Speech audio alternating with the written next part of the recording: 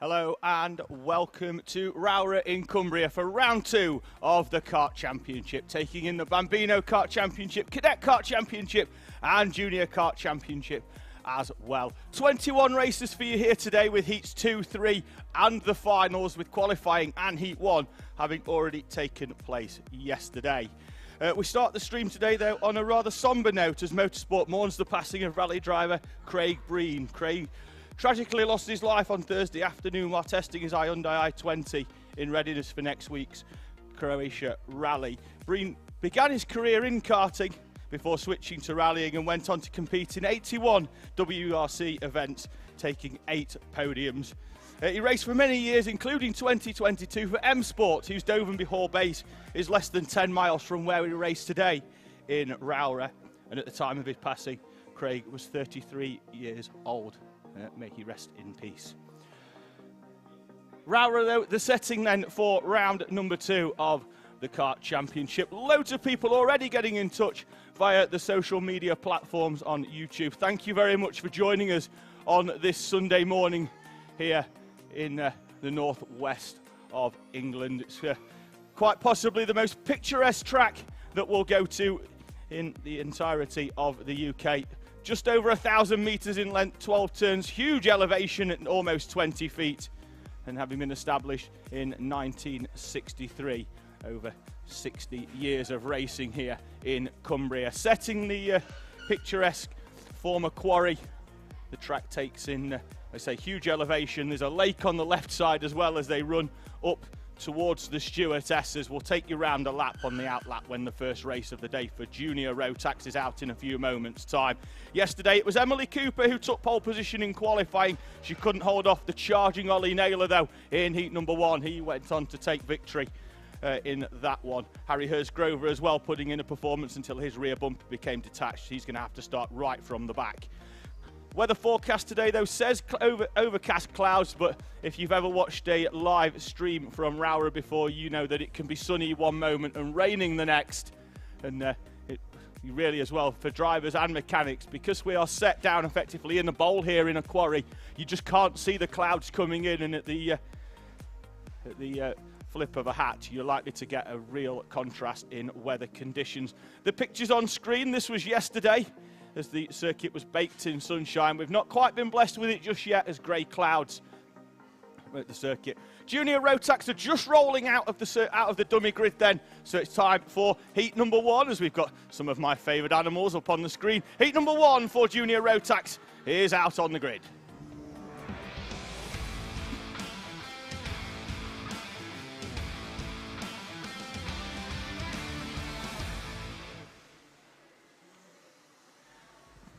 Race 8 of the weekend, 1 of 21 today, is rolling round for their rolling start. We'll have a quick run through the grids for you in a few moments' time. So it'll be Ollie Naylor and Emily Cooper, the top 2 from yesterday on the front row, with Marsak Popokull and Ben Horner, with Max Horler and Sam Stoner on row number 3. Then it's Melissa Adrian and Jason Duckis, James Philip Byrne and Gregor Reed completing the top 10, with Jacob Anslow and Rhys Owen on row number 6. Archie Carter starts 13th, Jensen O'Neill going alongside for company. Bartek Filipiak and Martin Wright on row 8, James Waring and Amelie Ackett on row 9.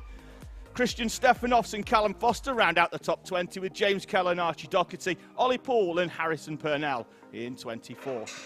Then we're going to have Harrison Bishop, Molly Pugh, Ethan Bath, Joshua Jarvis and Kieran Thompson, with Kasper Tomilewski in 30th, having retired yesterday. Retirees as well for Benjamin Lee, Harry Hurst-Grover, Archie Dyson and Ewan Stevenson.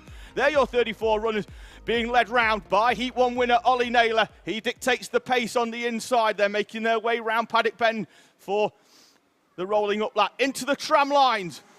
And we're away and racing in Junior Rotax. Naylor leading, and we've already got one. Rhys Owen is off onto the grass on the outside. Further down the field, we've got drivers going through the chicanes. The leaders, though, making their way up, and it would appear that we could already have our first false start of the day, and we do. It's not only overhead gantry, but the flags are out down there as they head down towards McRae's and Iredale. So we're going to have a second attempt at getting Junior Rotax underway. The leaders through nice and cleanly. The rest of the field, though, not to the liking of our race director. We're going to have a second bite of the cherry in Junior Rotax. As we do, I'm just going to dip into the live chat comments. We had a lot of people getting in touch even before the stream went live. We had good luck for Zach Kane in Minimax, Archie Doherty, Molly Pugh and James Kell, and the other X-Kart drivers on the Rotax grid. Well, they are gridding up now and about to go. We'll dip back in to the live chat throughout the morning and then into this afternoon. Ollie Naylor once again dictating the pace as they come down the hill to the right-hander of St. John's. So Tim Winters getting in touch as well. Let's see another tremendous performance from Sam Stoner in the 38. He's going to go off the outside of row number 3 in P6. The all-black suit and black helmet there on the screen you can see.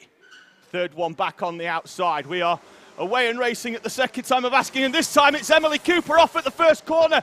Squeezed onto the grass by Naylor, and she's off into the wall. The kart's beached as well. And from the front row, she's going to drop all the way down into 34th place. Yellow flag out. We're away and racing, though, with Naylor leading the way. And he's already managed to open up a gap. Defends to the inside, which was unnecessary, but he didn't need to look over his shoulder as the rest of the field streamed down. There's contact into the rear there as they go into Iredale's for the first time. The tight long hairpin looked like somebody got slightly sideways into that bottom corner, but it is Ollie Naylor leading up towards the Stuart S's, which is effectively a hairpin, and then the track cuts back on itself into a left-right chicane, and Naylor already opening up a gap here of some 30 metres from the rest of the field. It's Marcel Popical who's up into second place with Ben Horner for company. That's your top 3 as they come over the line. Max Horler then in front of Sam Stoner. That's your top 5 with Duckus, Reed, Owen, Adrian and James Philip Byrne completing your top 10. Emily Cooper after the first lap excursion dropping all the way down. Kasper Tomilewski already making his way up towards the top 20, having started in 30th place. He had a strong running at Warden Law. We've got one driver off. In fact, it's Emily Cooper who hasn't rejoined, is off, and the car is stationary. We've got yellow flags out down the bottom end of the track with the 40, looked like it was at the 48 with an excursion, or not on the list, so we'll confirm the number when they come round, but we've not got a 48 on the commentary notes and entry list, so we'll keep an eye out down that left side, see if there's anybody dropping heavily down the order as they make their way round to begin lap number 2. Even though it does say 0 plus 1 lap at the top, there is 7 minutes remaining. It'll be 7 minutes plus 1 lap. The race is here 9 minutes plus 1 today at Rowrah, as Naylor continuing to open up a gap, 2.1 seconds in the opening 2 laps for Ollie Naylor, as Ben Horner then makes his way round. Looks like he's moved up now into second place, with Marcel Popical dropping down into third. Similar as well with Sam Stoner and Max Horler swapping round. We've got another half spin. Looks like that was the 51 of Archie Doherty down at Iredale's as the long run down now. Hard on the inside. Looks like that's Benjamin Lee making moves down the inside. He's had a tough weekend. Didn't test much on Friday. An incident meant he had to go to hospital for a precautionary check on his wrist. That was given the go-ahead. Driver off into the final corner at Paddock. I think that's the 41 of Martin Wright. Managed to keep the kart going, though. You'll see him just rejoining there as Sam Stoner sets the fastest lap. He's right up on the back now of Horler and Popical for this battle for second place. Yeah, back to Benjamin Lee. Had a very, very difficult Friday.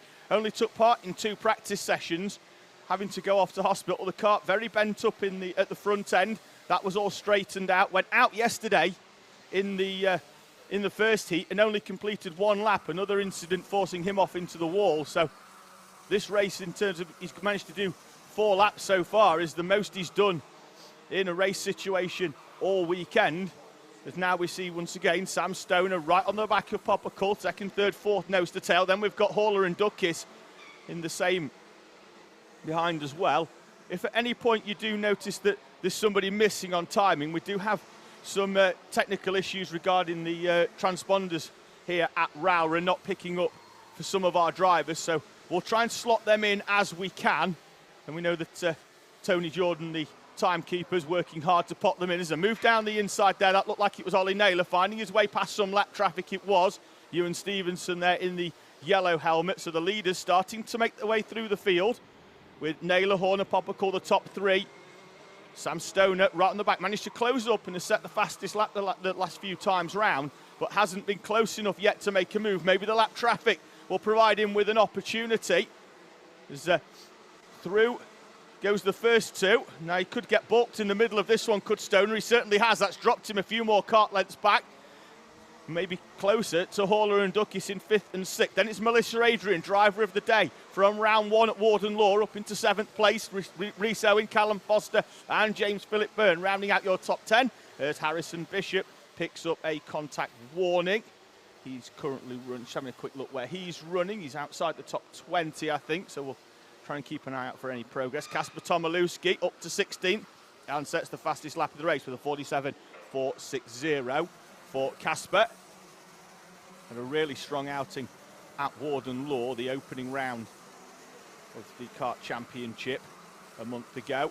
Now it's Ollie Naylor's turn to snatch fastest lap. The gap at the front, though, starting to come down on the previous few laps. It was down to about 1.5 seconds with Horner closing in.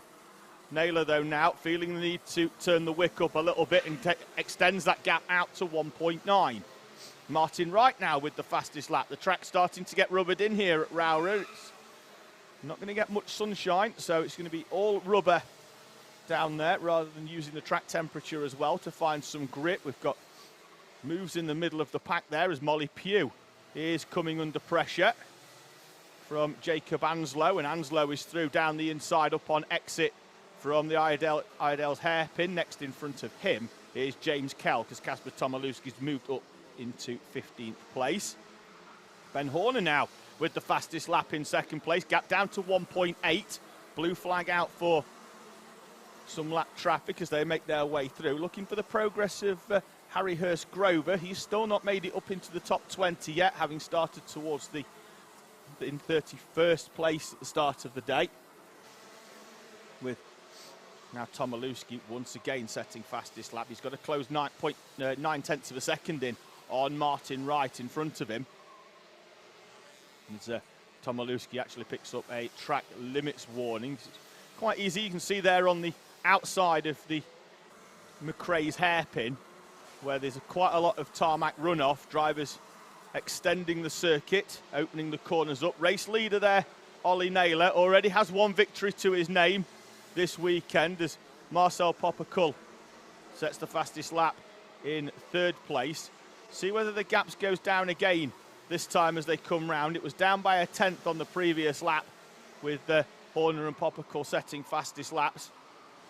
As see there, Naylor can take the luxury of going wide into the Stuart S's at the far end of the circuit. It's effectively, if you look at it in terms of its curb, it's a double apex right. It invites you to turn in early when you really need to be turning in late, and you can turn in late when you're not under pressure, which at the moment Ollie Naylor isn't. The gap still at 1.8 seconds, so he's able to take the wider line into the corner, whereas those that are behind him, Horner, Poppercull, Stoner, all nose to tail, having to take a much tighter line in there as to not open the door and allow their competitor through. Stoner now with the fastest lap in 4th place. Still can't get close enough to Marcel Poppercull, though, to make a move. Gets a good run, though, out of Iredale's as they head down towards the Stuart S's. Not quite close enough to put a move down the inside. We'll need a good run down the hill.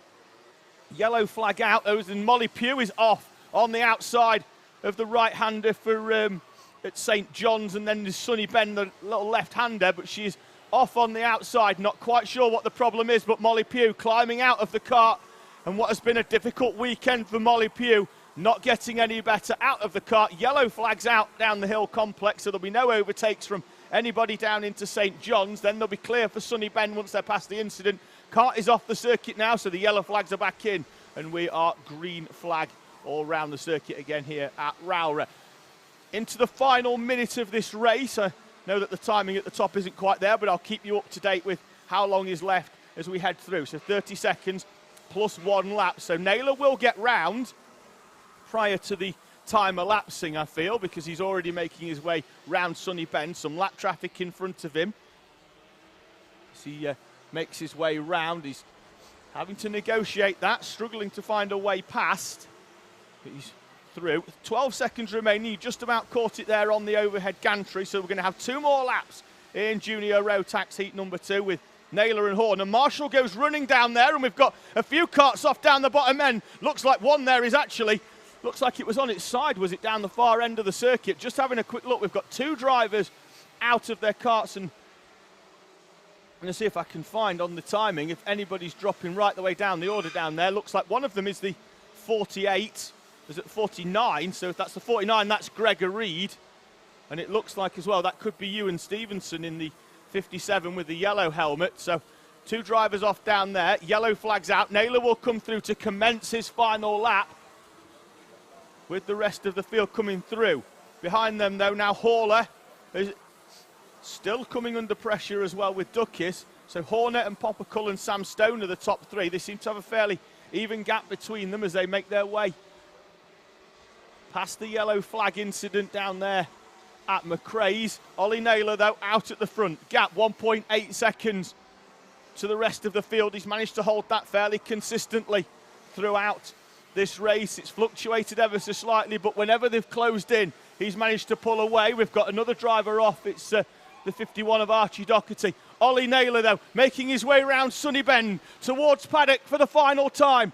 And Ollie Naylor keeps up the 100% record. 2 heats, 2 victories for the Nottinghamshire driver. Takes the victory from Ben Horner and Marcel Poppercull with Sam Stoner in 4th place. And it's Hall at Duckies, Adrian, Owen, Waring and Foster will come through to complete your top 10.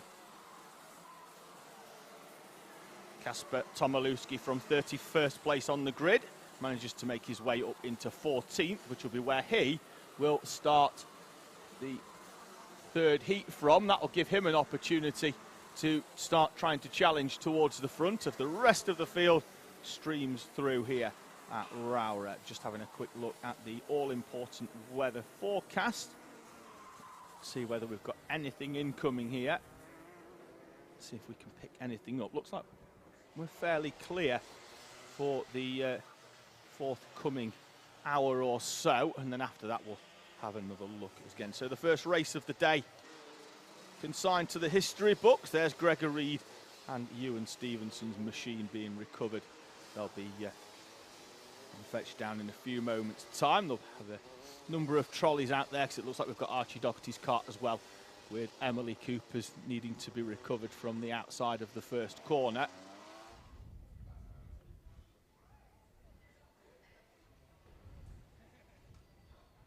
So the first race of the day in the bag. We'll wait for the carts to be recovered. In the meantime, though, we'll move swiftly on and we'll have a quick chat about Micromax.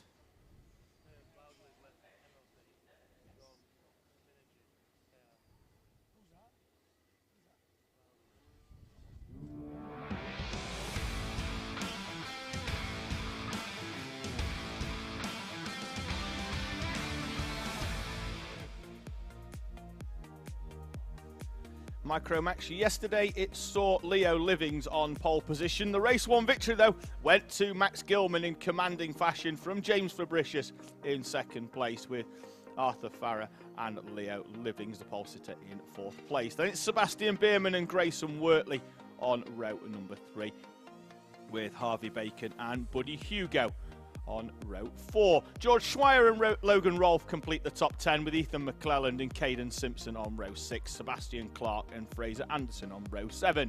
Logan Jones starts 15th, with Jos Huschka alongside in 16th. Fabian Gandhock and Jack Holmes are on row number 9, in front of Jack Mellon and Morgan Weston, Lewis Herbertson and Jack Hutchinson, with Alice Fairclough and Alfie Mayer on row number 12. Then it's Serene Gallagher, Marley Fisher, Harvey Wagstaff, Elliot Dimolo and Rhys David Richardson. A number of those drivers yesterday falling foul of technical compliance. They were removed from the standings and they will start heat number 2 from the back of the pack. It was a similar affair as well in Minimax. We'll come to that later on.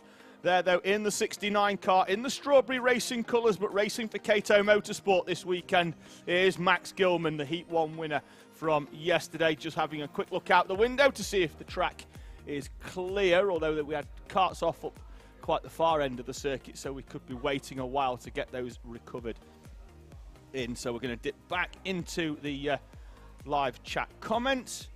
Pokemon Eldo has asked who is at fullback. Not us, we're at Rowrah this weekend, and we've had a wonderful weekend thus far. It did rain on Friday, that put a bit of a dampener on it, but yesterday's sunshine was lovely.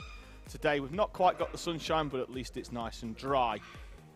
So had a quick look as well. We've had ISW 88 as well as Stansmore Wilson on, saying good luck to all my friends racing today, and Emma saying good luck to her boy Harry Hurst Grover, qualified second yesterday, but then with a technical fault in Heat 1 was starting further down the grid, just outside the top 30.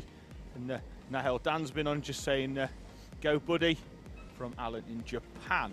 So we do like our viewers from all around the world. Catherine Potter as well saying good luck everyone, as well as Dean Duke saying good luck to Harvey Wagstaff in micro, with his son Jacob Dukes, last year's junior rotax champion in the JKC, now switching onto spanner duty this weekend. So Harvey Wagstaff is his driver. He was one of them, unfortunately, that did fall foul yesterday of the technical compliance. So he's going to have to do some work. Is Harvey Wagstaff in the 14, the youngster from Onken on the Isle of Man, who was the 2021 Isle of Man Bambino champion, and then over in the Isle of Man actually races in the Honda Cadet class using the same 200 engine that you'll see in around about 15 minutes time. But when he comes over here onto the UK mainland, races in Micromax. So these are our youngest of our Rotax family runners. We've obviously got micros, then we've got minis and juniors, so it'll be a rolling start for these drivers in this. It's a fully fledged cadet class. Oh, we've got two off there. We've got a driver upside down, unfortunately, the 31,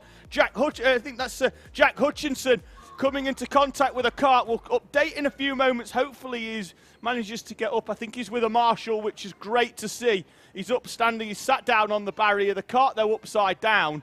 So I think we're going to probably bring these drivers round to a halt while we just make sure that everything's okay. Great to see Hutchinson up, and we'll report back in a few moments' time just to give you a full confirmation for those watching. But yeah, we had a spinner in the pack there, and then as the pack split, as is often the case, the unsighted driver was Hutchinson, and he's gone up and over. Luckily, it wasn't it was pretty much at half race pace as the drivers were warming their tyres up. But we're now under a red flag situation, so the drivers will come round and will line up on the start line as the red flag is being waved at Paddock Bend, and then the marshal with the red flag on the start line, as you can see down there at Rowrah.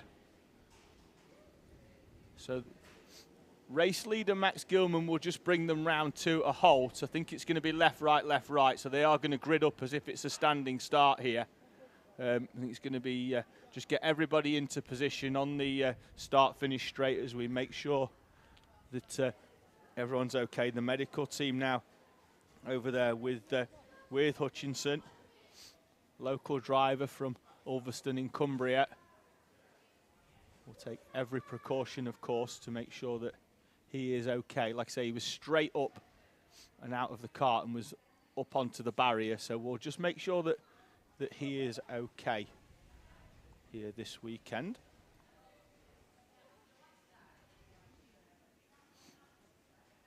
It's the marshal on the start line now, just doing a grand job to make sure to put everybody back into a 2x2 line, as they would have been on a rolling up lap, and then all the drivers then just turning the carts off. It's a battery push start here in the Micromax class, as with all the Rotaxes. So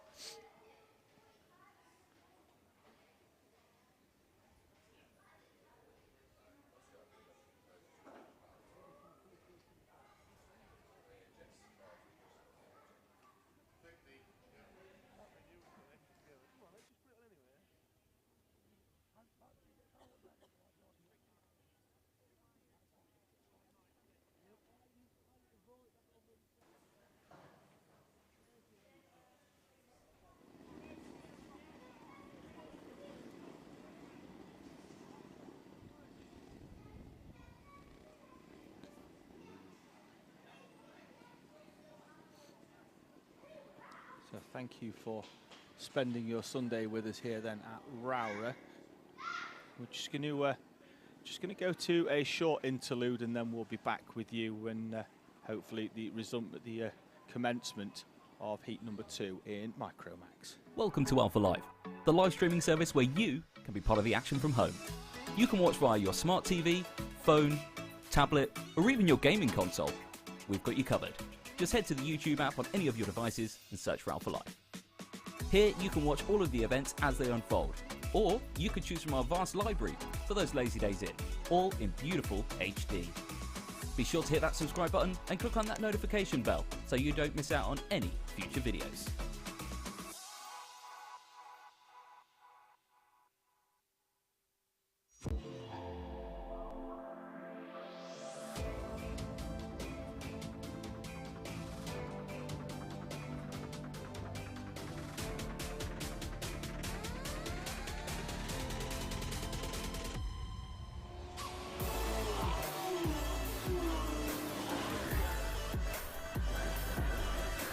Side by side, who's going to be the bigger man? Oh, big off! Straight in the gravel trap, both cars out. Is it going to work for Sean? He slides up the inside, he's getting very close, he's not made it. Have you ever seen a championship decided like that?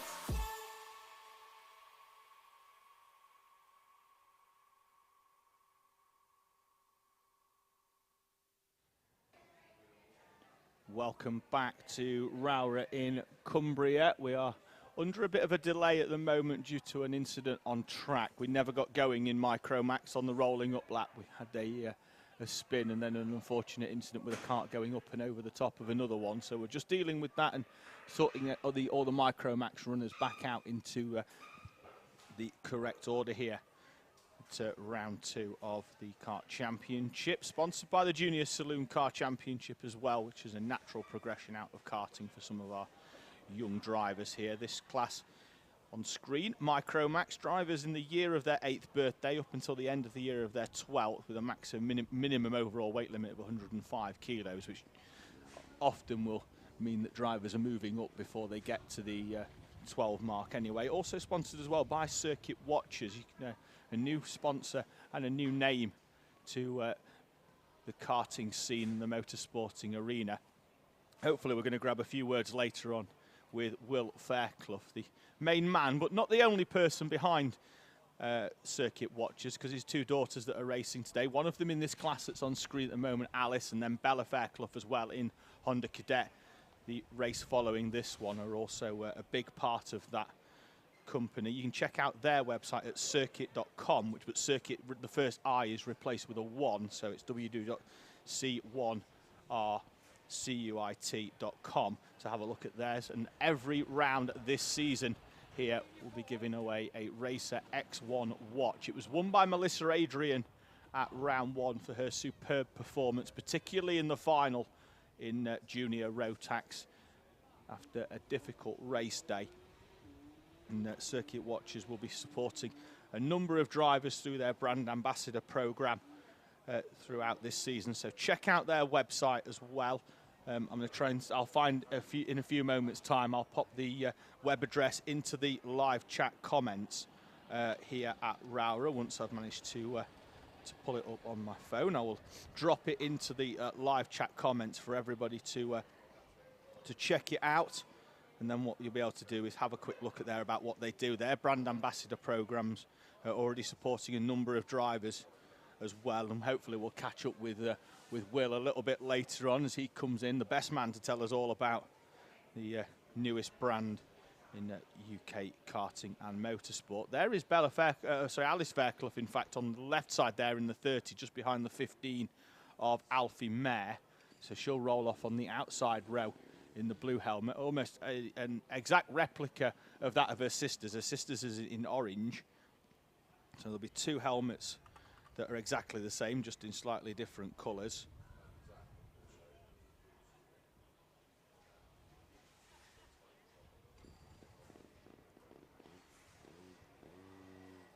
So I've just popped into the live chat. We'll see how long it takes for it to appear on the screen that I have in the commentary box as well.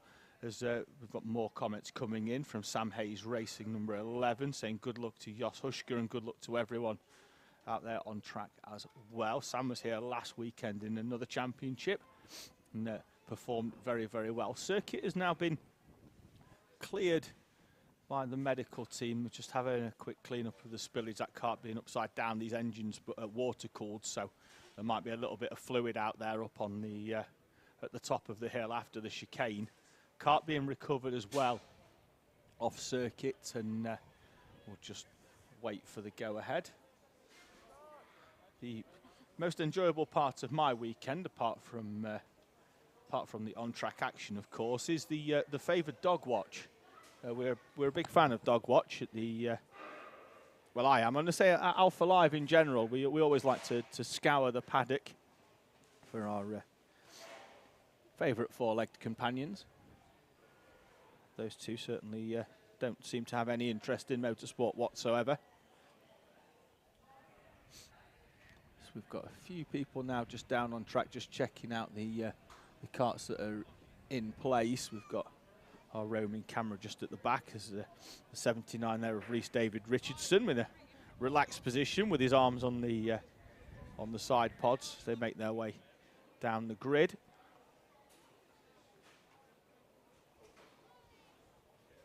So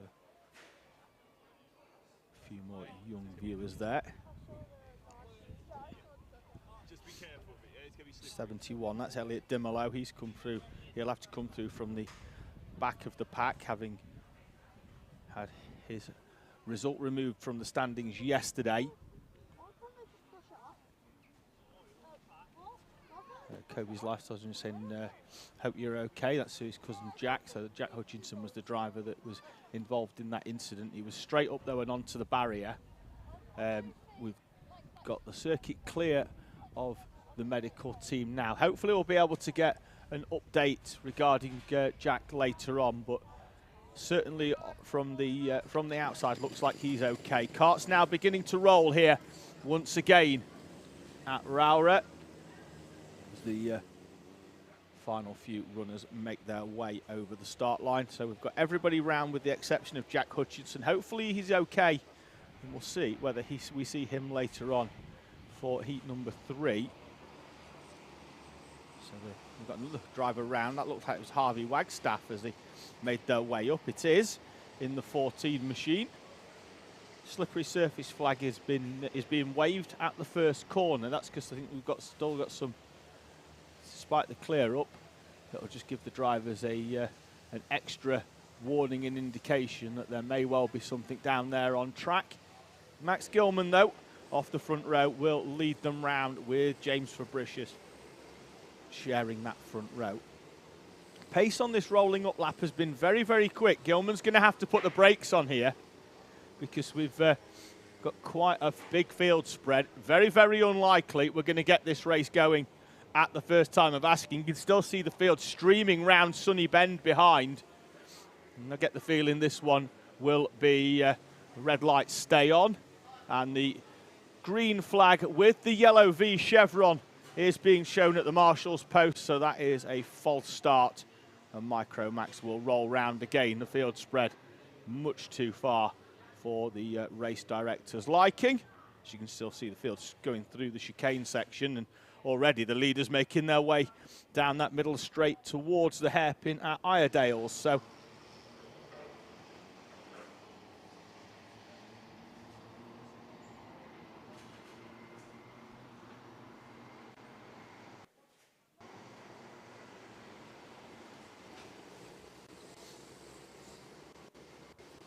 Gilman then will lead them through the field. Much, much closer this time than what they were, but still coming down at a fair pace. So this is going to need to be slowed up once again down to a much more serene pace. And they are now. Gilman slowing them round Sunny as they head down towards Paddock. 2 South Yorkshire drivers. Gilman from Maltby Car. Fabricius from Barnsley lead us through and over the line, and we are away and racing into the chicane for the first time. Fabricius gets a little bit of snap oversteering. It looks like Arthur Farrah's gone off onto the grass on the outside from the second row. The 24 facing the wrong way, has to take to the escape road. We've got another driver off in the middle of the pack as the field skittles round the 50 of Sebastian Clark. We've got the 15 off as well of Alfie Mayer. A few others as well. Looks like Alice Fairclough was one of the drivers taking evasive action and onto the grass. And we've got a Nauseo panel up in the air as well for the 81 of Marley Fisher, He's going to move off to the side of the track. The top end bracket's broken. Marley Fisher off into retirement. A frantic opening lap for Micromax. They've not even managed to have a look at the leaders. All of the action in the middle of the pack. But out at the front, Max Gilman beginning to open up a gap already from Fabricius and the 37 of Sebastian Bierman, who's come through from 5th place to run in P3. Over the line then for the first time. Gilman leading from Fabricius. And then Bierman in 3rd place.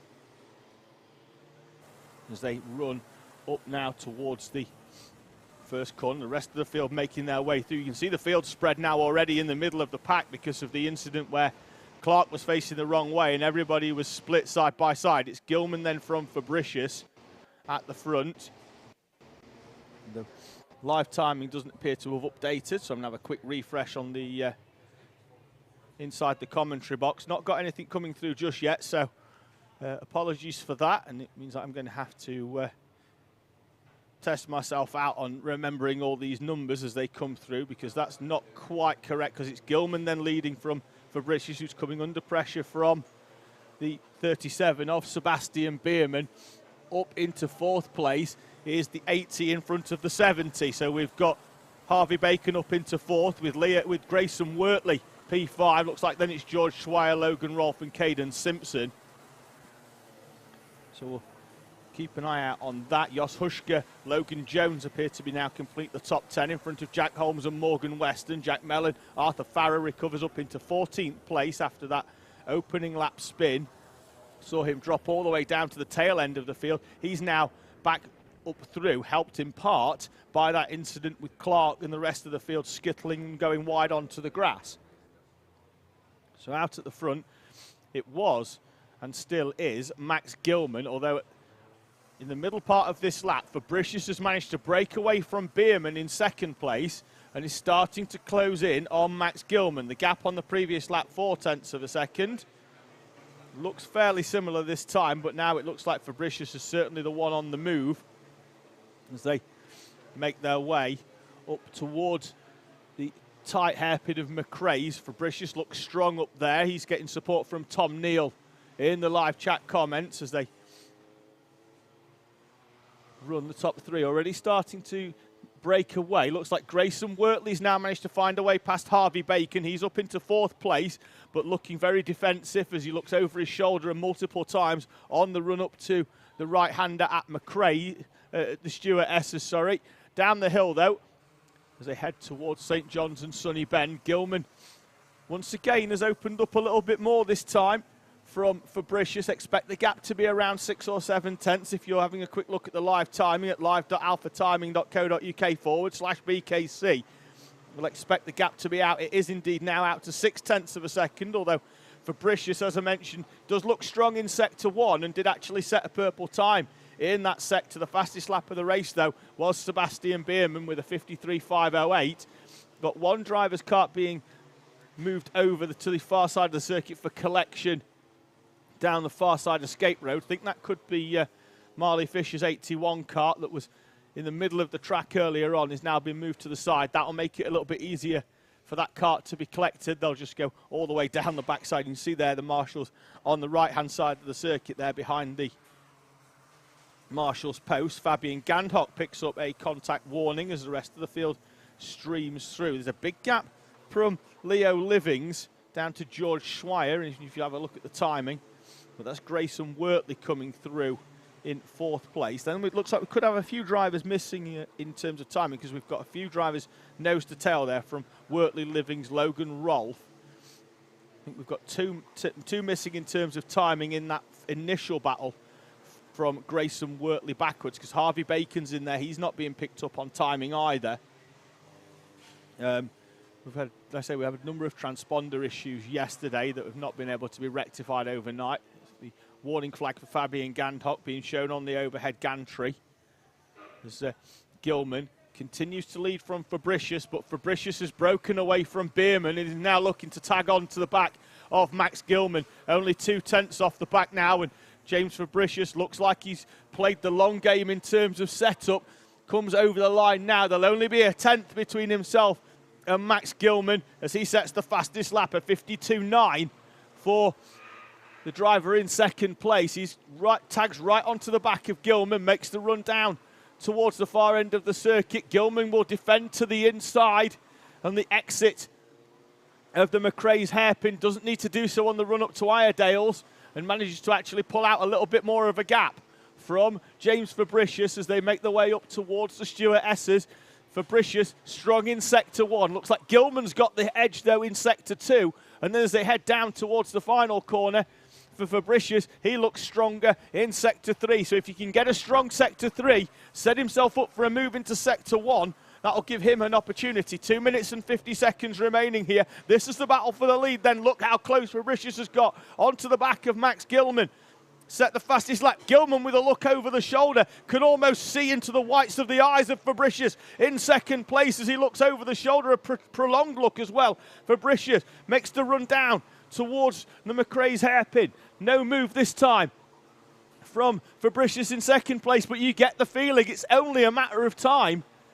Maybe he just doesn't want to show his hand too early into that important sector 2. Important for Gilman because that's where he opens up a bit of a gap, gives himself some respite from Fabricius. If Fabricius can get that right, hooks it together, and we're going to see them pop in. We've got drivers off at Iredale's. Caden Simpson in the 77 is one of them in the blue machine.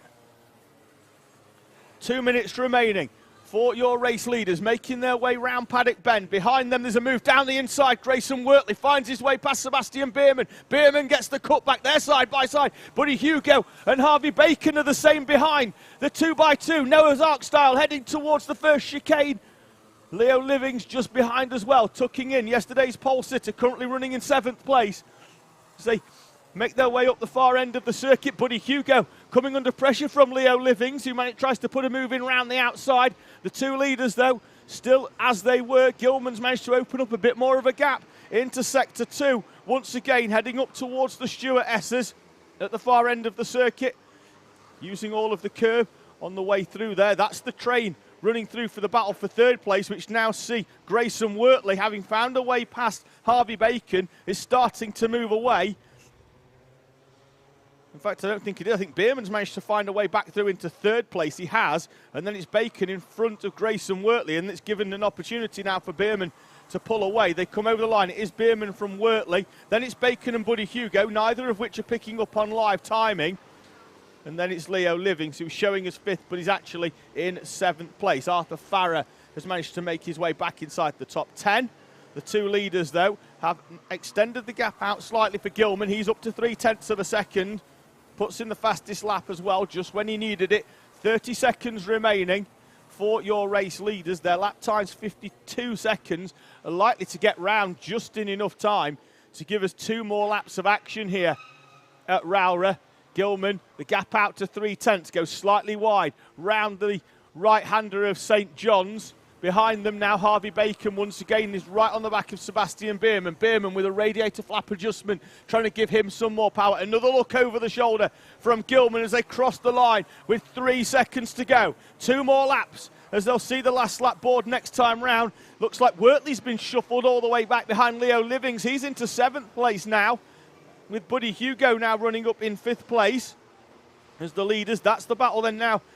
You see there, Wortley with a looked like a bit of a helmet tap there, asking them to move forwards, but they've got a gap of 3.5 seconds. They're not going to close that in a lap and a half as the two leaders make their way round the Stuart S's. Then head down the hill into what is, certainly if they've managed to grip it up enough, a flat-out right-hander. They hold on to the steering wheel and hope for the best type of corner. Round Paddock Bend then for the penultimate time. Sees the last lap board. Fabricius closes right up onto the back of Max Gilman. Less than a kart length between them, although slides slightly wide through the chicane. So they make their way through. Wortley still in 3rd place now. So Bierman in 3rd with Bacon.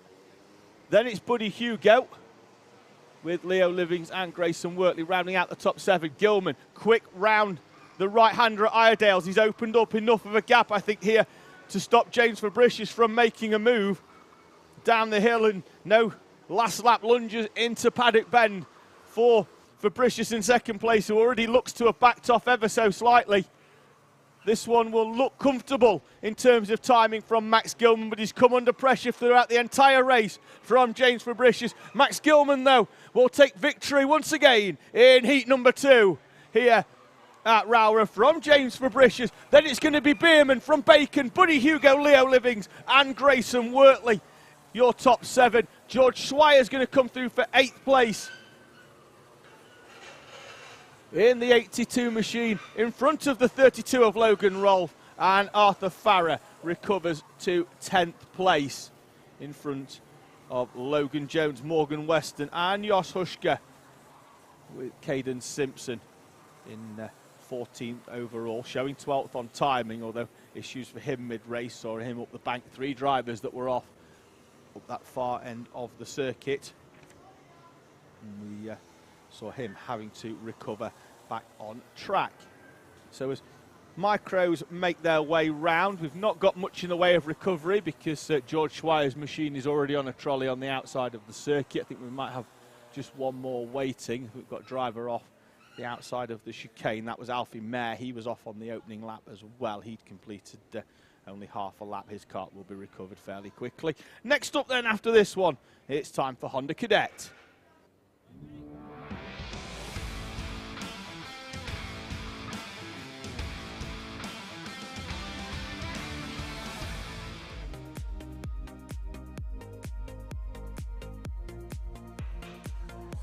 Heat 1 winner Ryan White starts on pole position with last year's BKC Honda champion Jensen Hucke alongside on the front row. Kevin Ivanov and yesterday's pole sitter Jensen White starts in 4th with Joshua Sullivan and Theo Bradshaw, who finished 2nd on track yesterday but was given a 5-second penalty for contact, with Max Taddy, who starts just behind him in 7th place. Sam Green Gomez will start 8th alongside on row number 4, with Fenton Stoneman and Ashley Harzay completing your top 10.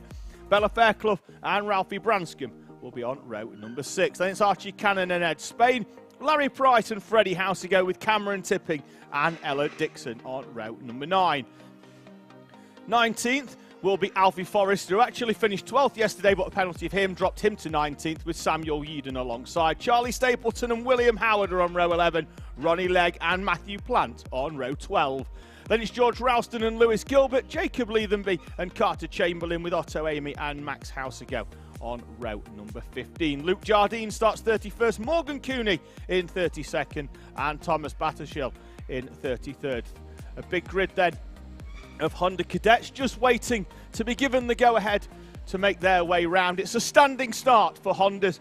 Ryan White there on the left, your pole sitter, Heat 1 winner yesterday, with Jensen Hucke just psyching himself up with a bit of shadow boxing on the right-hand side there.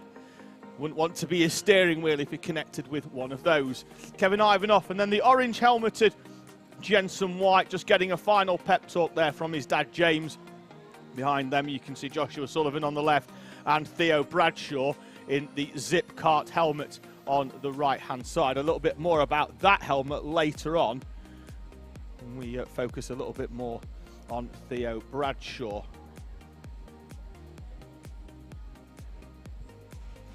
So it looks like Jensen Hucke's shadow boxing had turned into a little bit of dancing, but he's back to trying to knock out his steering wheel once again. We've got Dave Canning saying good luck to Toby Biggs in the number 66 in Coma C50. Bambino Joshua Owen saying good morning to me. Good morning to you as well, Joshua Owen, and Sam Hayes saying come on Josh Sullivan. They're making their way out now, our Honda Cadet here. Just going to have a quick look on the bring up the Theo Bradshaw thing that I wanted to talk about in my my many notes. So we'll come to that later on, because he's been wearing the Zip Kart helmet from race a few weekends ago and has it on once again this weekend. Previously used by Formula E driver Jake Dennis in his karting days, and Theo Bradshaw certainly doing it justice since he's put that on. He's been one of the standout performers in Honda Cadet this season.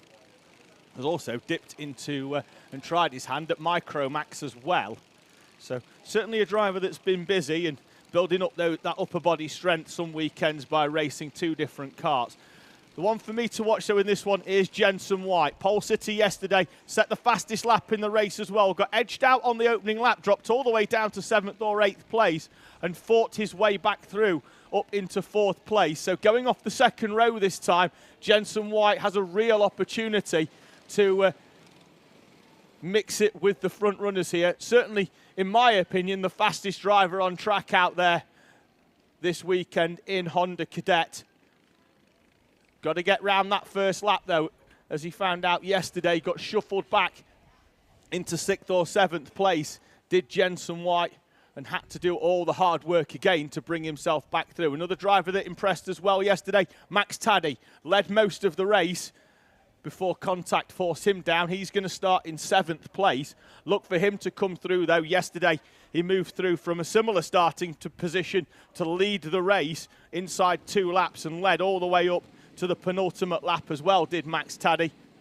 Keep an eye out for the driver of the 66 from Glasgow in Scotland, 9 years old, and a real name to look out for in karting. I followed his journey all the way through from Bambino's as the final few parent helpers and guardians make their way off.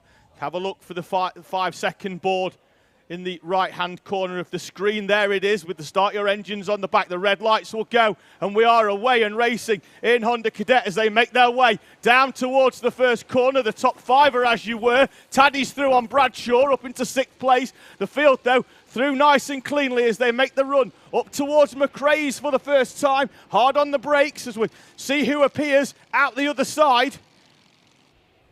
We've got drivers round. Joshua Sullivan's facing the wrong way. Carter Chamberlain as well. Thomas Battershill. Number of drivers there stuck and facing the wrong way. Drivers with plenty of work to do. Luke Jardine involved there as well. Out at the front though, Ryan White leading from Jensen Hookie and Kevin Ivanov. The top 3 breaking away already. Looks like Taddy's past Jensen White as the rest of the field stream through the chicane at the far end of the circuit. Everybody now slotting into single file. Big field spread though in the middle from Jensen White. Jensen White up into 5th place.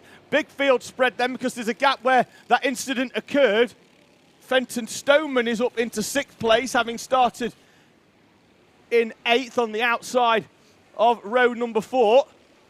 As the field make their way through. So it's Ryan White from Kevin Ivanov and Max Taddy. Jensen White, Theo Bradshaw showing in 5th place, but he's got Fenton Stoneman in front of him. Another driver not picking up in timing. Then it's showing as Fairclough, Haase, Spain, Cannon and Price, the top 10. As the field make their way up towards the Stuart S's. Taddy down the inside of Kevin Ivanov. In the background, looked like there it was Sam Green Gomez making a defensive move to the inside. And Samuel Yeadon tries to put a move down the inside of the 4 of Lewis Gilbert, has the nose closed off there as well. Looks like we've got a driver facing the wrong way. Can't quite make out, it's the 10, that's Luke Jardine down at Iredale's hairpin. Ryan White though with the fastest lap. Opens up a gap, or at least it says he has, to what by 1.4 seconds, but that's because Jensen Hookie in 2nd place isn't picking up on timing either, and it's showing as Max Taddy in 2nd place, and certainly is not. Hookie then going with the race leader Ryan White. Then it's the remainder of the top 5, which is Taddy, Ivanov and Jensen White. White in the orange helmet, orange suit and the orange colours as well of Bradley Shepherd Racing.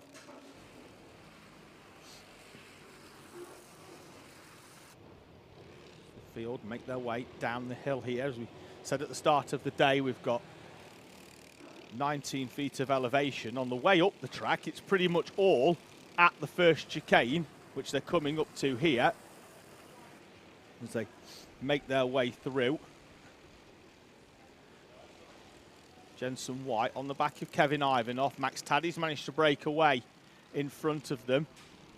As they're behind, looks like there's a trio of BSR drivers currently being led by what look to be Larry Price, then with Cameron Tipping and Alfie Forrester behind, all nose to tail. We're going to see them there. They are. In front of them, they've got Archie Cannon in the 23, showing in 9th place, but we know we've got at least 2 drivers without lap times being shown in front of them in Jensen Hookie at least being one of them. He's been shown down at the bottom there, just showing as a fastest lap and 1 lap down, although he is actually in second place. As the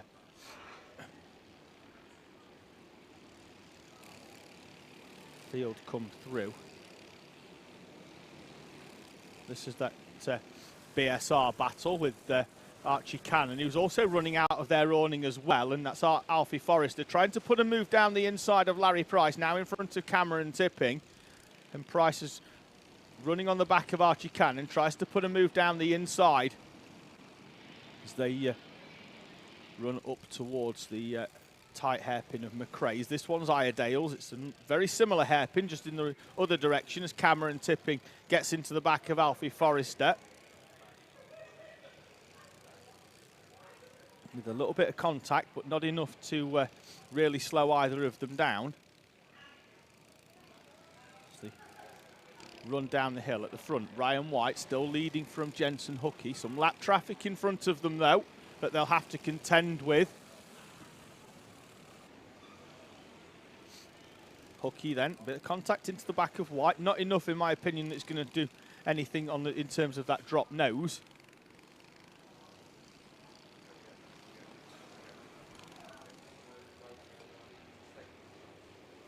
Max Taddy now then with the fastest lap. There he is, starting to close in on Ryan White and Jensen Hookie.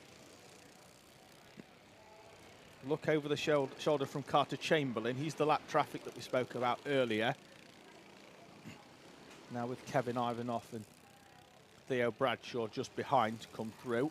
Looks like Bradshaw could well have found a way through. I'll keep an eye on that. He has, and he's now onto the back of Jensen White in 4th place. So Bradshaw making moves up. Pat managed to find a way past Kevin Ivanoff.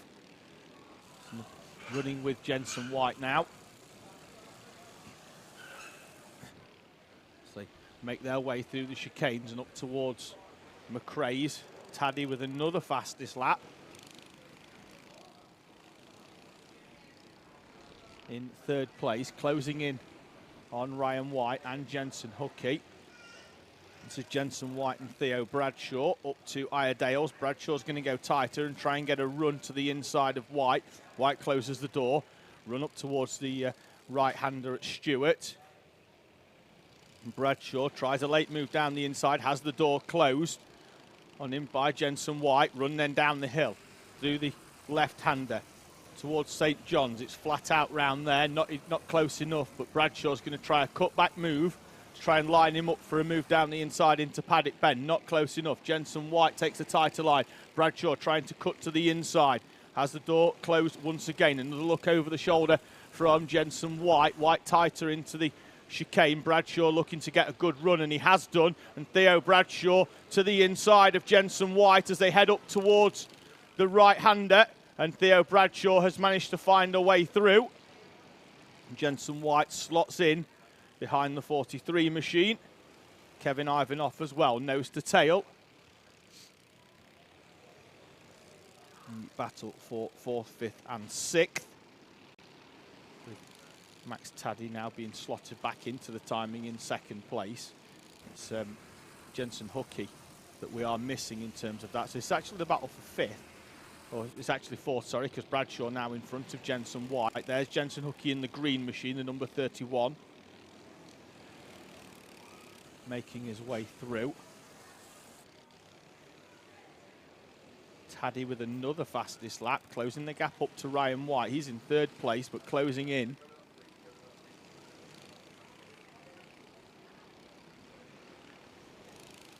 Round McRae's. Looks like Ivanoff has managed to find a way past Jensen White as well. He has. It's going to move him up a position into 5th place with White in 6th. Looks like it could be Ashley Harzay behind. It is in the 17 machine.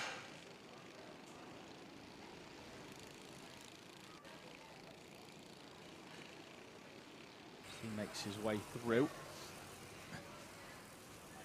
With 48 seconds remaining, they will begin their penultimate lap as they come round this time with Ryan White leading from Jensen Hookie and Max Taddy. Then there's some lap traffic in between in front of Bradshaw with Harzay still in 7th. Branscombe is in 8th with Fenton Stoneman and Ed Spain.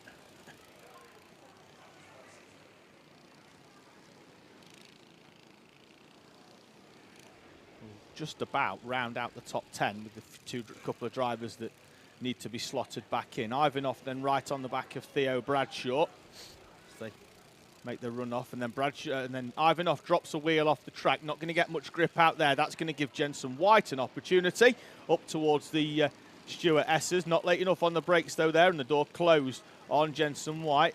Ashley Haase closing in the 17 behind. Ralphie Branscombe not too far back either. Another driver not picking up on timing. He's in 8th place. So the field this time will see the last lap board as they come over, and it's still Ryan White from Jensen Hookie. Max Taddy's fallen further back. He's in 3rd place, but it looks comfortable for him now. Then it's Bradshaw. White has found a way past Kevin Ivanov with Ashley Haase then now in 7th place. Showing us 6th on timing, but we've got to put Jensen Hookie back in. It's the field making their way through.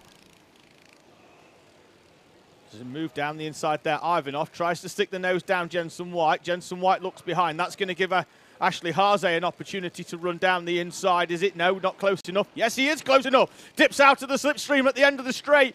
And Ashley Haase, who's spent most of this race creeping up onto this battle, has managed to squeeze his way past Kevin Ivanov. Out of the final corner, though, Ryan White will come through to take victory from Jensen Hookie and Max Taddy.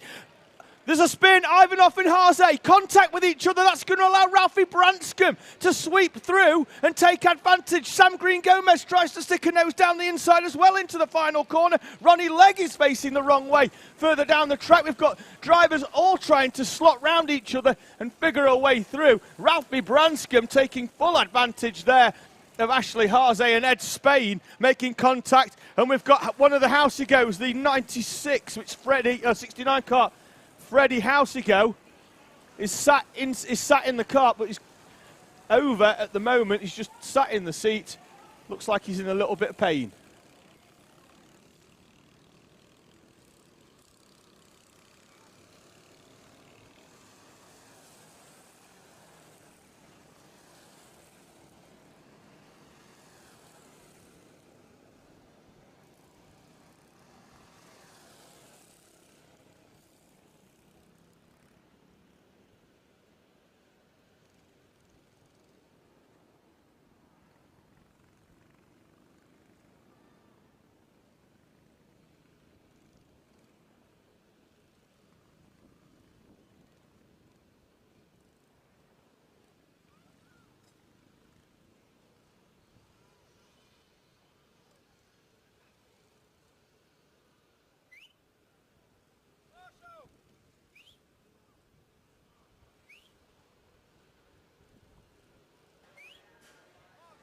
So Honda's then making their way off track. We'll just have a slight delay as we tend to Freddie Housey-Go up there on the far end of the circuit. So next race up then will be, we're going to go to our youngest runners. It's Coma C50 Bambino.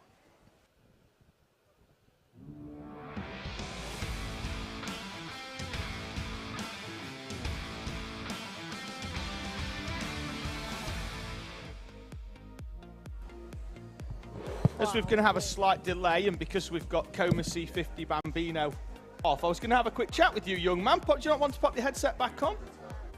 So it looks like we're also going to have a chat, but we've got the grids up on the screen anyway. So we're going to have Rex Pooley on pole position. He won the race yesterday. He's going to start with Henry Algar alongside Toby Biggs. And yesterday's pole sitter, Harry Chapman, are on row number 2 with Ronnie Kempson and Sebastian McCarthy on row number 3. Then it's Mason Hibbert and Noah Wicklow with Joshua Bailey and Freddie Blackshaw rounding out the top 10. Jamie Walsh and Logan Hodgetts are on row number 6.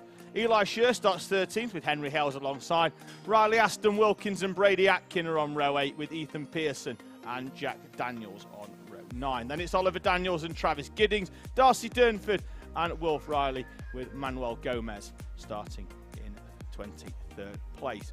So we've got 23 runners in Coma C50 Bambino. I'm just going to have a slight delay as mentioned, so I'm going to dip back into the live chat comments with Joe Neal saying good luck to Jensen Hookey and Theo Bradshaw. Well, they came through the field with Hookey finishing in second place, Bradshaw just behind in P4. And then we've got Freya Yeadon saying well done Ralphie as well, for Ralphie Branscombe, who managed to take full advantage of the two drivers having a bit of a spin and coming together in the final few corners. It was Kevin Ivanov and Ed Spain, it looked like, in the 72 machine, who came into contact with each other. So we've got Coma C50 Bambino to roll out next. They'll make their way round. They'll have one full rolling up lap. They've got standing start as well for our Coma C50s.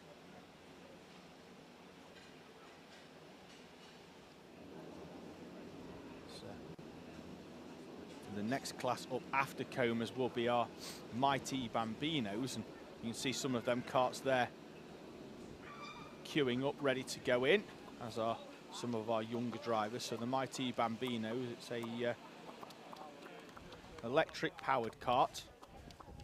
Seeing almost immediate power output, but when you're watching it out there on track, it's a really different dynamic. You sat there watching, you're expecting the normal noise that you'd get from a traditionally powered kart, and what you actually get is just road noise, basically just the noise of the tyres on the tarmac. You can even hear, I stood at the outside of the first corner, turn 1 at Warden Law, and you can hear that the tyres squeal as they come round the corner, because there's no engine noise to drown it out. So really different dynamic watching the electric powered karts. The O-plate machine just looks like it's having a little bit of work done there in the Comet C50. That's Harry Chapman just having a little bit of work done. Eli Scher in the 66. Oh, sorry, Toby Biggs in the 66, just having a final few things checked there on the machine before they go out. As the 27 of Darcy Durnford there in the purple kart on the far side, and then it's the 22 machine of Manuel Gomez, back in the Passion karting colours. Big thumbs up from Wilf Riley, so he makes his debut here this season in the Bambino Kart Championship. And a quick look out the window, we've still got the medics on track up the far end of the 69 kart.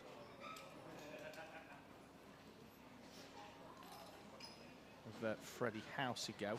On timing, he was shown as in 20th place, having dropped down with some of the others behind being classified as a lap down, although that will drop further because he's got more to do in terms of we've got to slot some drivers back in as to where they finished in the standings when we sort it all out, in terms of those drivers that haven't been picked up with their transponders not working. So as we await Coma C50, more thumbs up there from Henry Hales. Leo Robinson in the live chat saying Rowrah, a fond favourite, not least in the wet. Well, there's almost 105% chance of rain at some point over a race weekend at Rowrah. We've already had some on Friday. Emma Parsons as well saying good luck to drivers at Passion Karting. Well, we're going to see a lot of them out in Coma C50 Bambino.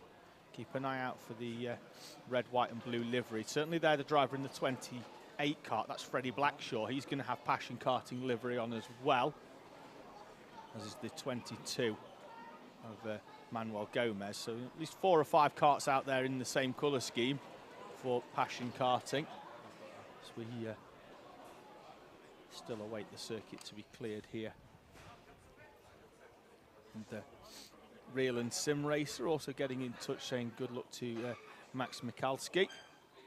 So the 31 of Rex Pooley off pole position. He's had enough of sitting in his seat, so he's going to sit on the back of his seat instead and get some comfort there. Stretch his legs ever so slightly. It's going to get him into the right frame of mind. So he sits and waits. It's always a long wait, a nervous wait at times for these drivers. They psych themselves up to get out there on track, and then the next thing they know, they've got a 10 or 15 minute delay because of things that are happening out there on track at the moment. So Freddie Houseygo's kart just being dragged out of the wood chip at the far end of the track. He's going to have that recovered back in. I think he's going to get a trip back in the with the medics. Hopefully he's okay, and we'll see him out later on as well.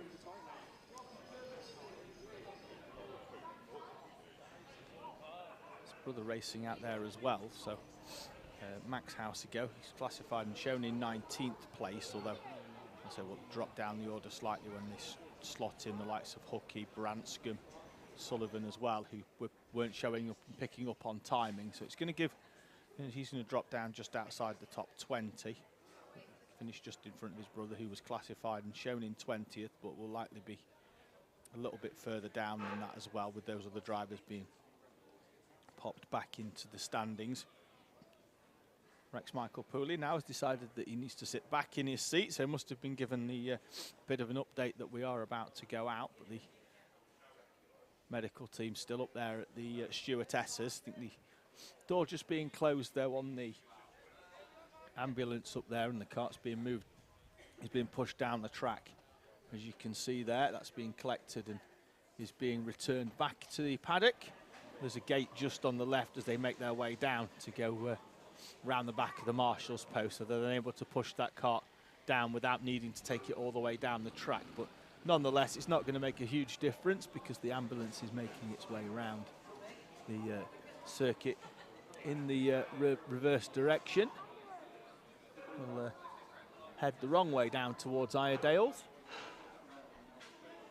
Solid line though from the ambulance driver as he takes a nice wide one in there. I think he's going to have to though, with it being a long wheelbase Renault van. He's going to have to take, it's a lot wider than a kart and a lot longer as well, so he's going to have to take a wide line around that hairpin. Looks like the track though is almost clear. Kart just being pushed off through that gate that I mentioned. Medical team as well making their way off track. So Coma C50 Bambino, they're going to have a standing start as we've got one of our looks like that could be Freddie Baker, is it? It is. Sat down now just waiting for his race in Mighty Bambino, I think, to get going. Just looks nice and comfortable down there, just watching what's going on.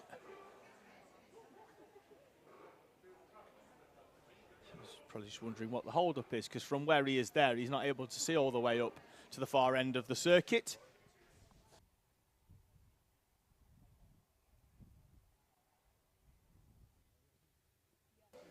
So as we wait for the Coma C50s to make their way out, I've been joined in the commentary box by heat number 2 and heat number 1, actually, yesterday winner in Micromax, Max Gilman. Max, welcome to the commentary box. Solid weekend for you so far.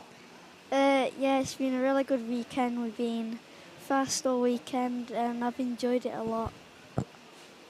So we've had a strong, didn't qualify right at the front yesterday, had to do a little bit of work, made our way through. Yesterday's result looked a little bit more comfortable. Today you were kept on your toes throughout by James Fabricius.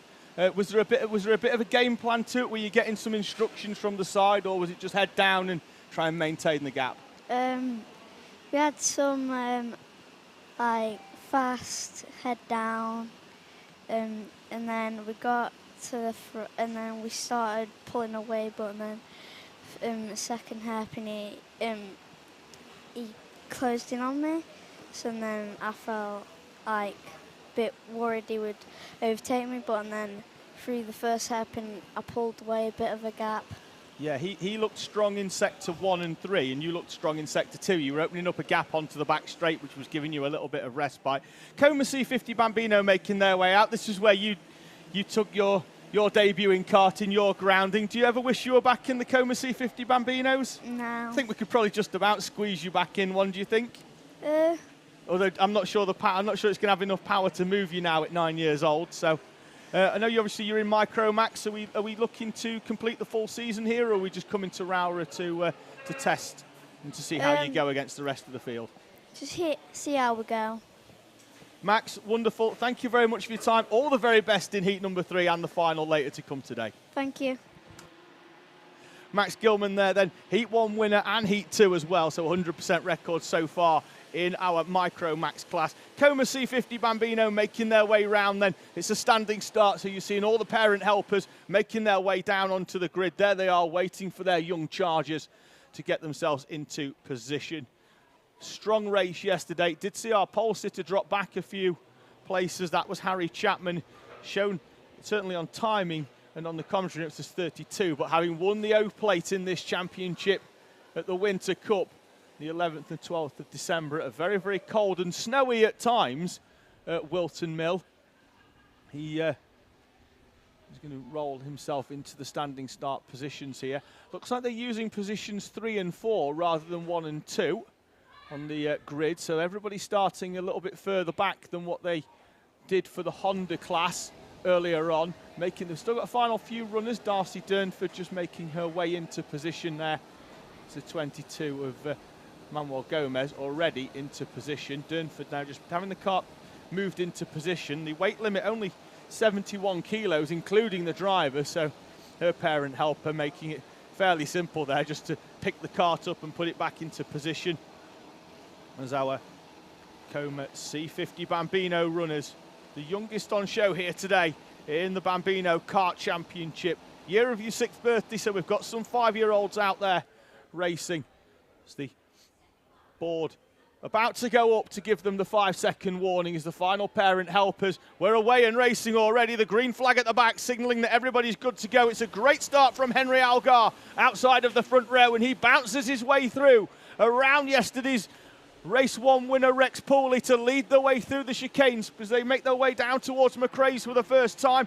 All the field making it nice and cleanly through the chicanes at the start as the track rises up around about 20 feet through that complex of corners. But Henry Algar from 2nd place, leading then from Rex Pooley. Harry Chapman then there's moves further on in the background as Sebastian McCarthy, who'd moved up into 4th, drops back down into 5th place. Nose to tail as they rest of the field go down the back straight. Already Henry Algar starting to defend to the inside from Rex Pooley. In this 9 minutes plus 1 lap, Coma C50 Bambino heat number 2, and the leading duo breaking away at the front, nose to tail, as they make their way down. Great to see Luke Powell watching us from Fullbeck for their IKR event, wishing all the competitors all the very best here this weekend. We'll dip back into those live chats, so please do get in touch throughout the day. Rex Pooley pushing Henry Algar through over the line. Henry Chapman, then Toby Biggs, your top 4, with Mason Hibbert, the E-plate, up into 5th place. Then it's Kempson, Blackshaw, Bailey, Hodgetson, Manuel Gonzalez, who started down near the tail end of the field, having been removed from the standings yesterday for that failure of technical compliance, already starting to make huge inroads in the 22 machine towards the top 10. Henry Algar and Rex Pooley, nose to tail down that back straight. These karts can get up to around about 40 miles an hour in these with the Coma C50 Bambino engine, around about 4 horsepower. 5 to 7 years old out there, racing an inch off the floor and an inch off the bumper of the kart in front. So they make their run down that back straight. Ellie Norman getting in touch, say, come on, Passion Karting. Well, one of their drivers, Manuel Gomez, has made huge gains on the opening lap. Freddie Blackshaw, another one of their drivers, showing in 7th place as well. We'll confirm that in terms of the timing when they come through. The top 2 over the line as they were, Algar and Pooley. Then Hibbert's in 5th place. Then it's the 13 machine of Kempson in front of Blackshaw and Joshua Bailey. So it does look like the top 8 are as they were. Manuel Gomez up into 9th place. A charge for him from 23rd place on the grid up into 9th place. Great showing from Gomez. Let's see whether he can now close in on Joshua Bailey. The gap 2.8 seconds to the 81 machine in front of him. Last year's UK IKR champion. So certainly knows how to handle one of these machines. Up in 8th place. The 2 leaders though making their way around the stewardesses, still with Henry Algar.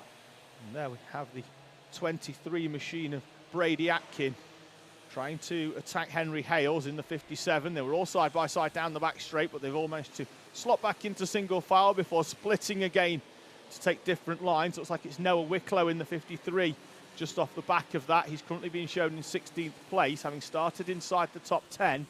So difficult opening few laps for Wicklow. Following currently the 16 of Jack Daniels. Gonzalez has dropped a little bit further back off Joshua Bailey, so the fast rise through the field up into 9th place.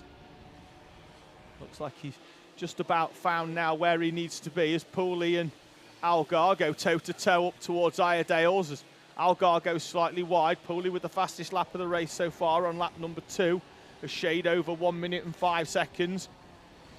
Almost matched to the 1,000th by Henry Algar as Harry Chapman and Toby Biggs battle it out over 3rd place. Two very similar helmets. The all-yellow kart, Harry Chapman, the O-plate in 3rd place. Biggs now pulls out of the slipstream as they make their way down round the right-hander of St. John's, and the move is complete before they get to Sunny Bend. And see, head towards the final corner. Harry Chapman's not having any of being demoted out of 3rd place and immediately finds his way back through on Toby Biggs. So it's as you were in terms of timing. The record books will never say that Toby Biggs was up into 3rd place in that one, but he was for around about 50 metres or so. And certainly doesn't want to be staying in 4th for too long, because just behind them as well, they've got Rennie Kempson now by the look of it, who's managed to find a way past Mason Hibbert.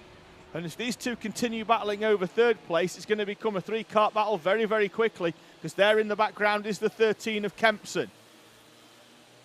White helmet, closing right in on the back, managed to find a way past Mason Hibbert, and on the last lap was almost a second quicker than Harry Chapman and Toby Biggs in front of him. Ronnie Kempson in 5th place. We've had a spin for the 17 of Ethan Pearson. He's in 18th place on timing when and there is a move down the inside, and that's Kempson finding a way through on Toby Biggs. We said Biggs didn't want to be 4th for very long, but the hope was that he'd move back up into 3rd place. He's actually gone down into 5th now, and Kempson draws alongside Chapman as they make their way towards the chicane the first time, and Ronnie Kempson is on a charge here, up into 3rd place. Great effort from Kempson. The two in front are already 9 seconds further down the road, though, having worked together in the early phase of this race. But Ronnie Kempson now needs a couple of laps in front in the same way that he has done to close up to these two, just to move away and make it really, really comfortable for himself at the front of this battle for 3rd place. Although ever since he's come through, it looks like Chapman and Biggs have managed to stick with, give themselves a fighting chance to get back onto the back of these two. Mason Hibbert there now in the E-plate, showing further down. Looks like he's had a bit of an excursion because he's currently behind the 56 of Sebastian McCarthy. Going to have a quick look where they are in terms of timing, because McCarthy not being shown on the timing. He's currently battling out with the 22 of Manuel Gomez, so it looks like that's going to put him around about 10th place. Then we've got Mason Hibbert, Eli Scher, but we've got drivers off at the 35 facing the wrong way. That is Eli Scher, and we've had to see the 74 of Logan Hodgetts, the 7-year-old from Dudley in West Midlands, has to take evasive action and goes off onto the grass and the pebbles on the outside. Still this battle for 3rd place. Seeing Ronnie Kempson, who closed up at a fair rate of knots, unable to break away, and is coming under pressure once again from Harry Chapman and the 66 of Toby Biggs. Nose to tail down that back straight. 1 minute and 39 seconds plus 1 lap remaining as Kempson takes a slightly wider line. We've got drivers running side by side as they head towards Iredale's in the background. Blue flag out for as our leaders start to make their way up onto some lap traffic. The battle, though, still going on for 3rd place. Now sees Chapman back to the inside of Ronnie Kempson, and Kempson could lose 2 places here because alongside is Toby Biggs as well. And Ronnie Kempson, who left the door open into the final corner at Paddock Bend, will drop back down into 5th place, having worked so hard to get up into 3rd. Behind them, Freddie Blackshaw up into 6th place in front of Joshua Bailey and Manuel Gomez. Then there's And timing, at least, it's showing it's Mason Hibbert. We know we've got Sebastian McCarthy in there as well. He's right on the back of Manuel Gomez. He'll be running in 9th place. It'll be Hibbert then in 10th in front of Noah Wicklow. Leaders, the gap has opened up to nearly 11 seconds. Biggs and Kempson side by side once again. Biggs is going to get back down the inside of Kempson. Kempson's going to try and get a cut back, but you're not going to do much there as the track sweeps back onto each other. And then you head down the hill towards the right-hander. The two leaders, though, are going to come over with 17 seconds remaining. So that's going to give them 2 more laps for Rex Pauly to try and find a way through on Henry Algar. Algar starting to go slightly defensive with a tighter line down the start-finish straight and a double look over the shoulder to the right-hand side. We've got Spinner in front there. That looks like it's Darcy Durnford. They're through. So, and then now it looks like Algar trying to use some more lap traffic to box Rex Michael Pauly in. And the 43 has to take evasive action. Travis Giddings seeing the leaders at the last minute and as they find their way through.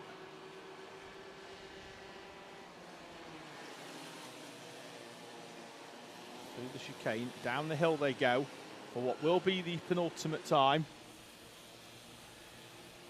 Absolutely nothing between these two. As Rex Pauly pushing Henry Algar down the hill. Algar defensive tight to the inside, round the paddock bend. And this is where Rex Michael Pauly might have an opportunity. Draws alongside. If that was a drag race to the line, it would have been Pauly's. But he's going to have a lap now to defend off Henry Algar as he bides his time throughout the entire... As the two leaders, can Henry Algar do to Rex Pauly what Pauly did to him on the previous lap? Run down the hill they go. Towards the right-hander at St. John's. Pauly is defensive to the inside. This is going to give Algar the opportunity for the chop back if he can carry more speed round Sunny Bend. One final opportunity. Can he draw alongside as they come out of the final corner? Pauly's tight and defensive. Algar's not going to have enough here. I don't think he's not. Rex Michael Pauly takes victory for the second time here this weekend at Rowrah from Henry Algar. Ronnie Kempson was in 3rd place on the previous lap, but there's some lap traffic. Algar he is going to come through. Kempson from Chapman and Biggs are 3rd, 4th and 5th. Then we're going to keep an eye out for what looks like Freddie Blackshaw coming through. Joshua Bailey and holds off Manuel Gomez at the line with Sebastian McCarthy crossing the line in 9th place. Then it looks like it could be keeping an eye out for Mason Hibbert coming through. He could be the next one in the E-plate. He does come through to complete the top 10 in front of Noah Wicklow and Jack Daniels, with Eli Scher coming through as well. A very, very happy 23 in Brady Atkin. He comes through, shown as 15th, but I think that'll be 16th when we slot in Sebastian McCarthy back into the timing.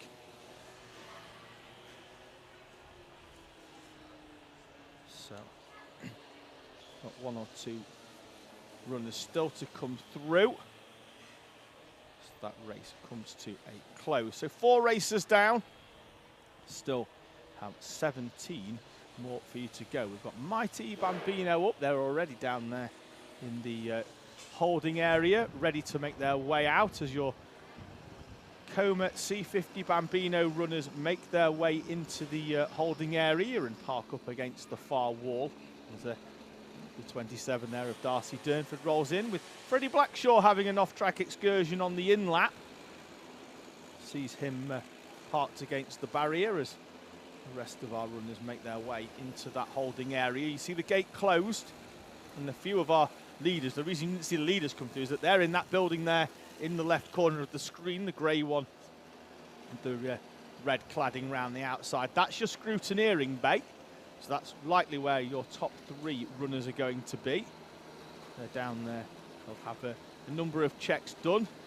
And chances are as well that the scrutineer may well just pull a random driver in from anywhere within the pack, be that front, middle or back as well, just to make sure. And that is the scrutineer. Just having a quick look at some of the carts, just making sure everything is fine before they go back to scrutineer the top 3. Next race up though, it's time for some more Bambinos. This time, it's Mighty.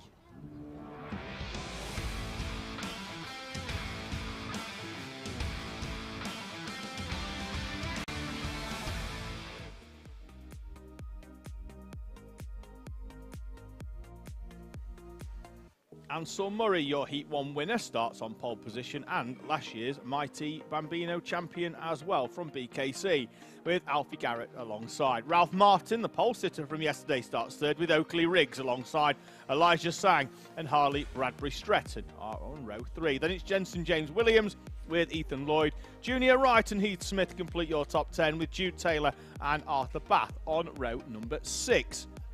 Row 7 sees Ava Garrett and Oscar Muskel with Hadley Jarvis and Henry Ward, with Seth State McKay and Jack Morrell on row number 9. Sydney Nell completes your runners, having retired from the race yesterday. He starts in 19th with aspirations of moving back into the top 5, where we saw him at Warden Law. Marie Bath's been on saying good luck to Arthur Bath in Mighty Bambino. Have fun. That's from Mum. And Finn the dog watching at home in Bristol. So thank you for watching, and thank you as well for Arthur Bath for making the long trip up from the southwest all the way up the M5 and then the M6 as well to find us here at Rowrah. So thank you. There we've got Pokemon Eldo again, just saying how is everybody today, and they were at round 1. So hi, hope you're having fun. Thank you for watching, of course, with support coming in from Freya Garrett as well, saying good luck to Alfie and Ava Garrett in the 44 and the 42 machines. So standing start for our Mighty Bambinos. They're going to make their way around, parent helpers making their way down. Just having a quick look at the weather forecast. It looks like it's potentially showing that there is some rain incoming in around about an hour and 10 minutes time. So having a quick look when that might be. It's 12:15 now, so we're looking at ballpark around about 12:30. So next time the Mighty Bambinos are out, we could potentially have some rain. It's saying it's starting in 70 minutes, and having watched the Mighty Bambinos at Warden Law, because they have an immediate power output, you put the power down and it just gives you an immediate burst of power, a lot like a hybrid vehicle does when it's running on a battery power. These cars, even with the wet tyres on, they're using the same wet tyres as the I-AME Bambinos, which will be out next. So they use the same slick and the same wet tyre as the I-AME Bambinos. They are very, very difficult to control in the rain, because with that immediate power output, it spins the rear wheels up straight away, makes it very, very difficult for the drivers. It's all about throttle control for our thing. We've had Naomi Nell on saying good luck to Sydney. He's going to have to come through, though, from the back of the pack. There he is at the number 3 kart we saw right at the tail of the field. More support coming in as well from Nicky Morris, as we've got Martin Lloyd saying good luck to Ethan Bath from Grandma and Grandad. So track is clear, I think, of parent helpers. We await the green flag at the tail of the field just to confirm, and that is the red lights then come on. The red lights are out. We're away and racing in our Mighty Bambino class. It's a good start from Garrett on the outside of the front row, but he's not going to have enough to get alongside Ansel Murray as the field makes their way. We've got a spin in the middle of the pack, and then we've got a bit more contact as well. Looks like one of that could have been the number 11 of Junior Wright facing the wrong way. He was the first one, then a couple of other drivers made contact as well on the way through. So we'll have a quick look at live timing at the end of the first lap, see if there's any drivers that have not picked up on the way through. As Ansel Murray begins to open up a bit of a gap at the front already on this first lap of this Rowrah circuit. Lap times yesterday were around about the 1:05. We've got a spin there for Ava Garrett in the 44, who then rejoins in front of another machine who has to take evasive action. One thing we saw with this class at the last round is that the leaders, that it's very, very important to find the way through the lap traffic without losing a lot of time. It looked like Ansel Murray had opened up a bit of a gap on the 42 of Alfie Garrett. Ansel Murray not picking up on timing at the front. Garrett in second place. It looked like Murray had opened up a big gap on the opening lap, and certainly does through sector 1, through the chicanes, but then it looks like Garrett comes through. We've got driver off on the outside there. That's the 10 of Hadley Jarvis, who is rejoining the track. That's on the left-hander of Sonny Bend. He had to bounce it over some of the stones and gravel on the outside there just to get that kart back in. And we've got the 44 of Ava Garrett facing the wrong way and having to rejoin the circuit as well. That's on the run down towards the right-hander at St John's. Great battle going on here behind Harley Bradbury Stretton in the number 6 machine. He's not picking up either on timing, so we'll see where he slots back in, and we'll try and pick out the numbers on some of the other machines as well. That's the 45 making the way through of Jensen Williams. He's currently showing in P5, but he's on the back of this battle, which that's Elijah Sang making the move away at the front. He's also not picking up on timing of this battle, so as we watch the rest of the field come through, the leaders already making their way up. We've got 4 karts in front. Then it's going to be Elijah Sang in 5th place, Bradbury Stretton in 6th. Then it's the 18 of Heath Smith in front as he makes their way through. So like I say, we are missing a fair few on timing, so please bear with us as we slot them back in as we make their way through. But we've got Ansel Murray out at the front. Then we've got Alfie Garrett in 2nd place. Oakley Riggs is up there as well, the top 3. They're making their way through that chicane at the far end of the circuit. Already having to negotiate some lap traffic, the leaders, as they make their way through. And you can see them all sweeping through, trying to find things. And we've already got Ansel Murray, who's managed to open up a gap. And it looks like here Oakley Riggs could really benefit from this lap traffic, and he does indeed sweep all the way around the outside. Murray then leads from Oakley Riggs. Then it's going to be the 42 of Garrett in front of the 32 of Ralph Martin. That's your top 4, although they have spread out a little bit more now because of that lap traffic. Oakley Riggs, the driver, to take full advantage and move through from 3rd place into 2nd. Then it looks like it could be Elijah Sang in 5th place in front of Ethan Lloyd and Heath Smith. So a number of drivers missing as we follow the 31. Another driver with let's say no timing, but it is because that's Oakley Riggs in 2nd place. We've got yellow flag down there at the stewardesses as Ansel Murray bounces that car over the curbs. Driver racing under the Indian flag.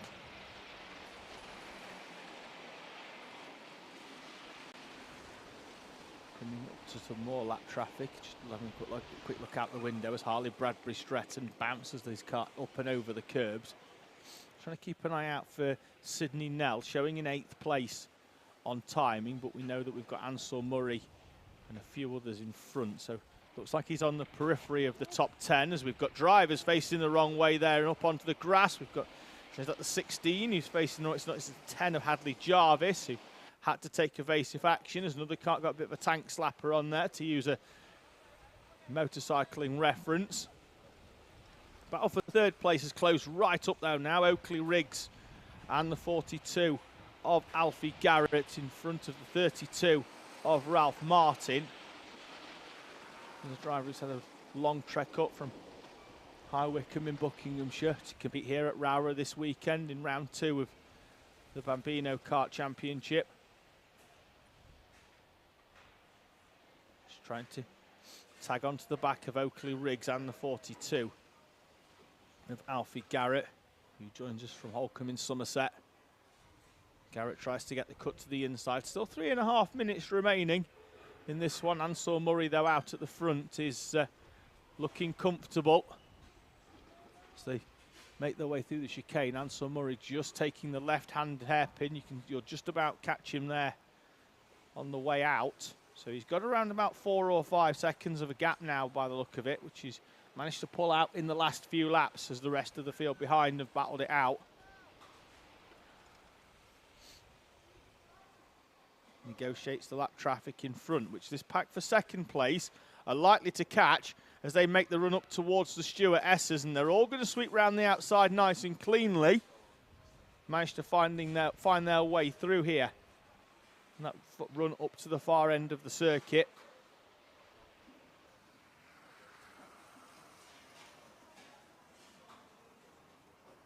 Two minutes and 30 remaining. There's Ansel Murray going through that right-hander.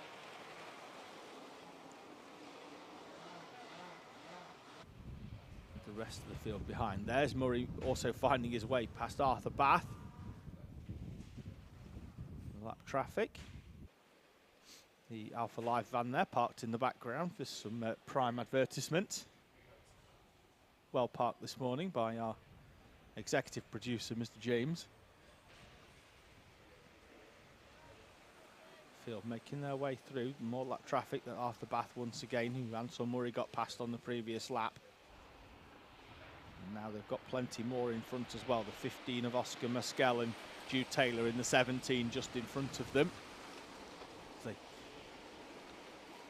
They meet the lap traffic through the twisty section. Now they're going to have the run down. Don't want them to get stuck behind.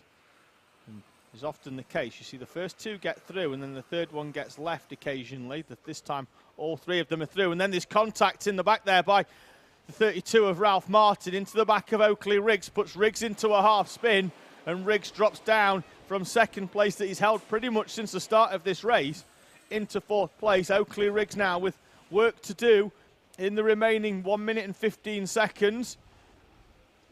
As the field there concertinaed together with the lap traffic in front. Now Oakley Riggs on the back of this one. The second driver with the white helmet. In the 31 machine. He's going to have to work hard to try and get back into that second place that he's going to feel would be rightly his, having ran in that place somewhat comfortably throughout the early phase of this race. Now as the field seem to have made their way through the majority of the lap traffic. And this time it's Garrett who makes the run into the right-hander to find a way past Ralph Martin. That's going to give Oakley Riggs an opportunity to close up, as Martin will be slightly slower, having just been overtaken. Moved off the normal racing line. 17 seconds remaining. Ansel Murray already over the line somewhat comfortably in the lead now by around about 8 or 10 seconds. So he'll see the last lap board next time round. Garrett then up into second place. More lap traffic in front that's appeared out of nowhere.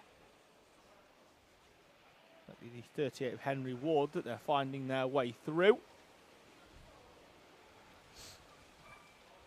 Second, third and fourth really need some lap traffic to come into play to close them back up again, because they've managed to open up a gap of around about 4 kart lengths between each of them, so not close enough to make an overtake. Ansel Murray already down the hill, having won Heat 1 yesterday.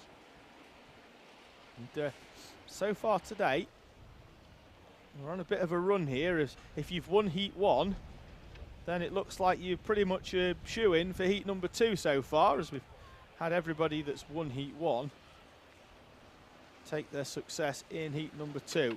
Martin a lot closer this time as the field do begin their final lap. He sets the fastest lap as well with a 1:03.433 to close right back up on Alfie Garrett at the front with the green helmet.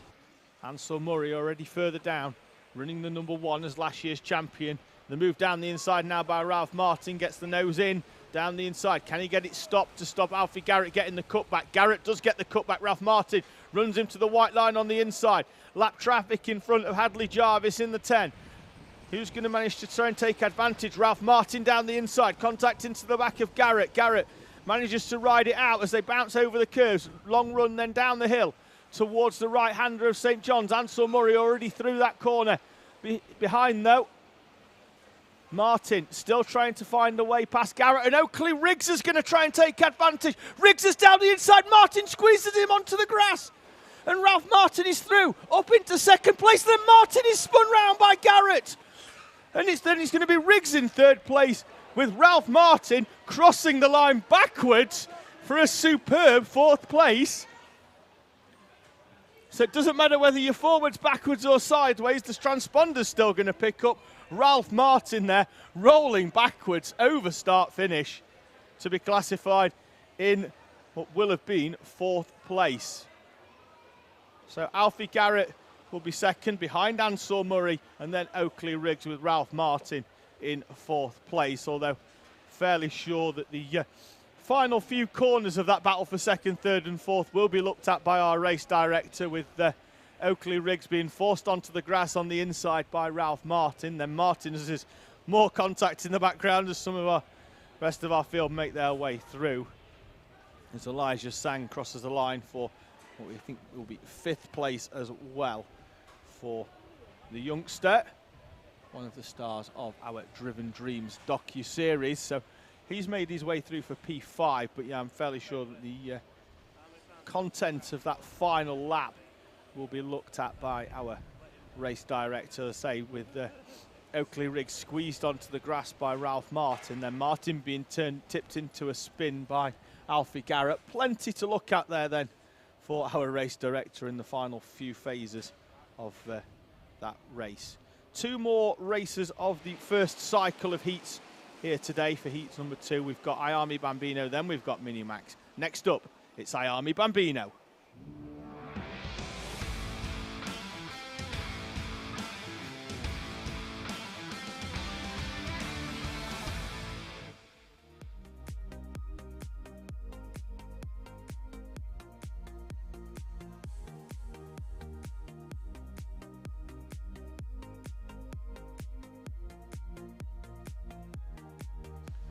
Grids on your screen then for I-AME Bambino heat number 2. Chester Fawkes, yesterday's race winner, looks to continue the form of everybody who's won heat 1, gets to win heat number 2. He starts with Charlie Page alongside William Crombie and Alfie Farah on row number 2, with Freddie Baker and Jack Harney on row number 3. Then it's Chloe McGill and Harris Barber, with Theo Poyser and Ollie Liddell completing your top 10, with James Roots and Max Joy on row number 6.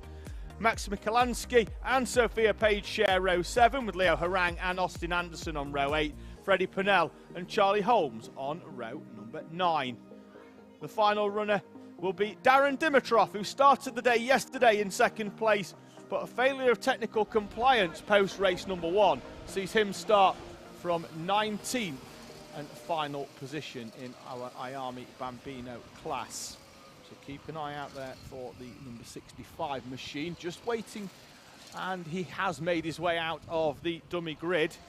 So he's getting some support for on our live chat, as is Chloe McGill from Leanne Nair, and Thomas Casey as well, saying best of luck to Jack Harney, number 46 machine from Waterford in Ireland. So yeah, plenty of support coming in as well from Emma Parsons for Chloe McGill, and support coming in for me as well, and the team at Alpha Live with some great coverage and commentary, which we always like that. So I don't know if we should probably just get that comment on the screen and just keep it in the bottom corner the whole time, on maybe like a scrolling banner for the entirety of this event, just to keep morale up in the commentary box, because like I say, we are having a few issues with the timing. That will happen throughout the day. It's not going to rectify itself.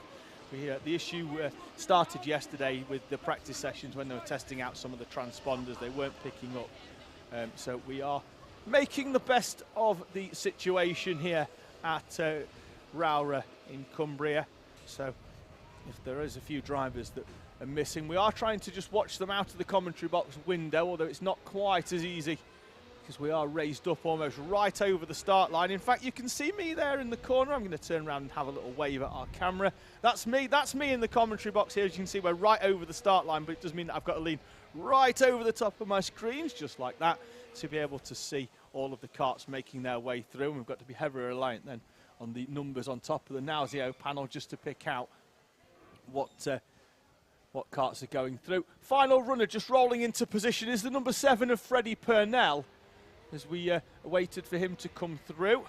We're back into, we've zoomed in even further into the commentary box, so for those of you with a viewing pleasure, you can see my lovely BKC, CKC and JKC t-shirt with all of our kind sponsors down the left-hand side, which are currently on rotation in the top right-hand corner of the screen, with Optima Motorsport, KKC, Fibre King, and I'm just going to try and look at the arm of my t-shirt to make sure that I haven't missed anybody, but they're scrolling around in the top right-hand corner as our Circuit Watchers, our driver of the day sponsor as well. 5-second board is going to be raised up in a few moments' time as the gate is shut, and we're already away and racing. Great start from Darren Dimitrov right at the back.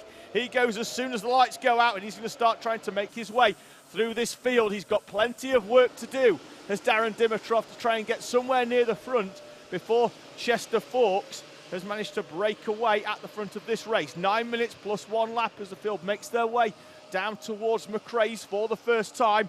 Everybody looks like they've made their way nicely through there. The top 4 already starting to move away. There's a contract warning already, though, for Darren Dimitrov, as he desperately tries to make his way through the field there, as he slides one down the inside at Iredale's. He's through nicely on the with that overtake. We'll try and pick out where he is and where he slots in, as Chloe McGill there is the victim of some heavy contact into the right-hander, the Stuart Essers at the far end of the circuit there. She's in the white helmet, the pink cart making the way down the hill. We'll see where she slots back in. A little bit out of position. We saw her running well inside the top 5 at Warden Law at round number 1. Over the line they come, though. It's Chester Fawkes then from the 33 of Charlie Page with William Crombie. That's your top 3. Breaking away from the rest of the field. Freddie Baker in the 92 machine. He's in 4th place, a fairly lonely one at the moment, as he's managed to break away from the field behind. We saw him on the camera plenty earlier as he was sat waiting patiently for his race to get underway and watching the ongoing events out there on track. This is your top 3, though. William Crombie in the green, trying to take advantage. We've got a driver off there on the outside. Beats, that's the number 12 of Harris Barber. Beached on the outside, the chassis on the tarmac. The rear wheels, though, spinning in vain as he tried to get that back on. Help from the marshal, though, sees him get himself back into this race. Darren Dimitrov looks to already be up inside the top 10 on the back of Chloe McGill, showing in 11th, but McGill is shown in 8th, so it looks like he's managed to make a few overtakes. This is your leading trio, though, as they make their way through. Chester Fawkes in front of Charlie Page and William Crombie. And Fawkes, who'd opened up a gap on the previous lap, now sees Charlie Page take 3.5 tenths of a second out of his lead. And William Crombie is coming along as well. Confirmation there in the top left-hand corner of your screen. As Charlie Page's number, he goes nice and pink. That's because he's set the fastest lap, and it will stay there until somebody sets a quicker one. Chester Fawkes, though, leads, misses the apex ever so slightly and allows Page to close back up. He's going to have the help of William Crombie as well to push him along in this I-AME Bambino class. Our driver's 6 years from the 6th birthday, so it's not the year of your 6th as it is with Coma C50 Bambino. It is from your 6th birthday to the year of your 8th. They're running on slick tyres, whereas the Coma C50s we saw earlier on are running on a LeConte all-weather tyre, so they use the same treaded tyre in the wet or the dry. As Charlie Page sends a move down the inside of Chester Fawkes into Paddock Bend, and Page will lead them over the line. The top 3 nose to tail. William Crombie, though, with the fastest lap. The first driver to dip below the 1 minute mark here today in I-AME Bambino. Immediately clipped, though, by James Roots, who's showing in 5th place behind Freddie Baker. A full second behind, but on the last lap was 1.8 seconds quicker than Baker in front, as Baker slowed.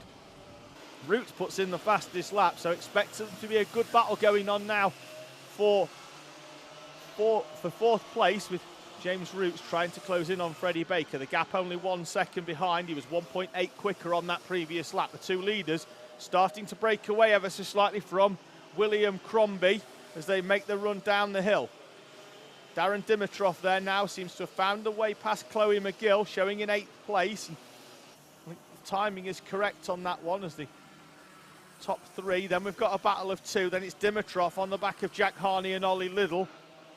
Then they make their way around the left-hander at Sunny. Some lap traffic in front of our battle for 2nd place. The 5 of James Roots now is in front of Freddie Baker. Darren Dimitrov with a track limits warning. That'll go with his contact warning earlier on. So Dimitrov now skirting a very fine line as he tries to make his way through this battle in front of him. He's moved up into 8th place fairly quickly. Now he's finding it a little bit harder to find a way past Jack Harney and Ollie Liddell. Does come to the inside, though, of the 20 of Liddell, and looks like that move's going to be done by the time they get up to Iredale's. He's through, and he even has enough time to take the line all the way back on the outside to maximise his corner exit speed, which now means he's going to be able to move to the inside of the 46 of Jack Harney. Harney's going to try hard to break late in this one, but Dimitrov is through. And Darren Dimitrov, who started the day yesterday on the outside of the front row, qualified in P2, and then had his finish removed from the standings, is now up into 6th place. Has got a big gap, though, to try and close in. Chester Fawkes with the fastest lap in 2nd place now with a 59.2. Dead. A little bit quicker than Charlie Page in front of him.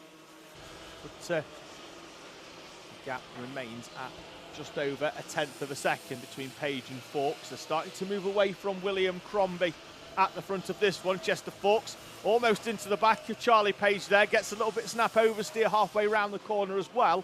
That made the kart go ever so light, then the rear end came round slightly, did well to catch that and not lose too much time, maybe a tenth or so. That's dropped him off the back of Charlie Page. See them hammering the curbs there on exit, and then he closes right up down the hill onto the back of Page. Support continuing to come in for Darren Dimitrov. His charge up to 6th place. He's some 4 seconds off the back of Freddie Baker though, with 3 minutes remaining, so needs to close in, but that will still certainly give him an opportunity for heat number 3, because he'll be starting from where he finishes. He'll start from 6th place. Dimitrov then up into P6. This is your battle for the lead. William Crombie in the green helmet there, making his way through the same lap traffic that Page and Fawkes got through on the previous lap. Fawkes with a little bit of a nudge there on Page, just a reminder as if Page needed it that he's still there. Page then will come to the inside. Will Fawkes sweep back out in a few moments' time? As Darren Dimitrov has managed to break away from Liddell and Harney in 7th and 8th respectively. They're being chased by Chloe McGill and Theo Poyser. There's a run down the back straight. Now sees the 46 draw alongside, and Jack Harney will look to get back past Ollie Liddell, and Liddell sweeps all the way round the outside to hold on. Superb move there from Ollie Liddell to hold on to 7th place. Looks like Harney got a good run down the hill though, tries to get alongside into the right-hander at St John's. Not quite close enough. And Ollie Liddell holds on. Behind them though, Chloe McGill looks to have broke away from Theo Poyser on this lap, and he's closing in. These two battling in front could hand a lifeline to McGill, and getting up from her 9th place berth up into 7th at least, as they continue to scrap it out at the front. In front of her for 7th place. There is McGill just behind.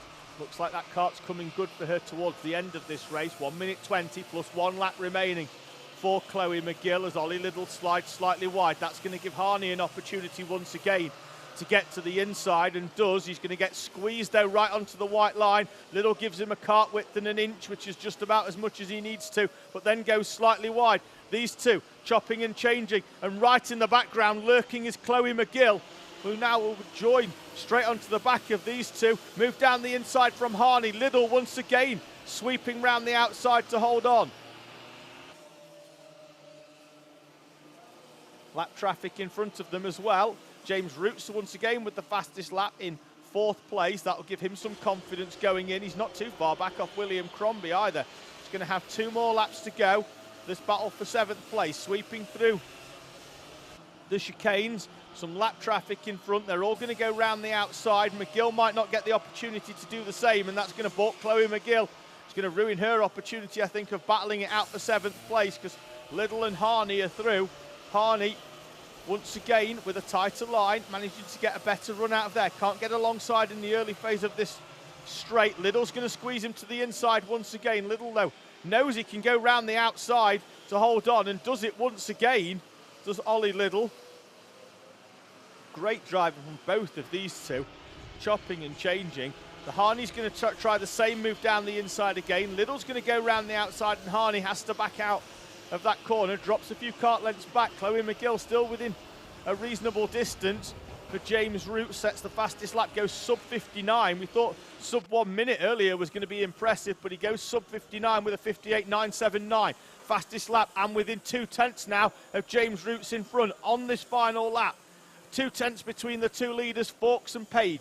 2 tenths between Crombie and Roots in 2nd place, as the leaders up at the far end of the circuit through the Stuart Essers. Chester Fawkes leading from Charlie Page.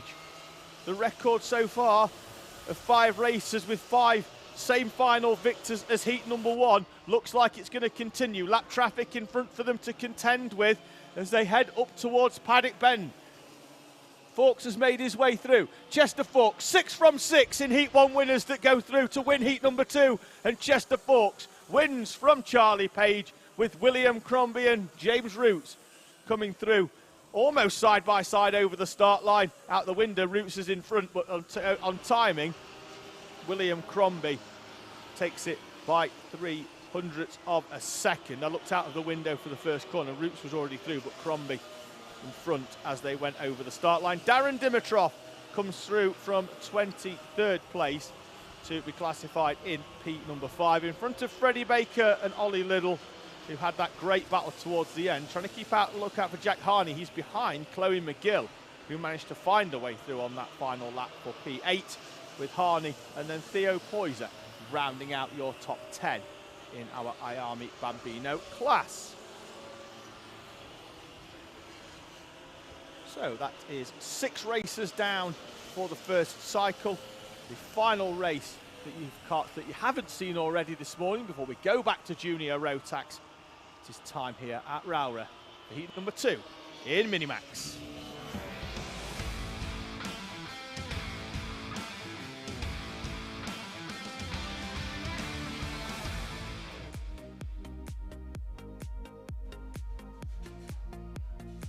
Charlie Very will now try to make it 7 from 7 from Heat 1 winners that win Heat number 2. He's going to have Harris Roberts for company with pole sitter from yesterday, Andrew Dixon, alongside Braith Murdoch on route number 2. Tom Drake and Oliver Fabricius, who had a great race yesterday, he starts in 6th. We'll talk more about that in a few moments' time, with Aston Brown and Bella Brown on route number 4. James Tate starts 9th, Leighton Kelly for company. Harry Warby and Tyler Dixon are on route number 6. And it's Harry Friel and Alex Lynn, James Winstanley and Zach Kane, with Ben Adrian and Ellis Dealey on route number 9. Harry Friel and Alex Lynn, James Winstanley, we've already seen that page, I'm getting ahead of myself, with Charlie Lomas and Daniel Hartley on route number 10. Ewan House, Maya Simpson and Amy Peacock round out the grid. The 4 at the end there, all removed from the standings yesterday for a failure of technical compliance. Look for them to start trying to charge their way through the field. Oliver Fabricius, he was removed from the standings after qualifying, so he had to start heat number 1 yesterday from that 21st place. He managed to make his way up into 5th, would be eventually classified in 6th place after a front fairing penalty dropped him 5 seconds further down the standings. So he was reclassified in heat number 6.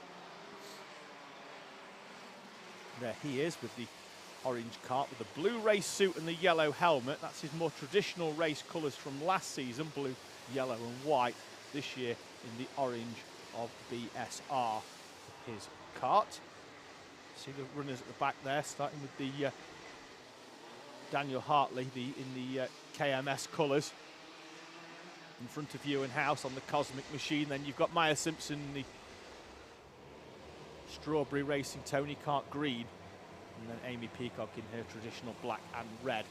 4 runners from yesterday that were removed from the standings. Into the tram lines we go. It looks like the red light stayed on, and it has done. The pace too quick, in my opinion, there as they came through. They were all nicely compacted together, but the acceleration was very, very early on that one. There's a yellow acceleration line just as they come out of the paddock corner, which you'll be able to see in a few moments when we come back to that camera shot. That is where they should be putting the power down, so that's where they make their way round. So it looks like the power was down a little bit too early, and then the race not able to get going as we'd have expected.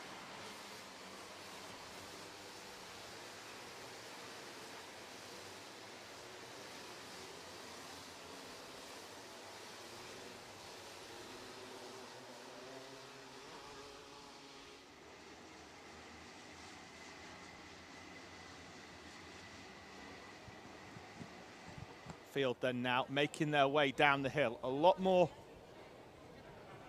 calm than what it was last time. Looks like Charlie Very slowing the pace down.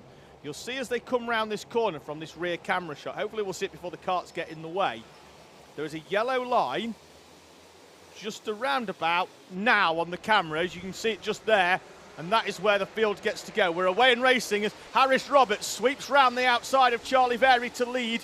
With the 14, we've got drivers facing the wrong way. I think one of them is the 16 of Ellis Dealey. We'll keep an eye out for the other one. There's now Charlie Very and Harris Roberts side by side down the run up towards Iredales. And that's going to leave Very with a bit of a gap on the inside. He's coming under pressure from Braith Murdoch. Andrew Dixon from 3rd has dropped down. And certainly here at Rowrah on these rolling starts, it looks like being on the outside is the favoured place. Vary, though, now is through on Harris Roberts. Great move up there into the Stuart S's as the rest of the field bounce their way through. Looks like Fabricius is going with this top 5 as well. Moved down the inside by Andrew Dixon. He has the door closed by Braith Murdoch. That's going to give Fabricius an opportunity to close up. There's a little bit of rubbing into the rear there. Fabricius is alongside, though, Dixon as they make their way up towards the chicane for the second time, and they are through. It's Vary from Roberts, Murdoch, Dixon, Fabricius, then Bella Brown up into 6th place, having started in P8. Tom Drake, Aston Brown, Leighton Kelly and Tyler Davis are your top 10. Ben Adrian up into 11th. He had a difficult heat number 1 yesterday. See Aston Brown there in the all-black machine making a move down the inside of what looked like Tom Drake in the 99. That'll move him up into 7th place. And there's a little bit more side-by-side action there in the background. Looks like we found Ben Adrian finding a way past Tyler Dixon. That's going to promote him up inside the top 10 for the first time since yesterday afternoon, where he had the incident. So as they're going to come through for the first time, we're trying to keep an eye out for Ben Adrian. There he is now, just behind the 82 of Tyler Dixon by the look of it. So it looks like Dixon isn't being shown on timing, so Ben Adrian will be pushed actually down into 10th place. All the others in front, and now Ben Adrian is down the inside of Dixon. Dixon's going to try and get the cut back, and he has done. Looks like Ben Adrian not defending that one too badly. So maybe there was a little bit of contact down there, and Adrian just redressing it by letting him come through. In the background in the yellow cart, that looks like the 20 of James Tate. I'm not sure he's picking up on timing either.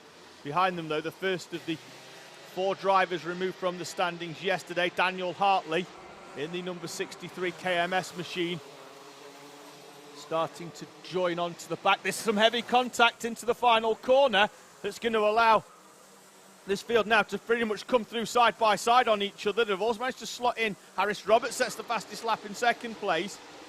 Looks like there was a driver there, just didn't get the power down on exit. Could have been the 99 actually of Tom Drake, as Daniel Hartley gets down the inside of Tyler Dixon, has the door closed. That's bulked his exit, and see how much it means he's now having to defend up into Iredale's, into this right-hander. And this contact, that's Maya Simpson, right up on top, I think, of the 78 of Leighton Kelly.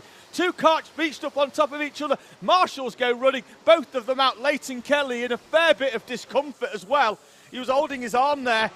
This race currently, with 5 minutes to go, I get the feeling we may go to Battenberg in this one. I'm not sure we're going to be able to cover this under a local yellow up there. We'll just wait to see what the race director's thoughts on this one are. We're still being covered under a local yellow.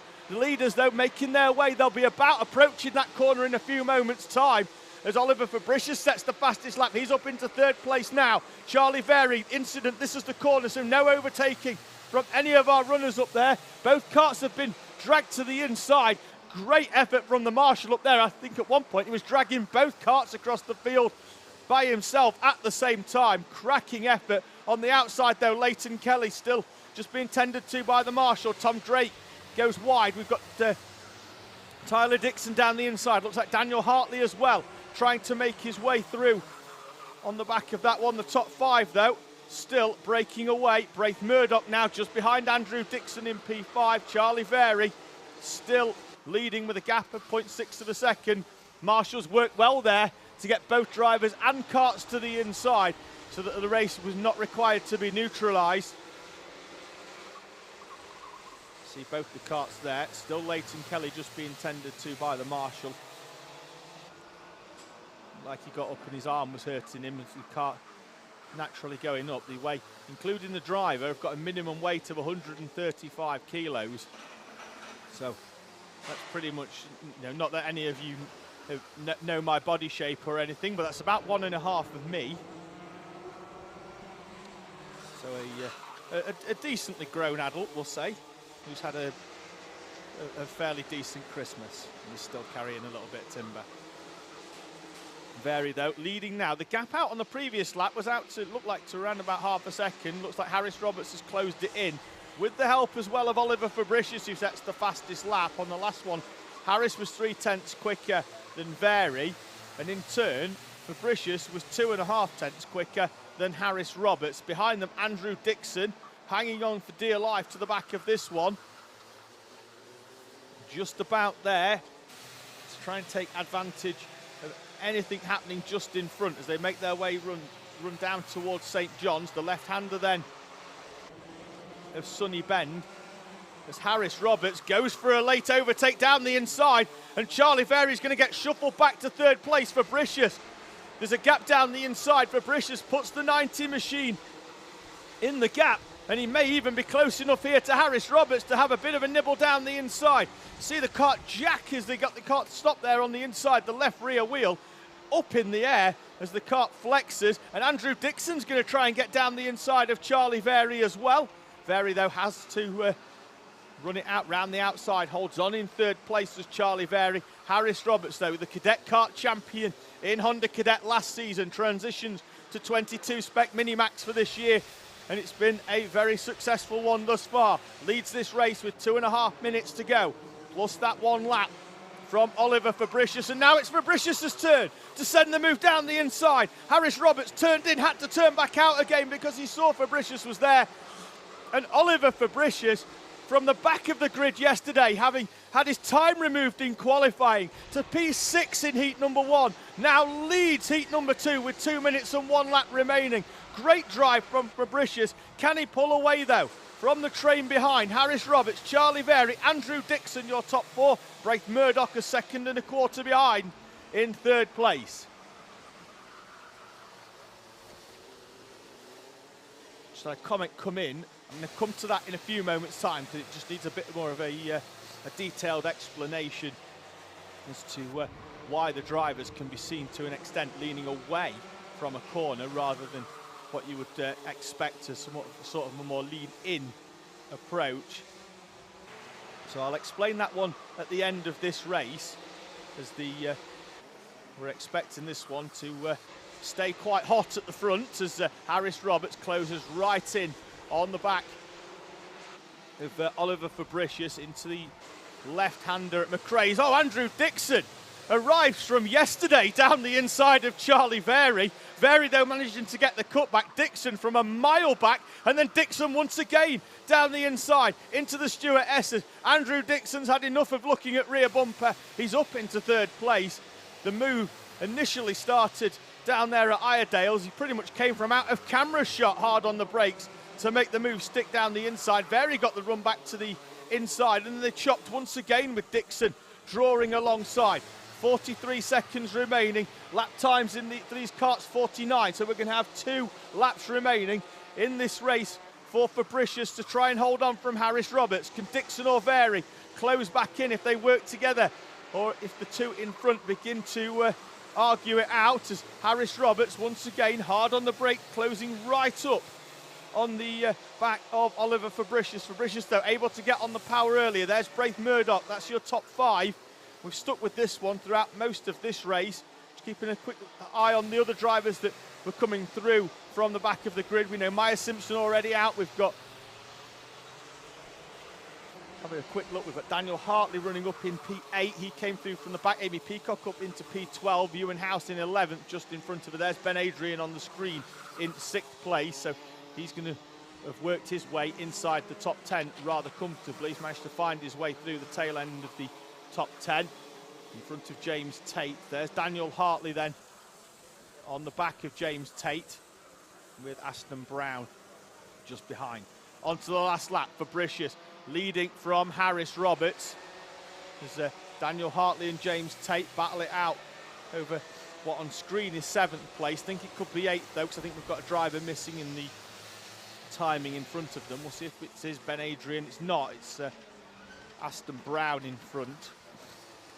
Out of the final corner, though, will come Oliver Fabricius to be our winner in heat number 2. The first driver not to win heat number 1, to win heat 2 this weekend, with Oliver Fabricius holding off Harris Roberts, who sets the fastest lap on the final tour of this Rowrah circuit. From Andrew Dixon and Charlie Vary, Braith Murdoch and Ben Adrian, with James Tate, Daniel Hartley, Aston Brown and Ewan House rounding out your top 10 on timing. I've got a quick look for the driver in the black when they come off, because I think we might have another driver to potentially slot in between Ben Adrian and James Tate. We'll keep an eye out for that one. when they come over, because I'm just keeping an eye out as they run into the pit lane. But Fabricius from Harris Roberts, Andrew Dixon, Charlie Vary, Braith Murdoch and Ben Adrian, they're rolling in. And then it's the, we've got, I think it's the 82 of Tyler Davis, who was the driver that was in the black machine that wasn't shown on timing. He'll be classified in 7th with Tate, Hartley and Brown, your top 10 in Minimax. So just before we go back to our first race, which is our cycle of races, we'll be back for Junior Rotax. I'm just going to go to the question that was asked by Soylent Green Deal Timeshare, which is also sounds like a nice little sponsorship effort in there. It says, do the drivers lean their heads to the outside of the corner to do the same thing when they're in the racing car? Well, what it does is when they go in, they lift the weight to the outside of the cart. What it does then is it moves the wheel on the inside, which is the slower moving wheel, up off the ground, and then effectively unicycles that rear end all the way around, because it's a solid axle, so it's not a slip diff. So as the outside wheel wants to turn you, the inside wheel, which has got a much shorter radius, is wanting to push you on. So if you're able to transfer your weight away from the inside of the cart and effectively lift it up, as we saw Oliver Fabricius do earlier on, when he basically just jacked the cart in, as we call it, lifts that left rear wheel up, or the right if you're going around a right-hander, and takes all of the inside scrub off, will make your cornering a lot quicker. So that's why you'll find, certainly in the Minimax and in the Junior Rotax class, with the chassis that are a lot more flexible, that is why you find them lifting up on the inside. We've got a cart being recovered from the far end of the track. That's Leighton Kelly's machine, before we then go into our Junior Rotax class in a few moments' time. So once they're all, once that cart is cleared, they'll roll out, and then we'll be able to run you through our grid for our Junior Rotax. Minis are actually still being, just having their front fairings checked. So what that is if there's too much pressure applied to the front end of a cart on, with contact to another one, it pushes the nose and it drops it down ever so slightly. And when they come in, they're all checked. And if anyone's got what they call a drop nose, a front fairing penalty, then 5 seconds is added to their race time. And that just means then they'll be reclassified further down the standings. So, Sunbather just in with a good luck for Callum Foster in the number 69 and all the X-Kart drivers. He's out in a few moments' time for Junior Rotax for their third heat of the weekend, their second heat of the day here at Rowrah, as we see Leighton Kelly's kart just being pushed back there past the Alpha Live van. It's time for heat number 3 in Junior Rotax.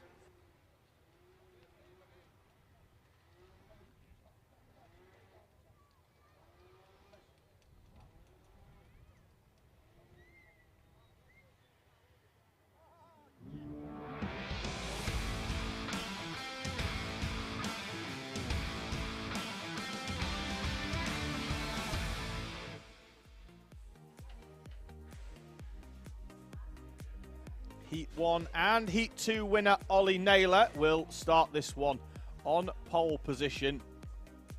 Though we are just having a quick look down there, because it doesn't look like we've got any karts in the dummy grid as it is. I can see Emily Cooper's fairly distinctive helmet just being stood outside the gate as well. But it'll be Naylor and Horner on the front row, Popical and Stoner on row 2, Hauler and Duckis on row number 3.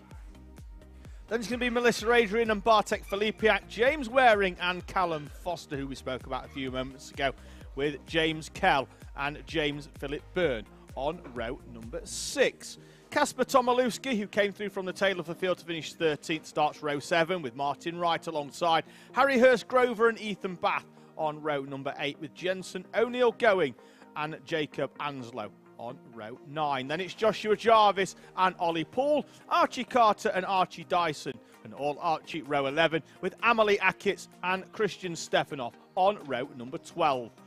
Harrison Bishop starts 25th, Kieran Thompson alongside Archie Doherty and Gregor Reed, Molly Pugh and Emily Cooper. Your retirees, along with Benjamin Lee, Ewan Stevenson, Rhys Owen and Harrison Purnell in a fairly atrocious heat number 2 for Junior Rotax that saw at least 8 runners either retire or removed from standings. So I'm going to have a quick look as to whether we had any issues in terms of penalties in that one. I just have to have a quick look round the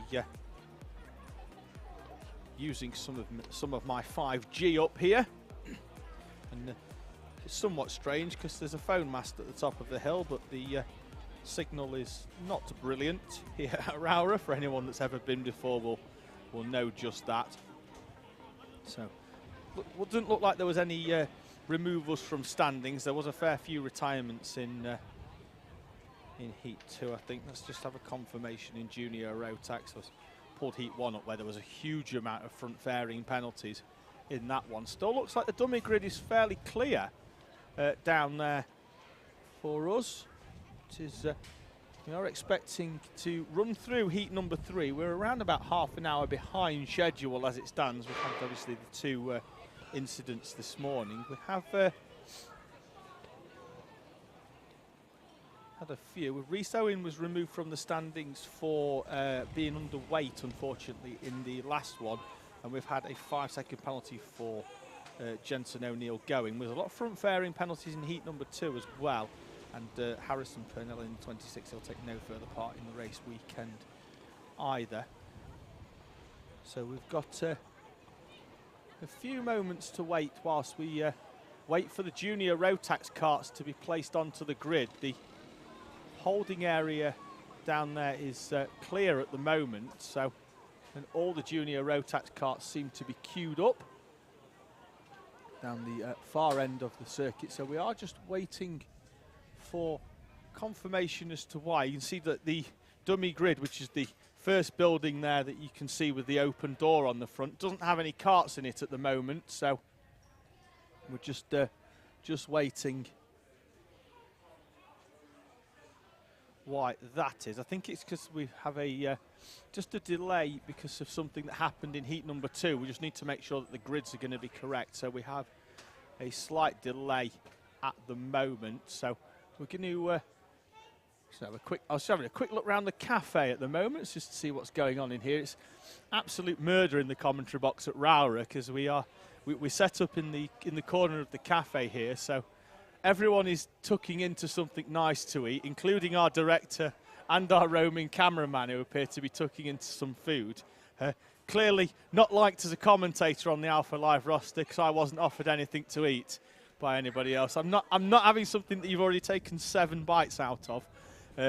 As James, our director, hastily tries to make amends by throwing what appears to be a chocolatey croissant somewhere in my direction and what appears to be a thimbleful of cold tea. I've got to spend 4 or 5 days with him in France in a few months' time. It's going to be murder. Maybe for him if he carries this type of attitude on. So as we just watched there, the Junior Rotax karts in the background. One of them was the 99 of Reese Owen. We're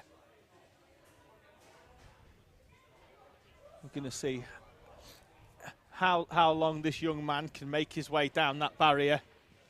He's turned around to go back with his trusty checkers trousers on and his fantastic yellow Wellington boots. I think he can make it all the way up there to the top with the assistance of that barrier. Thank you for everybody that's got in touch. Whilst we are in this slight delay, there is a corner here at Rowrah called St. John's, which is the right-hander down the hill. If anybody else in the live chat can tell me the track where there's another corner on the karting calendar here for the Kart Championship, BKC, CKC and JKC, that has a corner called St. John's as well, I will give you a shout out in the live chat. So if you can find me another track on the calendar with another St. John's corner, drop it into the live chat comments and we will see whether we can give you a quick shout out.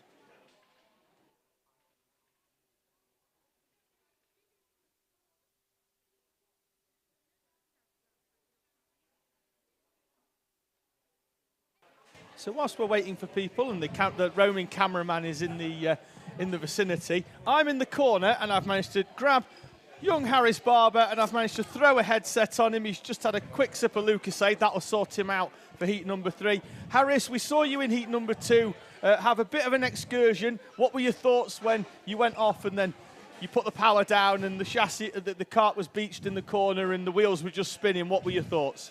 I felt angry and stressful, and I felt sad because I wanted to come in like the top 6 or something. So the marshal then ran over, lifted the cart back up. Did you know the marshal was there to lift it back on, or did he just lift it on and then all of a sudden you were just moving in the right direction again? I knew he was there. Did you? And after that, how did your race go? If you turn to the right, you'll be able to see the camera there, and then that's you on the camera there. Give yourself a little wave, and you'll be able to watch yourself back later on this evening. So, yeah, how did the race go after that? Because we were focusing, there was a great little battle going on at the front. How did your race go after that? It went good, but I tried to go my fastest, and it didn't go very well, so... Plenty more time for you, though. We've got, obviously, heat number 3 and the final coming up. What are you looking for? What are the hopes? You want to get back into the top 10, maybe get up to P5, because the hand trophy's out down to 5th for the classes. So you want to try and get up into P5, try and take some trophy home at the end of the day. Yeah. Harris, thank you very much. We really appreciate you coming to see us in the commentary box.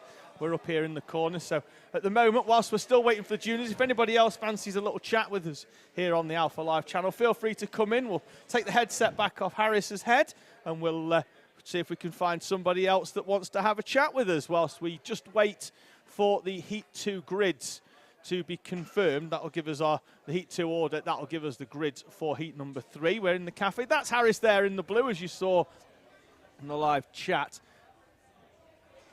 Let's see if we can grab a word with anybody else. I think I might be able to grab Oliver Fabricius, who's just going to make his way over. He's going to pop the headset on for me as well, and we're just going to have a quick chat. Oliver, welcome to the commentary box. I know generally round the karting paddock you seem to be quite shy, but every time the camera turns up or I took a headset on, you're straight over for a chat, which is wonderful. Great performance there in heat number 2 for Mini. Let's take it back though to yesterday. It was a difficult day, qualified well, but then things didn't quite work out after that. No, we got disqualified for the airbox, came undone in race or something. So we had to start last in heat 1, and we battled through to get back up to 6th after some disqualifications in there. And then went off P6 then in heat number 2. Gave you an opportunity to battle right at the front. We saw Harris Roberts in the early phase of that going toe-to-toe with Charlie Very. He made a move, I think, the lap before on Charlie Very that you then managed to take advantage of as well. And then pretty much a carbon copy of the same move he pulled on Charlie Very. You pulled on him into that corner. He didn't defend, and you were straight down the inside and off to victory. Yeah, he made a bad corner on the sunny bend, so I went inside in the last corner. Then I think he was battling with Andrew Dixon, so I drove off the last couple of laps. Yeah, he was, to be fair, he was still with you. Dixon had made a great move on Charlie Very behind. You wouldn't have seen it because you were obviously in that race, but watch that one back. Andrew Dixon pretty much comes from out of camera shot to make a move down the inside of Charlie Very. They were battling out right on the last lap as well. Harris Roberts set the fastest lap as he tried to close in. You two will go off the front row, and what we have seen in both junior and mini is that the outside row, a lot of the time, has been getting the advantage into this uphill corner, into the first bend. What are your thoughts? Hopefully Harris isn't listening in on this so that he doesn't know what your plans are, but have you given it any thought, going off that inside pole position berth, what you can do to try and hold him back into that first corner? Yeah, I think on the outside, you like take more speed around the corner, go right outside. Just be careful of him doing that. Maybe just brake a bit later to close the door on him. So it's going to be an intriguing one, because so far Harris Roberts has gone off the outside of the front row twice and has led the race twice, having gone off that outside. So be intriguing to see whether you can hold him back. Junior rotaxers are just making their way in. I'm assuming that's your next step. You'll be up to junior by next season, I guess? Yeah, we're doing it next year. We've done some testing, like test days and stuff, yeah. So you're looking forward to making that way up into junior. Obviously, we know that certainly because of the moves around in all the classes, particularly from the Motorsport UK all the way down the bridge, that junior this year is thriving. You know, they've got a huge grid in that class. You know, next year they're probably going to have everybody running the 22 spec mini already jumping up. You know, maybe not as many moving out. You're going to have another way. We're going to be turning up for meetings at certain places with 60 drivers on the grid. you looking forward to going toe-to-toe with them? Yeah, it'd be hard because racing's a lot more hard and it knocks off quite a bit. And so I'm looking forward, yeah, for next year. Wonderful. Oliver, all the very best. Look forward to watching yourself and Harris Roberts going off that front row in heat number 3 for Minimax. Looks like the juniors are making their way into the grid as we've mechanics there just pushing in. You'll see all the karts going in already without the drivers in there, just because it's quite tight in the dummy grid. So anyone on the left side there, that's your second half of the field. That's Ollie Naylor's 85 machine being placed down onto the ground there by his dad and mechanic Lee. The rest of the field then what will happen in a few moments time is all the drivers then will be invited into the area and they'll take their seats ready for the commencement of heat number 3. The 33, that's Benjamin Lee. We spoke about him earlier on. He'd had 1 or 2 issues in qualifying in heat number 1. So we'll see how he goes. Looks like he's going to go off around about T number 19. It looks like he made up some progress. We're just waiting for a few other karts to get slotted in. There is a run down the middle there, but after that it does get quite tight here in that dummy grid at Rowrah. You're sort of going in and out the same way, so you see a lot of people just waiting their turn to get themselves into position.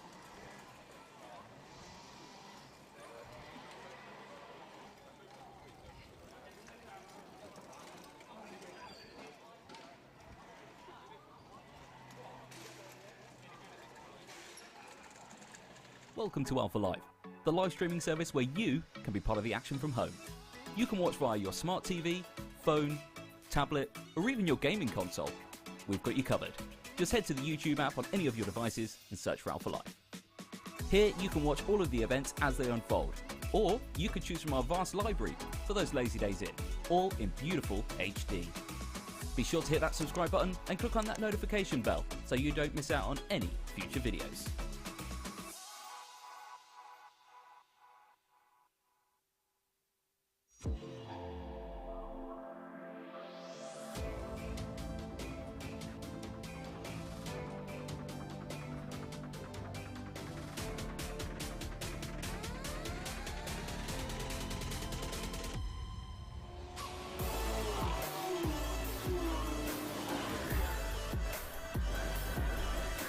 Side by side, who's going to be the bigger man? Oh, big off! Straight in the gravel trap, both cars out. Is it going to work for Sean? He slides up the inside, it's getting very close, he's not made it. Have you ever seen a championship decided like that?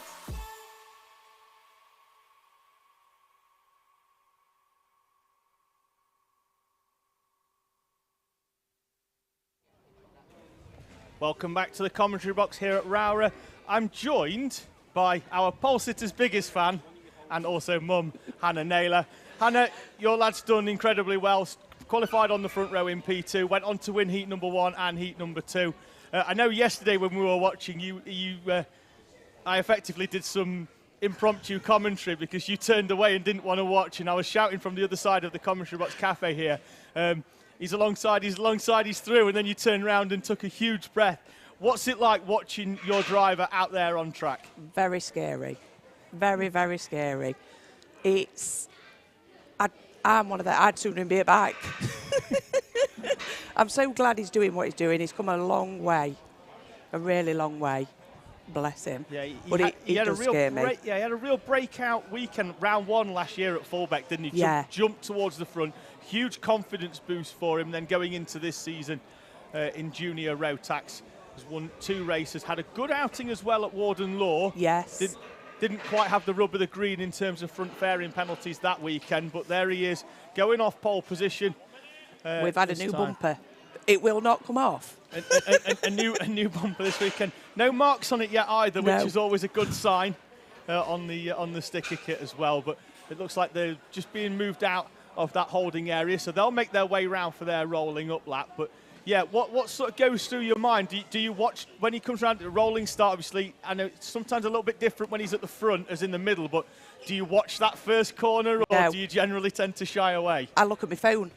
So if I made you stay in the commentary box and watch the screen, that wouldn't be advised. Would you still turn around on that? And it'd probably be best if we maybe just turned the audio off for a few minutes as well with that one. But as we see, loads of people and kids having fun in the background. Obviously, that's generally what karting's about, isn't it? Oh, you know, I imagine, to be fair, I saw him last night. I was talking with himself. He was walking around the paddock with Harry Hurst-Grover as well. Is that generally on a race weekend, outside of the actual races, I'm guessing you don't see too much of him either. Nothing. Nothing at all, but he's just come in saying he's got problems with his ribs again. So I'm hoping. I've bandaged him up. He'll be fine. I'm sure the adrenaline will get him through. I mean, really, he's only got 2 10-more-minute races or so, hasn't he? So he's just got to get through that one. So they're making their way out. I'm going to let you go off and find a corner so you don't have to watch the start. Hannah, an absolute pleasure to have you in the commentary box. Thank you very much. Making their way around. Looks like James Kell's got a problem down there in the holding area. They're just trying to get that kart going again. And James Kell, who would have started from 11th place, is now going to have to work really, really hard. He's got to be in position by the time they get round to Marshall Post 6.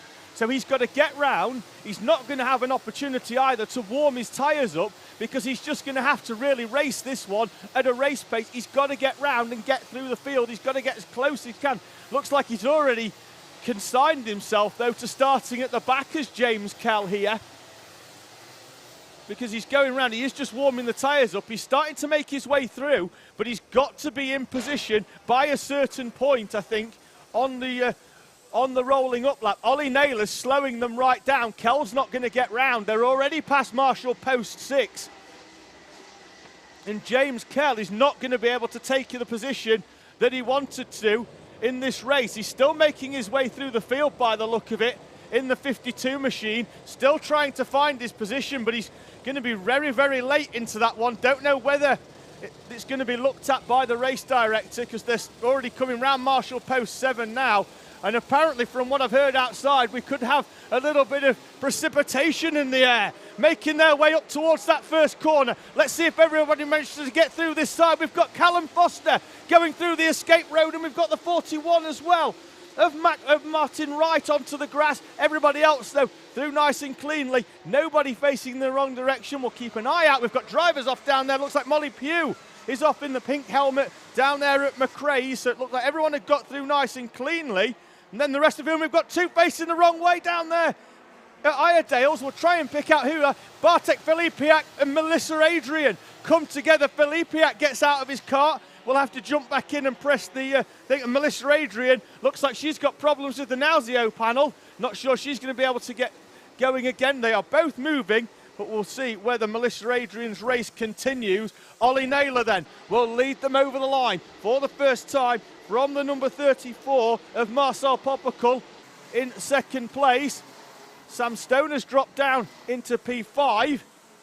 He's behind Ben Horner and Max Horler, with Jason Duckis and James Waring going well. He's up into 7th place. Keep an eye out for, let's see if we can find James Kell. He's 23rd on timing, where he should have started in 11th place.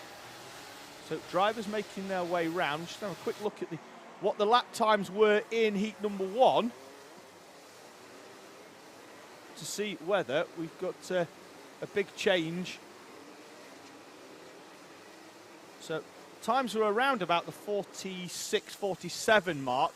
We'll keep an eye out to see whether the drivers are struggling out there. The track looks like it could be slightly damp. Sam Stoner is down the inside of Max Horler, though, round Paddock Bend. They're still going into the turn 1, the first chicane, at a fair rate of knots, so it looks like the confidence is still there. Lap time's at 50 seconds, though, so it is around about 4 seconds down, so it could be that they're just taking it a little bit easier, playing the long game in this one. And, Marie back getting in touch with us again, saying good luck to Ethan. He's showing in 13th on timing. We'll keep an eye out for his kart coming through, the number 24 machine. So Sam Stoner then now right on the back of the 12, the freshly liveried number 12 of Ben Horner. Out at the front, though, Ollie Naylor, much to the delight of his mum, opens up a gap now to 1.9 seconds as Popocal and Duckis make their way through. Our roaming cameraman has left the holding area and has made his way down onto the inside of Paddock Bend to give us those superb shots and a perspective of how quickly the karts are coming through there. These juniors, has been run to the inside. That's the 36 of Max Horler off. Is it on the inside? We'll keep an eye out for dropping down the order. It is. I-AME cadet champion in BKC in 21 and the Minimax champion in 22 in BKC. It's now having his kart covered under a local yellow flag down there. Ollie Naylor into the 49s. With a 49.5. Ben Horner then up into second now. Stoner in third. Poppercull down into fourth. Moved down the inside there by the 28 of James Waring. Great overtake. And behind him he's got Kasper Tomilewski for company as well. In the 20, starting to come back through the field. James Kell with the fastest lap of 48.444. As in the background is that Harry Hurst Grover making a move down the inside. It is just as Kasper Tomilewski finds a way past James Waring. Moving his way up and now into the top 6 for Kasper Tomilewski. Naylor, Hall. Duckis now then with the fastest lap, 48.4. The track seeming to come back in to our runners. The lap time starting to head down then towards where we were expecting them to be, the high 46s, low 47s. Time immediately eclipsed by Emily Cooper with a 47.8, a second quicker than anybody else on track. Emily Cooper at the moment in 15th place. Right there now, on the back of the that train of karts coming down the hill is Emily Cooper. So I'm not sure she's going to be able to set a faster lap next time round because she's got lots of karts in front of her. Ollie Naylor then now with a 47.4, immediately eclipsed by Kasper Tomilewski, who you can see there, the helmet with the orange on the front of it, just where the behind in front of his mouth. He's now going to put a move down the inside into the right-hander at Iredale's. Wasn't convinced he was getting that stop there as he went down the inside of Jason Duckis. Thought he was going to make contact with Marcel Poppercull, but Poppercull manages. And Poppercull though safe as Kasper Tomilewski did indeed get it stopped into that right-hander at Iredale's. 3 seconds is the gap for the race leader though. Horner, Stoner, and now Kasper Tomilewski is starting to make moves. Down the inside he's just gone on Marcel Poppercull into Paddock Bend. Moves himself up then into 4th place and setting the fastest lap as well, which is impressive with a couple of overtakes in there. He's going to be the one I think that come finals time could potentially take the fight to Ollie Naylor, but will need to start moving his way forward even more. This is heat number 3, so his points from heat 1 and heat 2 will go together. The highest point scorer will then get the pole position berth for heat number 2, and then everybody else in their point scoring orders from heats 1, 2 and 3 all the way down. Naylor already through. You'll see him just crossing the start line now as we've got the 24 off. And even if he wanted to get going again, that's Ethan Bath. Unfortunately, he would be called into the pit lane because the rear bumper appears to have come off, and Ethan Bath will retire from heat number 3 here in junior rotax. Max Horler's car already being recovered there on the right-hand side as Emily Cooper with a 47.1 sets the fastest lap. So Ethan Bath will pick up minimal points then. Has completed half race distance, so that means he will manage to score some points. There's James Phillip is at the 48 there, just on the outside, having a quick look. It's James Phillip Byrne getting forced out on the outside, hung out to dry effectively by the field coming through. He's now got Emily Cooper right behind, Martin Wright just in front of him. As Emily Cooper gets to do down the inside, in front of them is the 22 machine, a very defensive Joshua Jarvis. And Martin Wright struggling to find the way through. 25 seconds.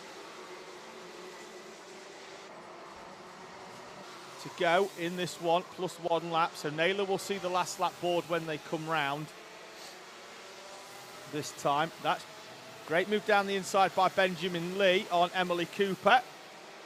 Coming through in the 33 machine, trying to make up for lost time after yesterday's troubles and Friday practice as well. Naylor will come through this time. Time has elapsed. Last lap board then for Ollie Naylor, or at least it should be. Yes, it's confirmed over the on the gantry, but not until, and that's Joshua Jarvis off at Paddock Bend. He's going to have to wait and be patient now. He's going to have to find a gap in the traffic. He does, just behind Ollie Poole. That's going to drop him onto the periphery of the top 20. 3 wide then as they go down the middle straight. Harry Hurst Grover at the front of that, and then he goes wide. He's going to get squeezed off on the outside of the track. The 16s alongside of Jason Duckis and the 34 of Marcel Popical on the inside. Harry Hurst Grover trying to recover from his retirement in heat number 1 for that mechanical flag. Already though, out of the final corner, such as his lead, is Ollie Naylor to take victory here at Rowrah. Naylor wins from Ben Horner and Sam Stoner, with Kasper Tomilewski and Jason Duckis in front of what looks like Harry Hurst Grover, not picking up on timing in front of, he looks like he could have been P5, with Duckis, Popical, Waring, O'Neill going right, and Emily Cooper showing your top 10. We've got a driver, just trying to, so I think we've got a driver off down here, but I'm trying to,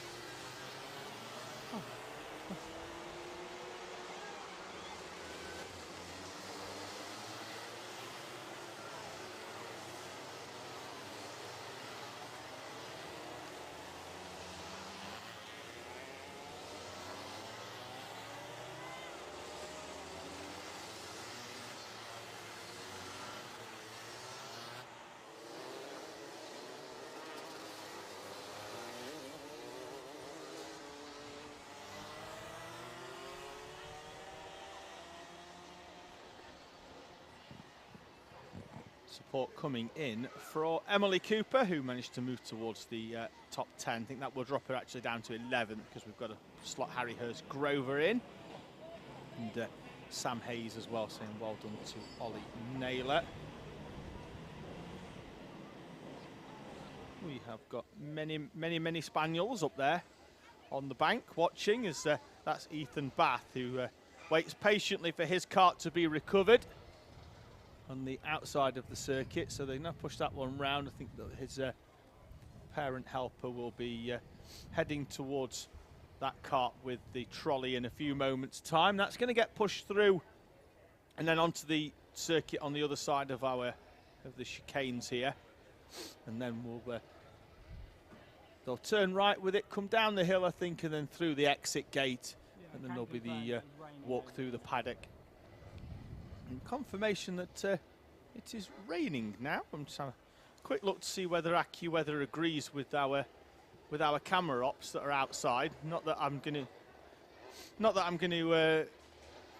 saying on AccuWeather saying no precipitation. I just think the camera ops are just being a little bit wet. Yeah, basically. Yeah, so they're saying that there's a little bit of moisture in the air. AccuWeather says they're lying to make friends, so we'll see how that goes in a few moments. Hopefully all of the Honda cadets that are already starting to queue up down there have brought their wet tyres with them, just in case, because we might have a chance. We'll see what happens though. Next race up though, it's time for heat number 3 in Micromax.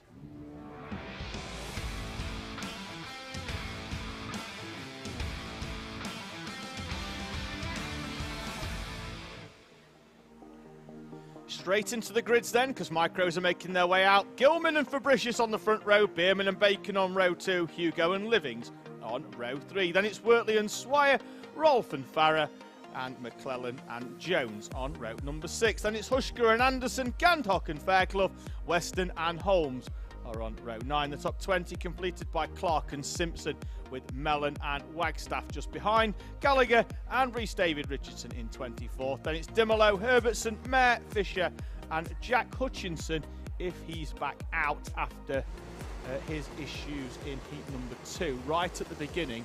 Try and keep an eye out to see if the 31 kart's out there. Don't think it is, which is a great shame, and we wish Jack all the very, very best. Not sure if we can see him for the final later on, but hopefully he is okay after his troubles earlier on. Field is coming round. The field spread is massive, if I'm being honest with you, and therefore it is very, very unlikely we're going to get this one going at the first time of asking. The red lights stay on, and the green flag with the yellow V comes out at the first corner.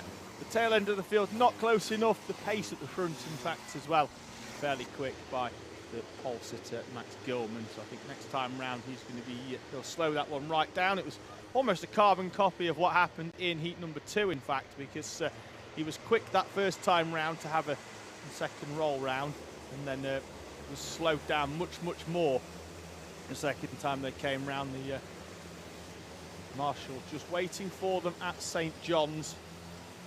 And then we've got that left-hander that'll come round at Sunny Bend. Tight left. Probably, for me, one of the most important corners on the track, because it carries so much speed then round the final Paddock Bend corner and over the start line towards the chicanes. So Marshall just indicating for them now to slow it down. We are into 2 lines of 2, nice and close together. Gilman still maintaining a fairly strong pace here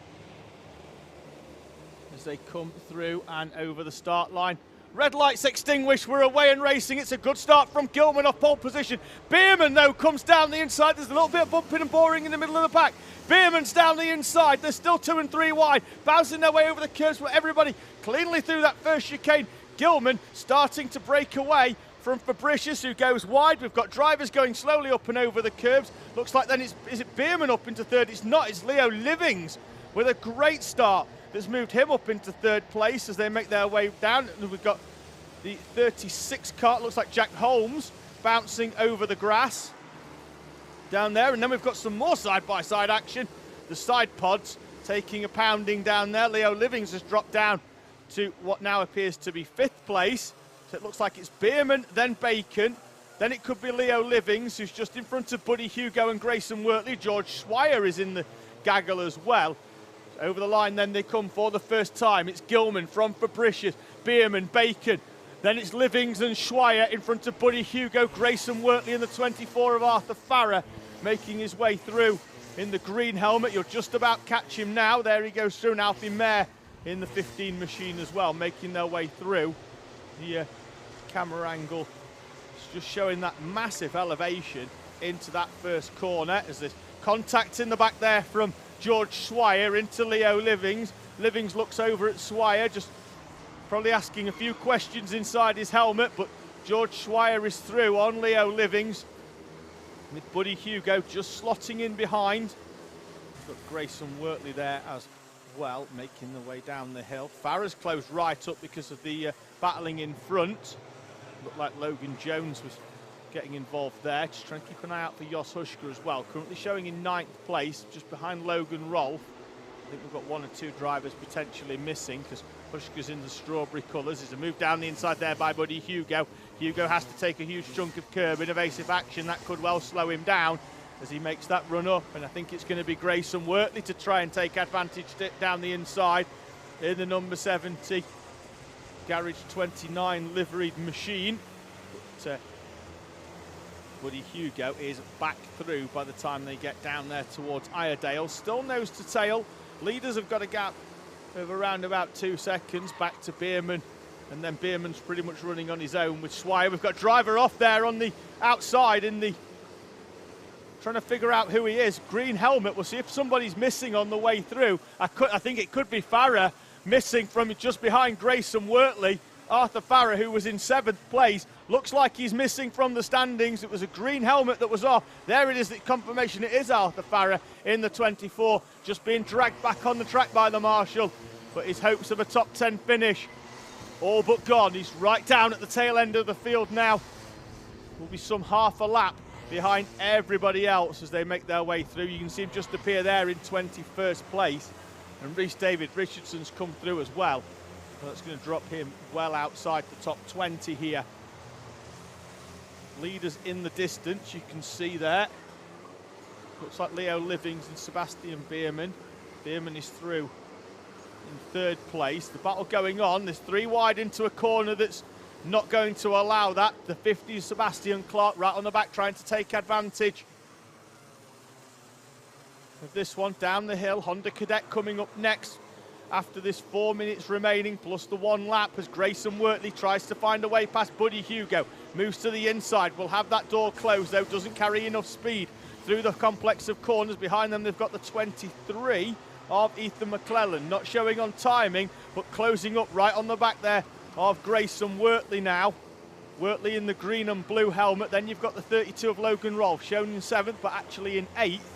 And then I think there's one other driver right behind Rolfe before we head down towards Logan Jones and Josh Hushker in 10th and 11th respectively. Buddy Hugo trying to make a move down the inside of George Swire. Swire closing the door on that run down, or is that Leo Livings has already found a way through, I think, on George Swire. He has, that's the gap in front. As they make this run down. Confirmation out there that the rain stopped, which will be music to the ears of these drivers and the Honda Cadets that are coming up shortly afterwards. 3 minutes and 24 seconds remaining as James Fabricius pumps in the fastest lap for the race in 2nd place. Driver 23 is under investigation as well, being shown on the overhead gantry. That's Ethan McClellan. He's on the back of this one now. There he is in the 23, dragging Logan Rolfe with them as well, the 61 of Anderson with them as well. There's now Buddy Hugo once again is to the inside and has the door closed on him again by George Swire at the end of the straight. Buddy Hugo drawing alongside, lap on lap. Swire though later on the brakes as they make the run. Keep an eye out for the live timing in the top corner. Also, please pay your respects to that cone on the inside that failed to survive the attack from the Micromax on the inside. Fabricius once again, fastest lap, 53.3.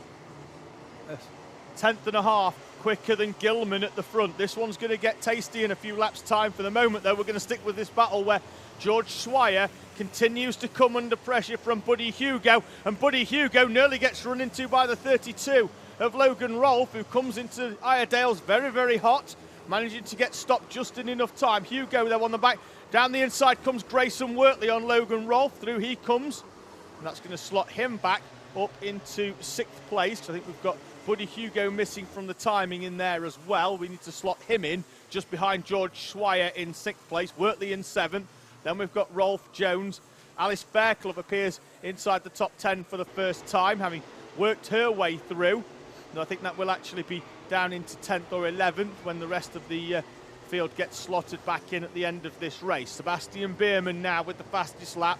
A lonely 3rd place for him at the moment, as once again Buddy Hugo and George Swire go toe-to-toe, as do Logan Rolfe, Grayson Wortley. Penalty applied to Ethan McClellan for his incident earlier on, and we've got 2 drivers beached on top of each other. Marshall running across the track just in front of another driver coming through as well. Scary scenes there. We've got 2 drivers up. They are clear now. Yellow flag back in just as the leaders come through. 50 seconds remaining.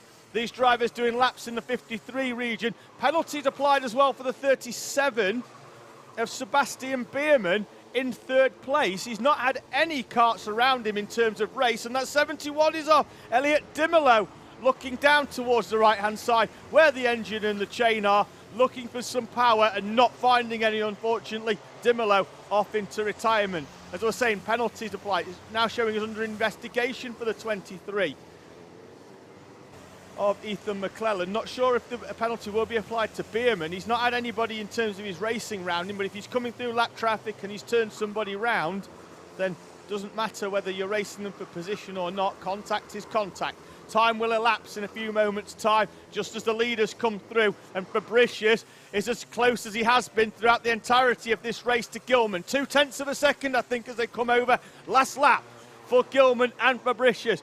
Gilman with 2 final victories under his name already. Fabricius, desperate to try and show Gilman that he's got what it takes to attack him. Going into this final lap and give him some doubts for the final.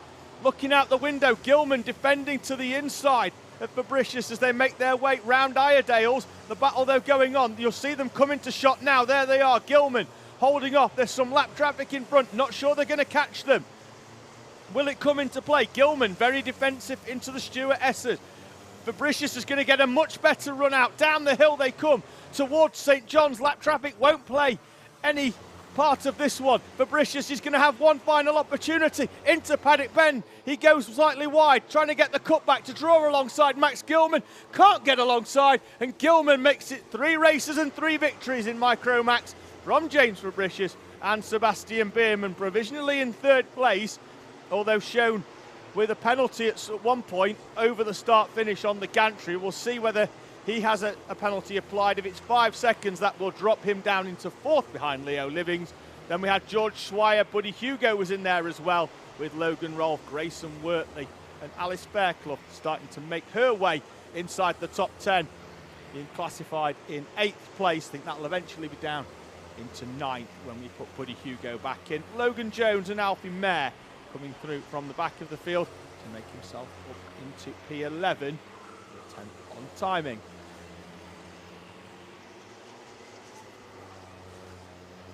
Final few runners making their way through.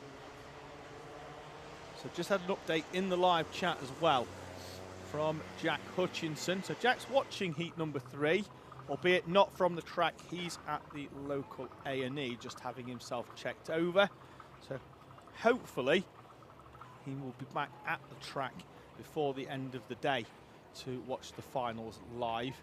So Jack, all the very best from everybody here at the Kart Championship, myself and Alpha Live as well. We wish you all the very best. Hopefully everything is okay. We've got AMU Motorsports on as well, saying come on Max Gilman, and Jordan Callister saying go on Harvey Wagstaff, and Dana Moore as well has been on saying fastest lap for DPS coaching, and I think that might be for Sebastian Bierman, as the 71 Passion karting machine of Elliot Dimolo is returned back into pit lane. Though it's currently acting as a bit of a seesaw on that curb.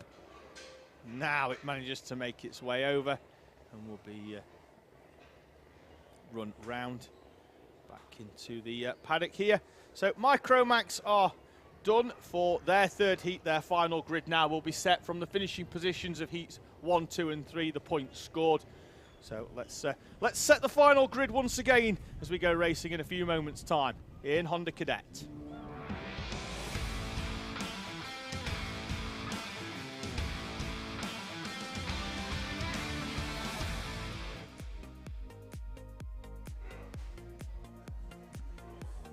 Double race winner Ryan White will start on pole position with Jensen Hookie alongside Max Taddy and Theo Bradshaw, Jensen White and Ralphie Branscombe on row number 3. Then it's Ed Spain and Sam Green Gomez, Fenton Stoneman and Ashley Harzay in front of Bella Fairclough and Alfie Forrester on row number 6. Row 7 sees Larry Price and Cameron Tipping, Archie Cannon and Kevin Ivanov, who looks like he's had a penalty after heat number 2, with Samuel Yeadon and Thomas Battershill in 18th place. Then it's Joshua Sullivan and William Howard, Lewis Gilbert and George Ralston, Charlie Stapleton and Ella Dixon on row number 12. Morgan Cooney and Ronnie Legg start on row 13. Otto Amy, Matthew Plant, Max Housego and Carter Chamberlain on row 15. Then it's Jacob Leathenby, Freddie Housego and Luke Jardine. We'll see whether Housego's back out. He was removed from the circuit previously with the in the ambulance at the end of the preceding heat in Honda Cadet. Just having a look at heat number 2, we've had a 5-second penalty applied. That's what dropped Kevin Ivanov down the order for causing a collision. He's going to start in 16th place in this one.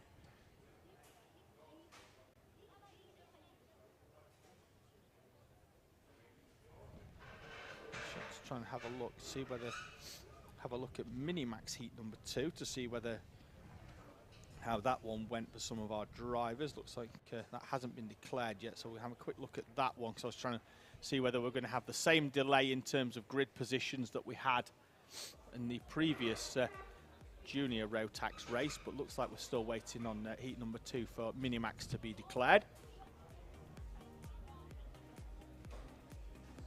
So Honda's still filtering in down there to the dummy grid, 1 or 2 just making their way in. So it looks like they were just having the same slight delay on grid positions as the previous race as well. So just seeing one of the drivers just running in after his kart down there. So we're going to have another 9 minutes plus 1 lap heat for Honda Cadet.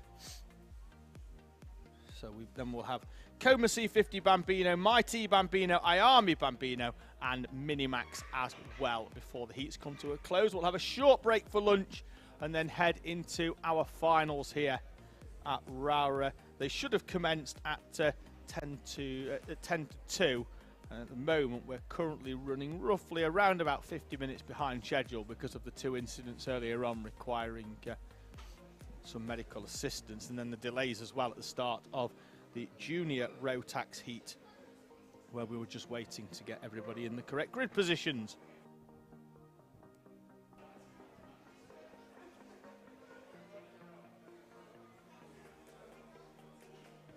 So Hondas look like we're about to go. The gate's been closed, so then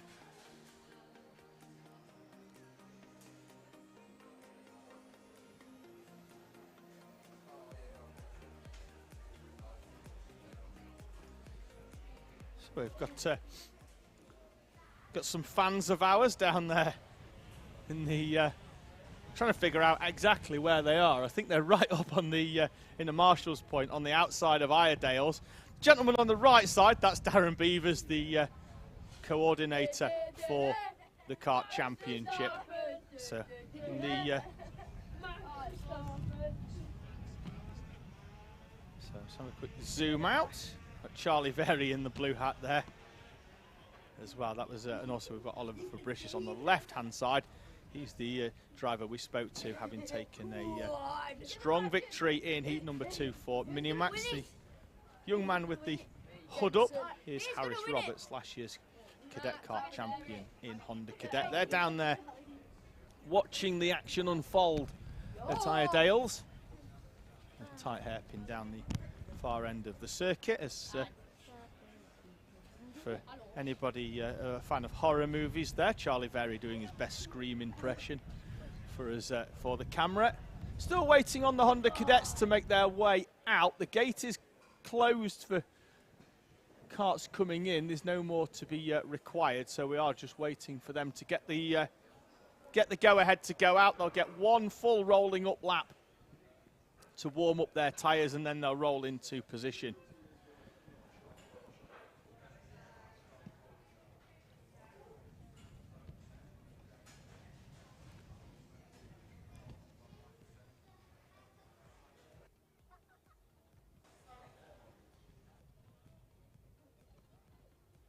I think they've just been given the 1 minute board down there, which is just a indication that they're allowed to start their engines in the holding area down at the far end of the circuit.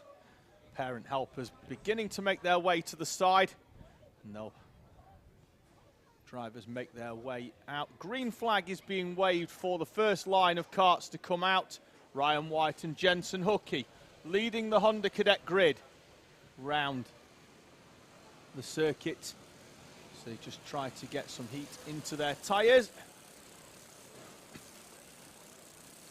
So Hondas will make their way round into position. Standing start, of course, for our Honda Cadet class. Looks like Ashley Haase was quite late out of the dummy grid in the 17. He's currently halfway down the field at the moment, outside the top 20 rolling round. So he's just going to try and now get back into his position so he can take his position on the grid. There should be enough space for him to roll down the middle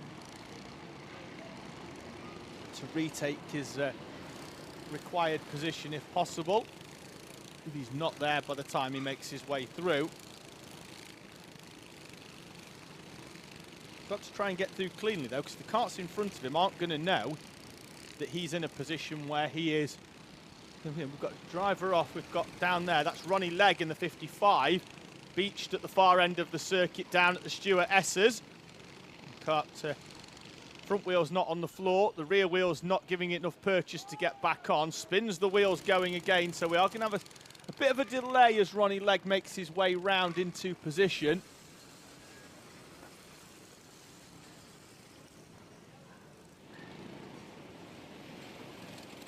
There's a gap on the field. I think we are waiting for Cameron Tipping to move himself into position, as is Kevin Ivanoff as well.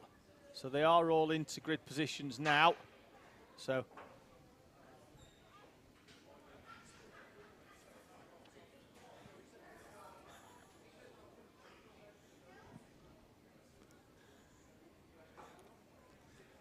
field being cleared then of parent helpers. Marshall making his way just down to the tail end of the field. We'll expect the green flag in a few moments' time to confirm that all is good. Then the drivers will get that 5-second board to tell them to raise the engine notes on these Honda Cadet engines. The RPM sealed 200 unit. We're just waiting for the final few helpers to make their way off. Looks like we're down to 8 minutes. Could be because of the delays, but we are away and racing. It's a good start from the pole man, Ryan White, as the field streams towards the first corner, and they're through side by side, making their way through. Looks like the whole field is through the chicanes, the long run then down towards that first corner. Ryan White still leading then from Jensen Hookie. That's your top two. Then we've got drivers round again in the middle of the pack down there. At the hairpin at McRae's, the one that we don't really have a lot of camera on. That's why you're only seeing a few karts come through. The whole gaggle of the field further down, they'll come through that round Iredale's then for the first time. Larry Price looks like he's down there as well, so he could have been involved in that first lap incident as well. The field then making their way down, and Max Taddy has found a way past Jensen Hookie up into second place. Hookie in third then with Theo Bradshaw. Ralphie Branscombe up into fifth place. Moved down the inside by Fenton Stoneman on Sam Green Gomez. Gomez though closing the door as they now make their way through. So Fenton's been shown in fourth place, but we know we've got Hookie not picking up. We know we've got at the front though, now we've got Max Taddy in front of Jensen Hookie. Ryan White down into third place, having been shuffled back. He's going to find Theo Bradshaw is right behind him in fourth place as well as they make the run then down. Ralphie Branscombe trying to keep on the background. There's a move back down the inside by Ryan White on Jensen Hookie. Door closed in the background. You can see, looks like Alfie Forrester trying to find a way past Cameron Tipping. Looks like got a driver off down there. Can't quite pick out who he is because there's a helpful barrier in the way. Helpful for the drivers in keeping them safe. It's not helpful for the commentator in figuring out who's there. George Ralston looking in the background is down the inside of Alfie Forrester into the right-hander at Paddock Bend. Good move by Ralston. Taddy now leading the way though with the fastest lap of the race from Ryan White. Jensen Hookie not picking up on timing, but he's going to hand over third place to Theo Bradshaw, who's down the inside. Ralphie Branscombe just behind as well. Then it looks like it could be Bella Fairclough, who also doesn't have a time being set. She's going to come into shot now in front of Fenton Stoneman. And then Fenton Stoneman is there in fifth place. It's then Fairclough and Spain, Jensen White, Ashley Haase, Cameron Tipping and Kevin Ivanoff in the 50. Keep an eye out for him coming through in a few moments' time. Two leaders look to have broken away ever so slightly, with Bradshaw and Jensen Hookie battling it out. Over the line they come though, still 5 minutes and 10 seconds remaining. So we're not even at half race distance yet, even though this race has been shortened slightly by 1 minute, down from 9 to 8 because of the constraints placed upon us by the previous incident. That's the field streaming up towards Iredale's. Here is Iredale's, a nice tight hairpin. This contact there looked like that because that Kevin Ivanoff. Not sure if it was, but we'll have a quick look. in the middle of this pack. I'm not sure it was, but that's Bella Fairclough down the inside of Fenton Stoneman, with Sam Green Gomez there in the background as well. Alfie Forrester's found a way back past Joshua Sullivan. You can see him there in the 79 kart. Sullivan was very tight on exit of the Iredale's hairpin, slowed him down. Max Taddy, though, will lead Ryan White over the line. We are roughly at the half race distance if we remove the one lap at the end of it. And White with the fastest lap, sub 55 seconds. Not as quick as they were yesterday afternoon, but the sun was baking down yesterday. The track a lot grippier than what it is now. And Ryan White and Max Taddy trying to break away from Theo Bradshaw, who in turn has managed to drop Jensen Hookie ever so slightly. And he's going to come under pressure from Ralphie Branscombe, another driver who's not setting a time. Train of karts making their way down. There's a late move down the inside by Ashley Haase on Ed Spain. Matthew Plant not at all happy there in the 42. He's got both hands off his steering wheel, remonstrating with whomever that was he feels it's forced him wide at Iredale's.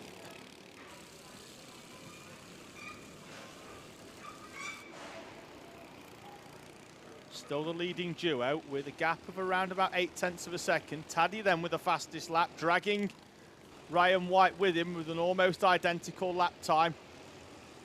0.2 quicker than Theo Bradshaw behind. Two karts working better than one as it stands at the moment.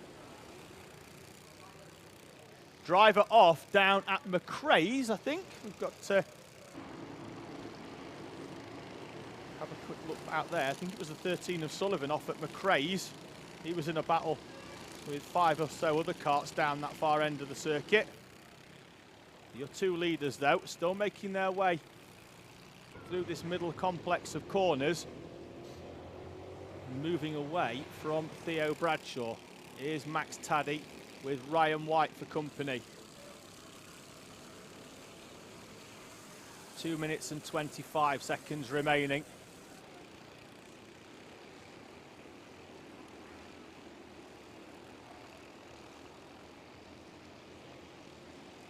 Jensen White onto the back of Ed Spain.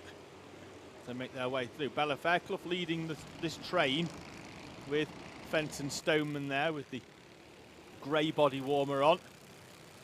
So White on the back of Ed Spain. They've got a gap in front of them to Sam Green Gomez in the 48 kart. Another driver not picking up on timing. And so in the 76 kart there, who takes a wide line, not picking up on timing. In the background you saw Larry Price trying to get alongside. Trying to figure out who that kart is just in front of Larry Price. We'll have a quick look out the window in a few moments' time. It's the 99 of George Ralston. It wasn't Larry Price, in fact. I think it was Alfie Forrester who was there. Price showing in 16th place at the moment, with a number of drivers not picking up in terms of time. And we know Branscombe's in there as well. He's not showing.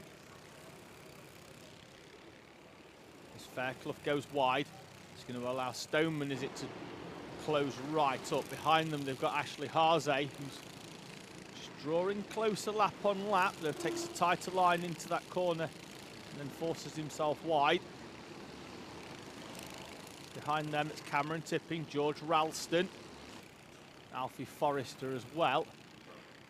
I'm trying to figure out who that is in the middle of that pack. I think that's Kevin Ivanoff. Not sure where he's been for most of this race, but he's starting to make his way through. So I don't know if he's had an off at some point.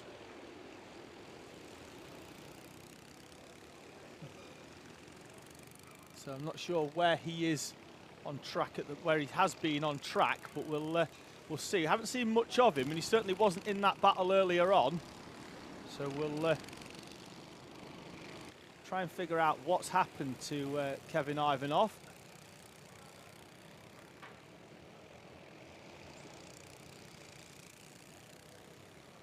See the rest of the field coming through then. Orange helmet is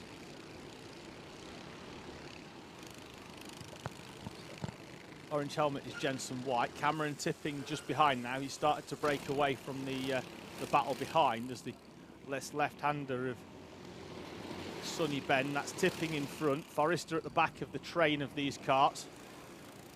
Ivanov and Ralston, the sandwich in the middle.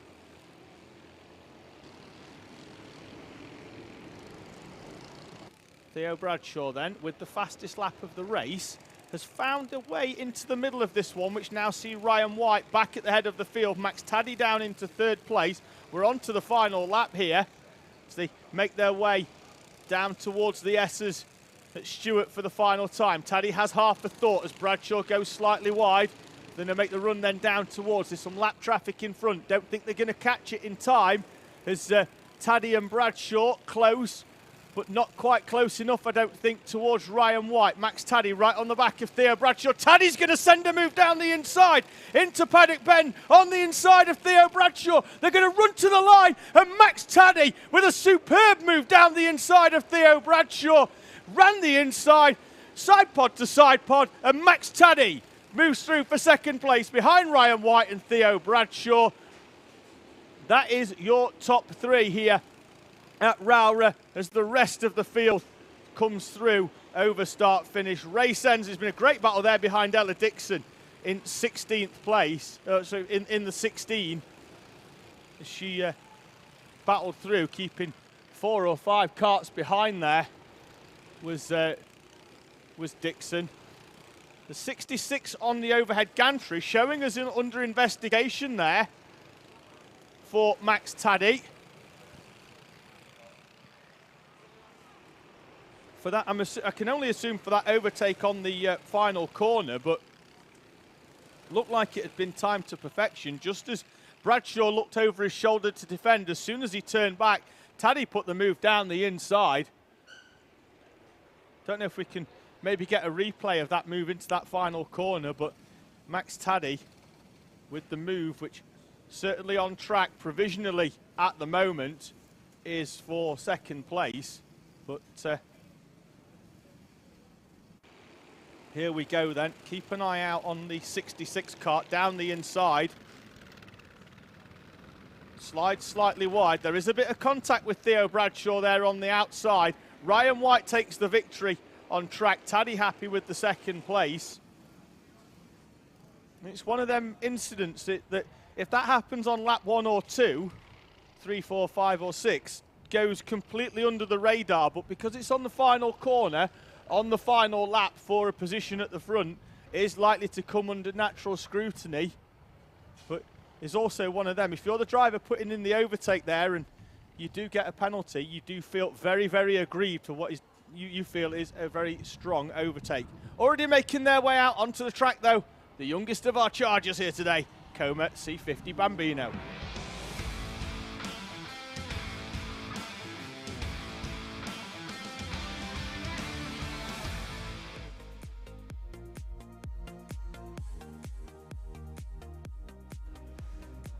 Rex Pooley and Henry Algar are on the front row, with Ronnie Kempson and Harry Chapman on row 2. Toby Biggs and Freddie Blackshaw row 3. Then it's Joshua Bailey and Manuel Gomez on row number 4. Sebastian McCarthy starts 9th with Riley Aston Wilkins sharing row number 5. Mason Hibbert and Noah Wicklow are on row number 6. Jack Daniels and Eli Scher in front of Logan Hodgetts and Henry Hales, with Brady Atkin and Jamie Walsh on row 9. Ethan Pearson and Oliver Daniels, Travis Giddings and Darcy Durnford. Wolf Riley completes your grid in Comet C50 Bambino.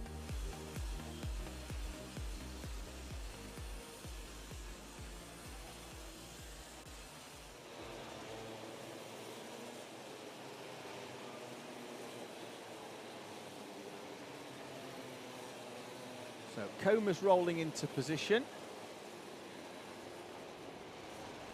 A few drivers missing in shown as P10 and 12, but it's actually 8 and 10 because P1 and 2 aren't being used. You can see the grid positions there at the front of your screen, not in use. Final few Comet C50 Bambinos. Darcy Durnford rolls the 27 kart into position, as does the 88 of Will Riley as well.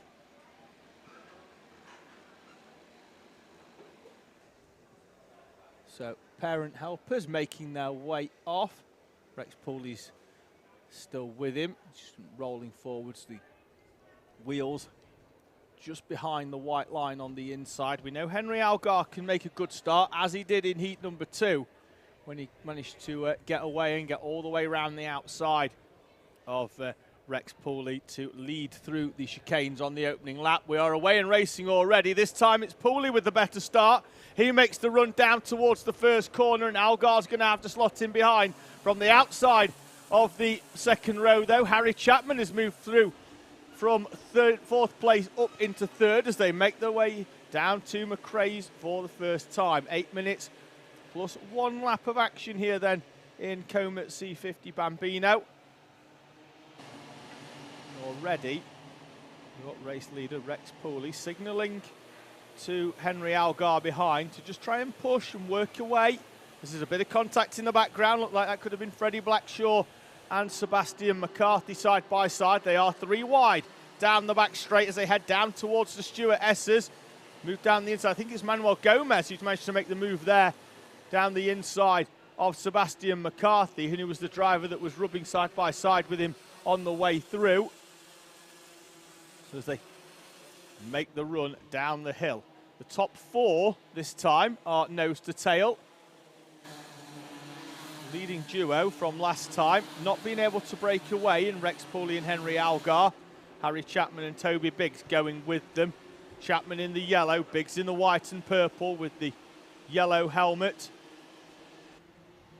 Behind them, they've got Ronnie Kempson and Mason Hibbert. Kempson, who flew under the radar in the early phase of heat number 2 before then becoming around about a second quicker than everybody else. Down the inside goes Toby Biggs as they make the run up towards Iredale's. Biggs is through down the inside. Can Chapman get the cut back to the inside? Looks like he could well do that there. And Algar as well is alongside, and he's already through, in fact, by the time they get there, on Rex Pooley. Henry Algar leads then with Toby Biggs up into 3rd place. Harry Chapman down into 4th. They run back down the hill, nose to tail, and literally nose to tail, nothing between the 2 leaders in Algar and Rex Pooley down the hill. Pooley once again, you can see the rear bumper out of the commentary box window moving up and down as Rex Pooley just makes contact. There's nothing malicious in it, they're just trying to work together. 3 karts through the air will always go quicker than 2 or 1 on its own. You're only punching 1 hole in the air to make them go through, even at these slower speeds. So if they can work together and try and break away, at the moment they're doing so in a train of 4. Behind them, Kempson and Hibbert unable to stay with them. Miguel Gonzalez, though, behind in 7th place with Noah Wicklow, Freddie Blackshaw, Jack Daniels, but we know that Sebastian McCarthy's got a timing issue, so he's unable to be shown on timing. He's in that battle there somewhere. We'll keep an eye out. I'll try and have a look at the commentary box window when he comes through. There he is in the 56 machine, just in front of Freddie Blackshaw, who's shown in 9th place. So that'll at least put McCarthy up into 9th. Blackshaw then down into 10th. So make the run down the hill. The top 4 still as you were. Algar, Pooley, Biggs and Chapman. All to the inside, so that nobody can try and make a move down the inside into that first corner. Harry Chapman in 4th place, taking advantage of that tow with the slipstream we spoke about earlier on to set the fastest lap of the race, some 0.2 quicker than his 3 rivals just in front of him.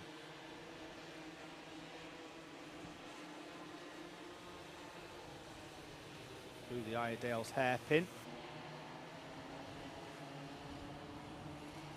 Rest of the field there, as that's Joshua Bailey in the 81. Just trying to get a little bit more out of his kart. The leader's already up at the Stuart S's, making their way through. Half race distance, 4 minutes plus 1 lap. So by the time they've made their way down the hill, it will be pretty much bang on the half race distance for our Coma C50 Bambinos. Chapman, despite having set the fastest lap on the previous race, is falling back from the leading trio, and there's a bit of a gap back as well to Biggs. He's lost a few kart lengths to Algar and Pooley. We've got drivers off at the at Sunny, the 57 and the 99 facing the wrong way. Harry Hales and Riley Aston Wilkins. And now they're in a drag race with each other as to who makes it round Paddock Bend the first time. It's the 57 of Henry Hales. But they were off on the outside of Sunny, facing the wrong way. Karts split either side of them.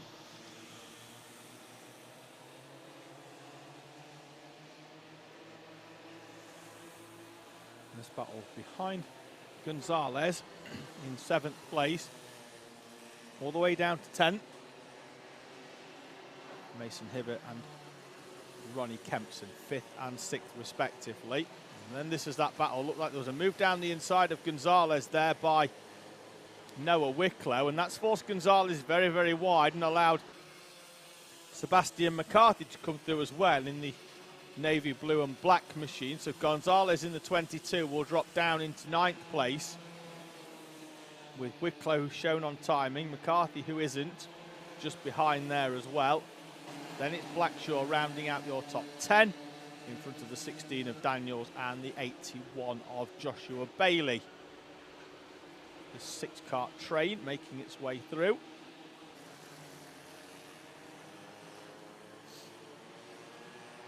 Long run down before the drivers disappear out of sight briefly behind the barrier, unless we cut to this camera, which we have done.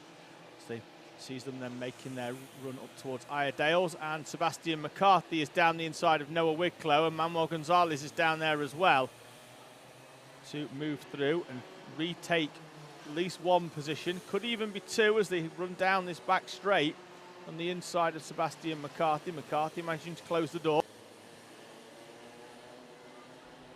and has had a look over his shoulder. Gonzalez is going to try and pull out and go round the outside and then cut to the inside for the right-hander through St. John's. Has the door closed and they're back into a straight line all the way through. Joshua Bailey enjoying the view of all these karts battling him in front, but needs to start making his way through if he wants aspirations of getting himself inside that top 10.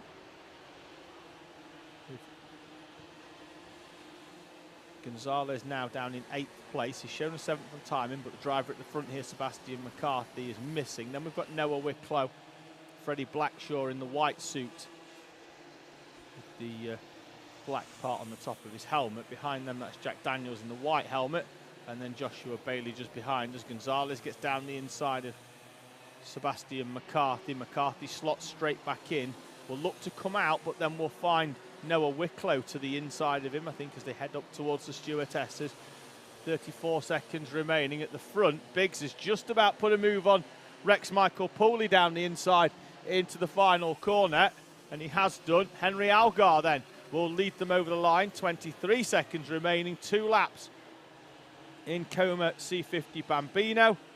And now it's Rex Pooley down into 3rd place. Harry Chapman's been dropped by the leading trio. Pooley's back down the inside there with Biggs as Biggs leaves the door open, trying to get a better run on exit down the inside of Henry Algar. Left the door open for overtake though on the 30 by the 31 of Rex Pooley, and Pooley comes through down the inside. Pooley now lap traffic in front as Henry Algar defends to the inside. We know Pooley left it until late on the final lap in heat number 2. Will he do the same in heat number 3 as they make the run down the hill? Lap traffic they're going to meet in the middle of the complex here, and they're going to have to sweep round the outside. They do. Almost forces Biggs into a half spin.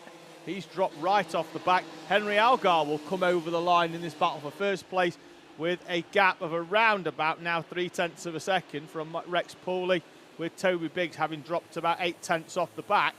So we are down to a 2-kart battle. There's Biggs in the background ready to pick up the pieces, with Algar now going defensive on Biggs as they go round the first complex of corner and we've got a driver facing the wrong way. I think that was the lap traffic they were coming up to. Could have been Wolf Riley. We'll confirm in a few moments' time. But now Rex Pooley and Henry Algar side by side, and Pooley just waiting until he was through before closing the door. Henry Algar with a late dive to the inside. Rex Pooley once again has left it until the final lap to make a move on Henry Algar to come through more lap traffic in front as they split either side, I think. And Pooley now will try and have to defend into this final complex of corners. Algar is alongside, on the outside.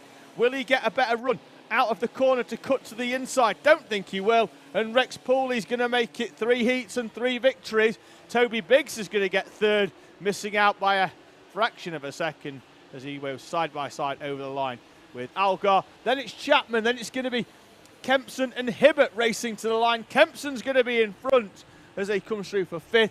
Blackshaw's going to come through for 7th in front of McCarthy, then Wicklow. Then it's going to be the 16 of Daniels in front of Joshua Bailey in 11th place.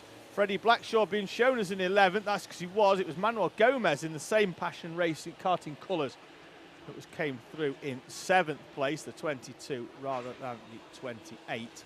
And in front of another Passion driver in Brady Atkins. Still got a great battle going on further down the field. Just having a quick look through as they come through over the start finish. The 24 managing to hold off the 57 of Henry Hale. So Oliver Daniels just in front as they came through, as the rest of the Coma C50 Bambinos make their way up and over the start line.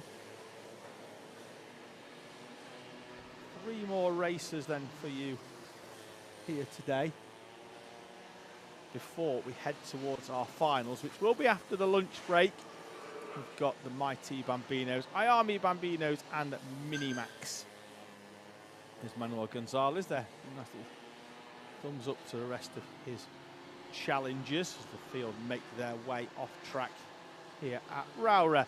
Next up then, as the field is cleared from the circuit, it's Mighty Bambino.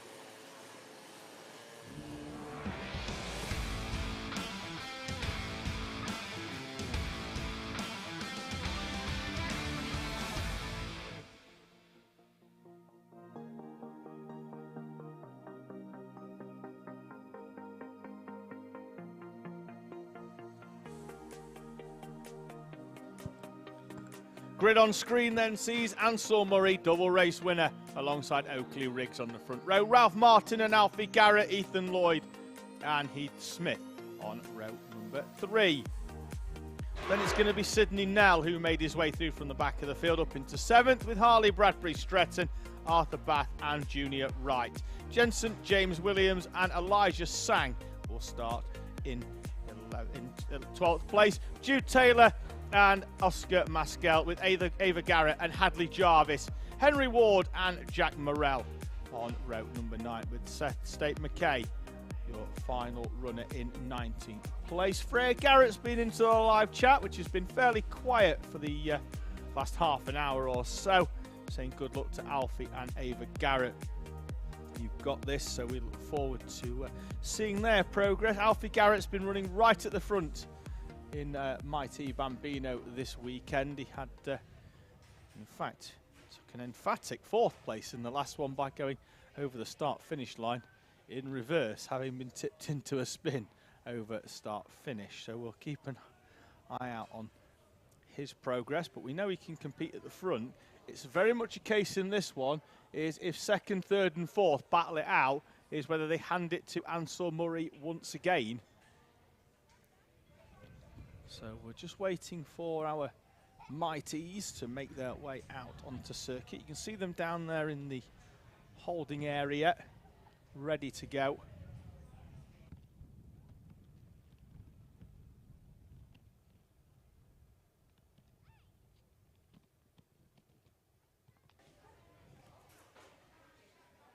So it's going to be another 8 minutes, as like I say, we are down from 9 minutes to 8 minutes on the clock for our racers, and then we're going to head towards our finals, which are likely to be increased in length back up to their original times. So we'll wait for confirmation on that as well, just with everything, the delays we've had in terms of making the timings. Number of drivers, like I say, not picking up, but then having to be slotted back in, and then just having to make sure they're in the right positions then when it comes to the grid down there. So 3 more heats, then we'll have a lunch break, which should give us enough time to make sure we've got all of our grids for our finals in the correct order.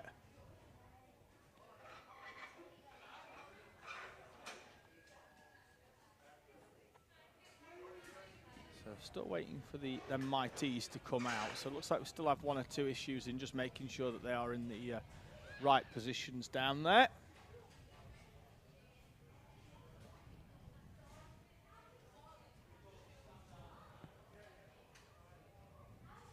So green flags all round the circuit. We're just waiting on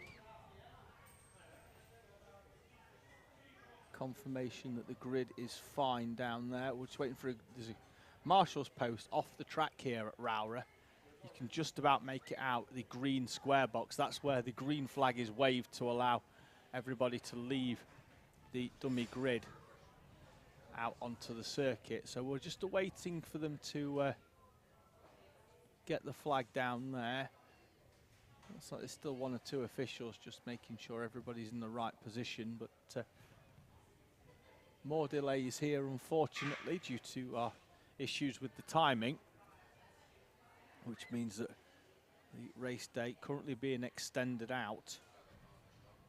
Lunch break should have been around about 1:15. We've still got 3 more heats, so we've got at least another half an hour's worth of action for you here before we break for lunch. So we've got roughly around about half an hour, 35 minutes before we head to the lunch break. Don't go too far though during that lunch break, because we've got the paddock walk that we carried out in the sunshine yesterday, where we made our way around the paddock, spoke to a number of drivers out there and a few team members as well. Made our way out of the cafe where we started our chat with James Waring, sorry, and then we made our way off down the paddock, popped in at Kart, then we moved over to Mark Bain's Motorsport, then we went into the deep depths of the paddock here at Rowrah, right the way down the far end. You can see from this picture in the depths of the quarry in that far corner. We had a nice chat with everybody around the far end of the circuit, and then looped back round and popped into Ambition Motorsport at the end to bring our paddock walk to a close. So Serena Murray saying go Ansel, good luck from his mum and sisters cheering at home, and good luck as well to Ralph, Sid and Elijah. So a number of drivers in this class, part of our Driven Dreams Series 2 driver class. So we'll be introducing them fully on the social media platforms at the Kart Championship, BKC, CKC and JKC out on Facebook, and at the BKC and at Cadet Kart Championship on Instagram as well. So give them a like and a follow.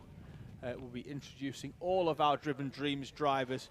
3 of them in this race. We've got Ralph Martin in the 32, the 45 of Jensen Williams, and the 88 of Elijah Sang, who joins us all the way from Bournemouth in Dorset. So he will very much be looking forward to Clay Pigeon, which will only be around about an hour from where he lives. It'll feel like it's just round the corner compared to the first 2 rounds of this championship, where we've been up to Warden Law and then all the way up as well to Rowrah in Cumbria for this round number 2 of the Cadet Kart Championship, Junior Kart Championship and Bambino Kart Championship as well.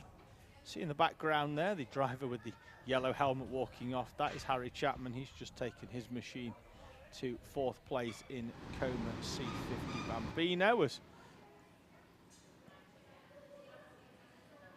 we see the Spaniels getting much love once again down there.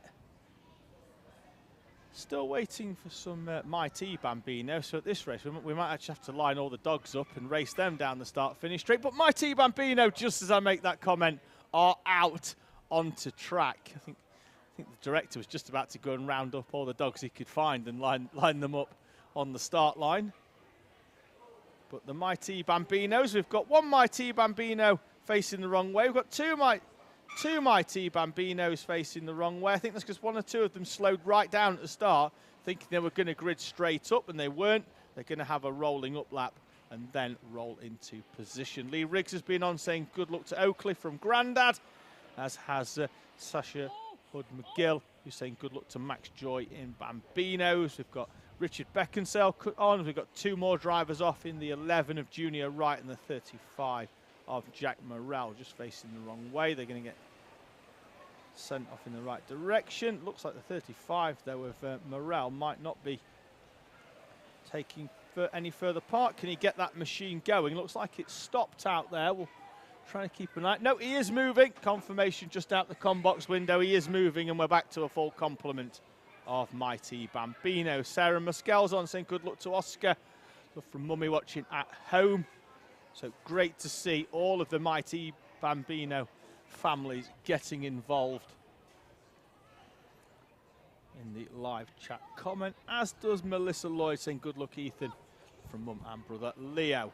So Mighty Bambinos making their way round here at Rowrah, round number 2 of the Kart Championship. We head to South Wales for Landau for round number 3 in a month's time, March 13th and 14th.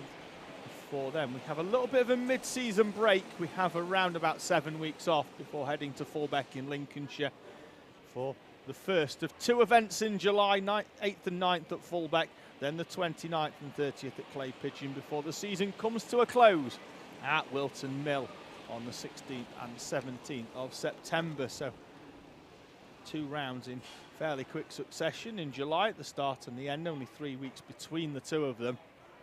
And then a 6-week break before Wilton Mill at the end of the season. So just waiting for the final few runners to get into position. They are in as they go. Ansel Murray on pole position with Oakley Riggs alongside Ralph Martin and the 42 of Alfie Garrett on row number 2. Final 3 drivers mentioned there had a great battle last time out in heat number 2.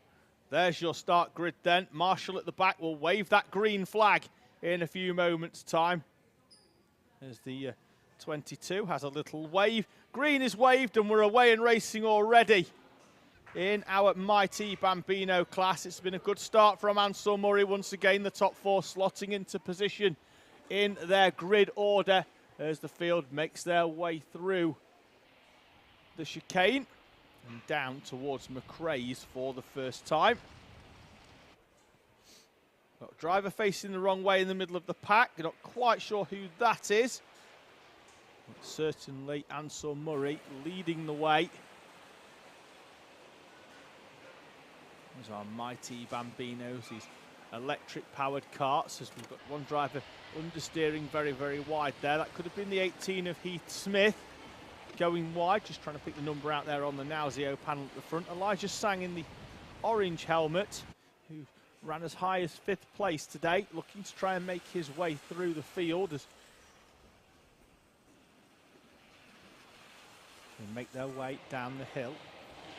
Ansel Murray, though, already starting to break away. Over the line they come then for the first time. Murray leading then from Oakley Riggs.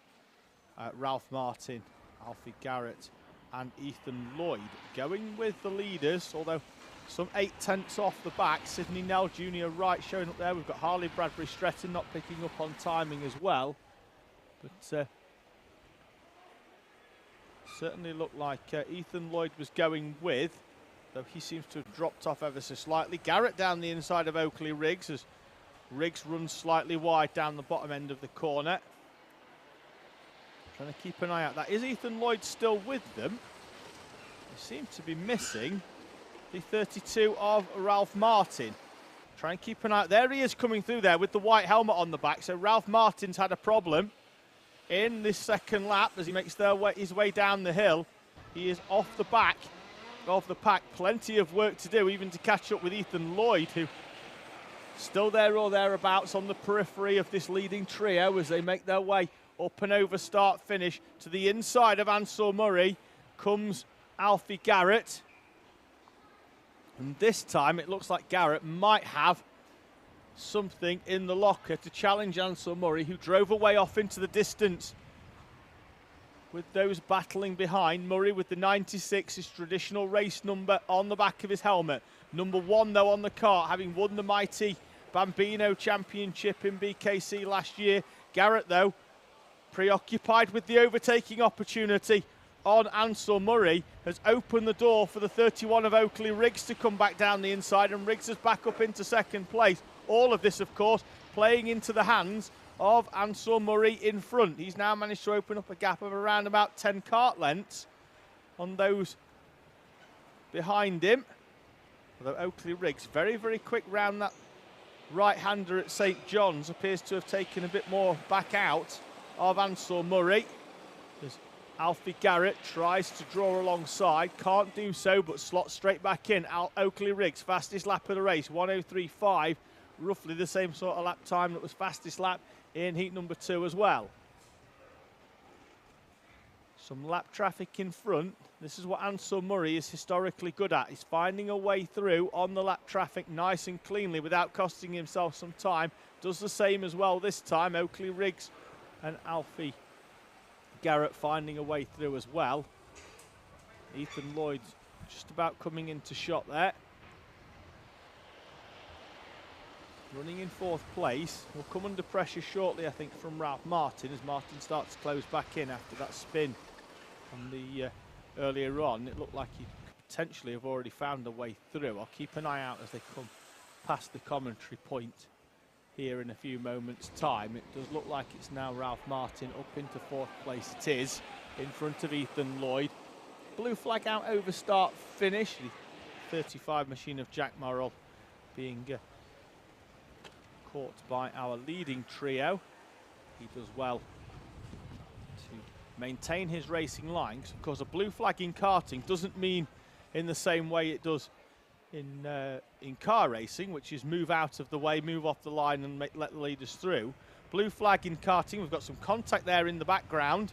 The blue flag in karting is just there as a advisory. The driver is to maintain their normal racing line, and the faster drivers are to make their way through, because the difference between cars and karts is that karts are able to deviate. There's a driver off on the outside, and Marshall working hard to get them going again. I think that could be the 15 of Oscar Masquel, but we'll confirm it in a few moments' time. I saw a purple helmet, and I'm sure that that's what he runs. We had him off on the opening lap, his first season in Bambino.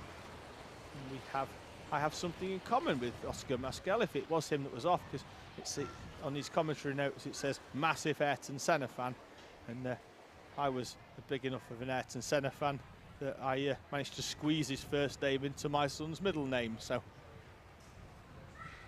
we have very much something in common as the fields start to make their way through. Once again on the lap traffic, we see the 24 of Arthur Bath. He's the 44 of Ava Garrett, comes through as well. The pink machine up towards the Stuart Essers. There's the driver that was off on the outside, which I think was Jack Morrell, because on timing he's showing his own having only completed 3 laps, so the marshal just giving him a few consolatory words down there. At the front though, we'll keep an eye out because it's still Ansel Murray.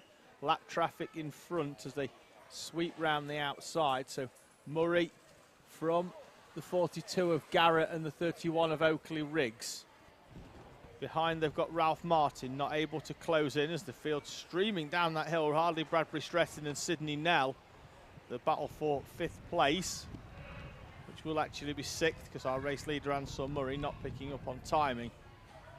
But Bradbury Stretton in the white suit with the orange helmet.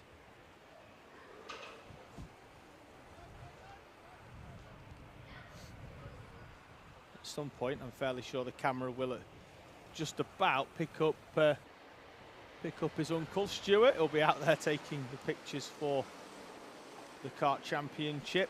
You have to find all the pictures that Stu Stretton on his website as Harley comes under pressure then from Sidney Nell down that back straight. They're not taking pictures, that family. They're racing cars as well. His dad races super stocks on the ovals. Grandfather was, so his godfather as well, British touring car champion Tom Ingram. And there is Uncle Stu with his big camouflage camera taking all the pictures of the Kart Championship. We are back to Harley Bradbury Stretton and Sydney Nell as they make their way down the hill around Sunny Bend. Stretton seems to have opened up a bit of a gap to Nell on this lap. I'll cross the line in what will be 6th and 7th place respectively.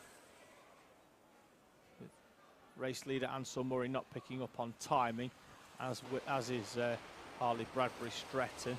Just waiting for our leaders to come down the hill in a few moments' time. Just to confirm that Ansel Murray is still leading the way. I don't think he is, because now we've got the 42 of Garrett in front, and the gap that Alfie Garrett has pulled out is massive. Fastest lap on the previous with a 1:03.3. Starts the final lap with a gap of around about 2 seconds back to Ansel Murray in 2nd place, and then Oakley Riggs in 3rd place. And the gap from the leader back to 3rd is 4.7 seconds. There is a kart in between them, which is now Alfie Garrett. But since he's managed to find a way through on Ansel Murray in the 2nd phase of this race, he's managed to pull away. That's Ralph Martin in 4th place, coming up to some lap traffic in front of him.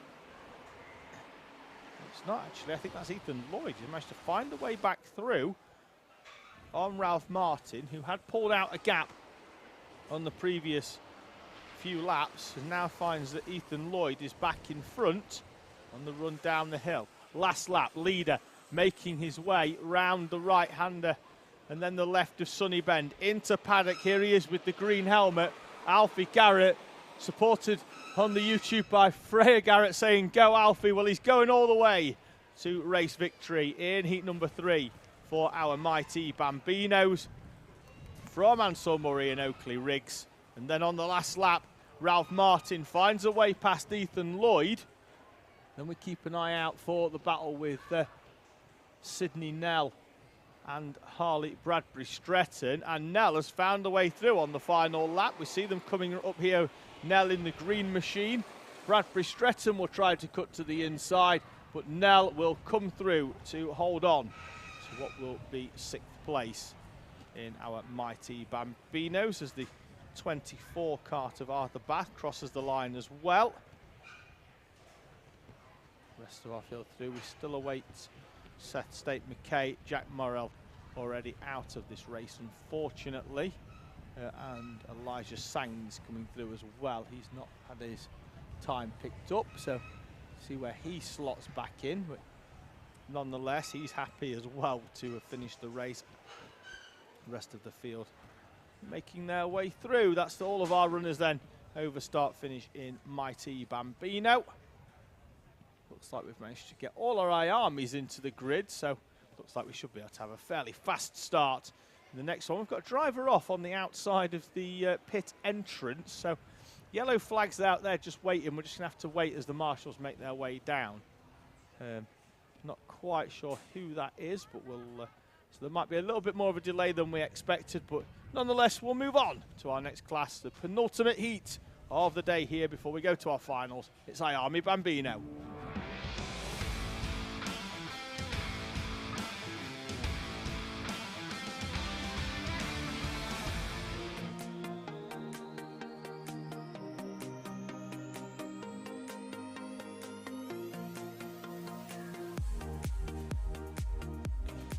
Chester Fawkes and Charlie Page on the front row, with William Crombie and James Roots behind. Darren Dimitrov, who charged through the field in Heat 2, will start in 5th place with Freddie Baker alongside on row 3. Then it's Ollie Little and Chloe McGill, with Jack Harney and Theo Poyser, Leo Harang and Albert Farrer on row number 6.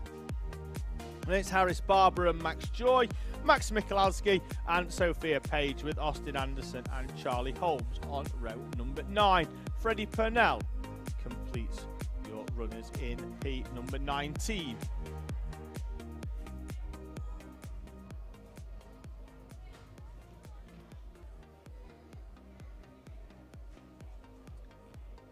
Looks like we've got a bit going on down there. We've got a dog taking a child for a walk by the look of it. Down there on the outside of the start straight. It looked like the dog lead was stuck in the hair then. And what you didn't want then was for the dog to see a cat and make a bolt for it, because then we'd have had all sorts going on. So, track is clear, I believe, of comas. Let's keep an eye out. I think we've got obviously Jack Morell's cart up there, which has been removed. As we await our I-AMEs. They've received the green flag to roll round onto the track. I'm going to make their way round. Standing start for our I-AME Bambinos here at Rowrah. Parent helpers already making their way down. They'll stand side by side on the either side of the track, just waiting for them to pop back in. And the drivers will be stopped on either side of the track, and we'll see who gets the good start this time out. Chester Forks, the one to look at.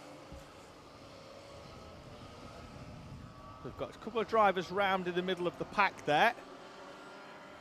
And this I-AME Bambino warming up lap. 8 minutes plus 1 lap before we then head into our final heat, which will be Minimax.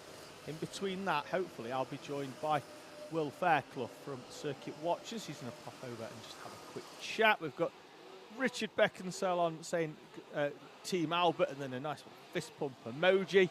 And Sarah Maskell saying, very proud mum, well done, Oscar.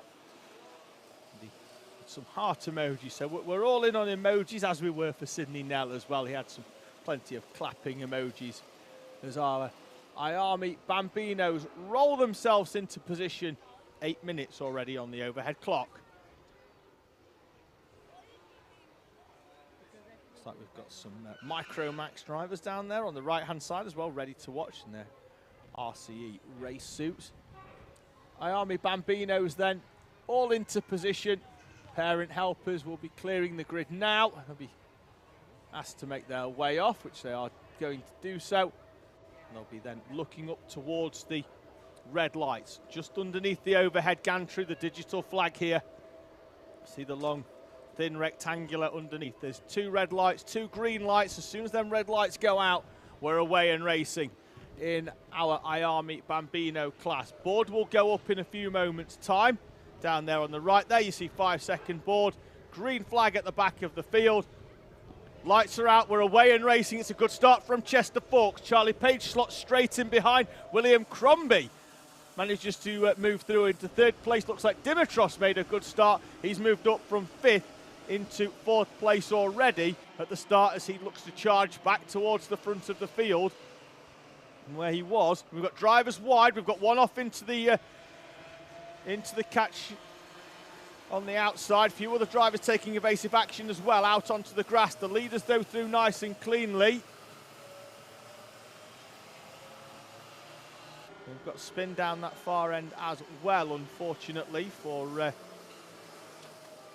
one of our runners. We'll pick them up in a few moments when we confirm when they all come through on timing. That is assuming that their transponder is working. At the front though, the leading duo already breaking away, as has been the case for most of this race weekend. Chester Forks and Charlie Page making a break for it. Chester Forks clear by almost a second from Charlie Page as they come over the start line. 6/10 back to William Crombie, Darren Dimitrov and James Roots, your top 5.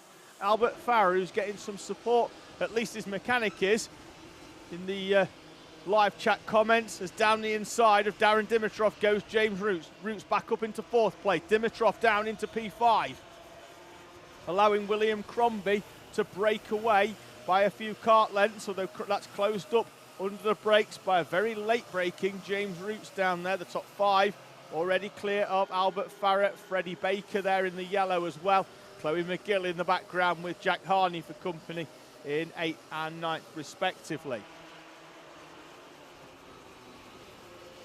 Hard on the brakes for the 63 of Charlie Holmes, and gets his head down behind the steering wheel. Max Miklansky on the outside as well in the 93, gets a good run using all of the circuit. And Sophia Page just behind, seeing how it's done, the youngster from Barnes in London. Reliably informed as well that she likes racing, but will only do it if she's got her pink unicorn stickers and pink helmet on, which I completely agree with. Battle for third now sees James Roots in front of William Crombie. Crombie coming under pressure as well from Darren Dimitrov. Dimitrov is through down at Iredale's. Will Crombie manage to get the cutback? He can't. Slots back in and will now try to push on. Dimitrov, though, to the inside, still defending all the way up towards where the track then cuts in. Darren Dimitrov in the 65. Another driver from London in his second year of I-AME, Bambino.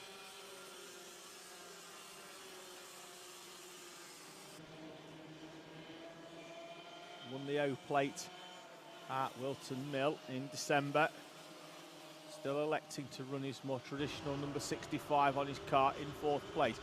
At the front, though, Chester Fawkes takes half a second out of... So Charlie Page takes half a second out of Chester Fawkes. In turn, fractionally quicker was James Roots, who sets the fastest lap with a 59.2. There's the gap for the lead now. You saw earlier on how much that had opened up. Now Charlie Page closing back in on Chester Fawkes. We've seen this in all the races so far, really. Fawkes opens up the gap in the first few laps. Then once the tyres come up to pressure, Charlie Page starts to close back in. James Roots in third place, breaking away from Darren Dimitrov, who goes wide at the top complex of corners. There's now Harris Barber, who we spoke to earlier, on the back of Chloe McGill. He's another driver not picking up on timing.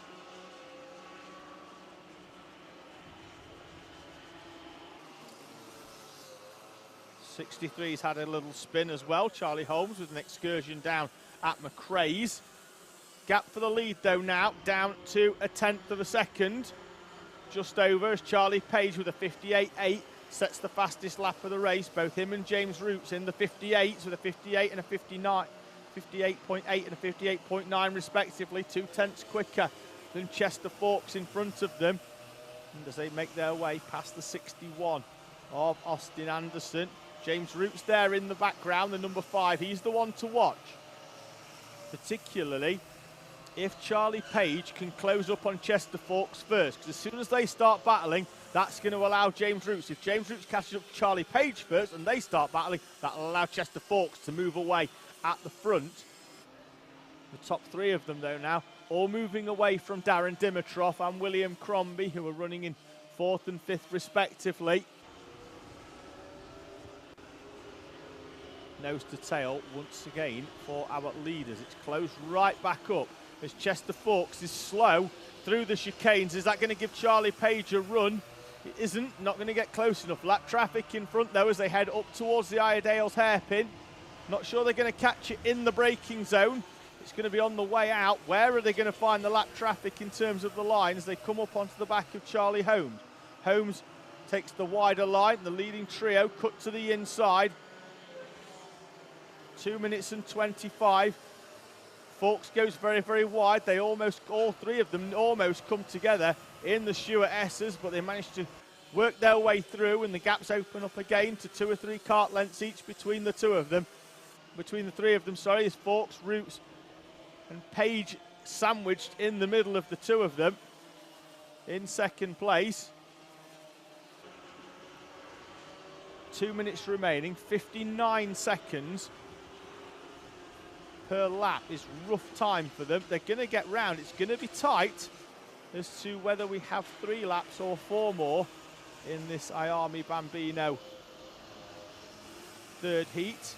Behind there's a battle going on for around about 8th place with Jack Harney and Chloe McGill running quite closely together. We'll pick them up in a few moments' time when we see McGill's pink kart come through. They'll be the next ones to come up to Iredale's. That's the 92 of Freddie Baker. So there's the battle going on behind. They're around about 4 or 5 seconds, just about picked up there. Harris Barber's not being picked up on timing. He's come through. This is Chloe McGill on the back of Jack Harney by the look of it. Harney's found a little bit to try and open up the gap from Chloe McGill as McGill bounces over the curve. So we have got Harris Barber at least in between them as well. Charlie Page now leading from Chester Fawkes over start finish. They came over with 56 seconds remaining. So because they were a little bit slower on that last lap because of the overtakes, and now down the inside goes Fawkes again. James Roots behind, 3 vehicles in front of them. A lot of lap traffic as the I-AME Bambinos make their way down into Iredale's for the penultimate time. It's going to be their side by side. James Roots is going to push Charlie Page through here down the inside. Chester Fawkes with some lap traffic on the outside is going to get hung out to dry on the outside, and Chester Fawkes, who led round the previous corner, will come through in third place. Down the hill they come, more lap traffic for them to navigate, sweeping through, right through the middle of the lap traffic, round the right-hander of St John's. The last lap board will await our I-AME Bambinos as they make their way up towards Paddock Bend for the final time. Fawkes down the inside of James Roots, back up into second place. Now they're going to have to work together to push onto the back of Charlie Page, unless they want to battle it out for second, allow Page to take the victory and just sort this one out between the two of them for second place. Fawkes defends to the inside of James Roots. Looks like Charlie Page might have this one comfortable on this final lap, with the battle going on behind for second place between Fawkes and Roots. Fawkes defensive to the inside, once again manages to move back out to maximise his exit speed, which in turn turns out was actually a little bit better than Charlie Page. Page slow out of the Iredale's hairpin, and Chester Fawkes from a mile back sends the move down the inside on Charlie Page. Charlie Page didn't see it coming. He's going to have to battle now just to hold on to second place. James Roots is on the inside. Hard as they go through the corner. Roots is going to try and close the door, and Roots is through, and Chester Fawkes is slow, and James Roots is going to come out of nowhere to take the victory in heat number 3 for I-AME Bambino. James Roots from third place going into the penultimate corner will take victory in heat number 3 from Chester Fawkes and Charlie Page as the rest of the field make their way over the finish line to take the checkered flag. I'm going to stop talking now and invite the gentleman that's joined me next to me to contribute, because I need to catch my breath after that I-AME Bambino heat number 3. That was some finish. It was great, wasn't it? Joined in the commentary box by Will Fairclough, the brainchild behind Circuit Watchers, but not the only person, of course. You've got your daughters involved as well. Yes, that's right. Thanks for inviting me on. I'm sorry, I've just got I can't believe that finish. Superb, wasn't it? Roots just gets it on the line there, and that's what it's all about. This, grassroots racing, watching races like that. These kids are knee high to a grasshopper, and to see them that confident in a machine, that's just that was breathtaking, fantastic, and that's where the circuit is born from. And that's what we like to see, and that's what we want to support, and that's why we're here. So tell us a little bit about it. Obviously, we know it's a watch brand. We spoke about it a little bit earlier on when I ran through it, but there's no way I can do it as much justice as you can. So tell us a little bit about where it's come from and where you see it going.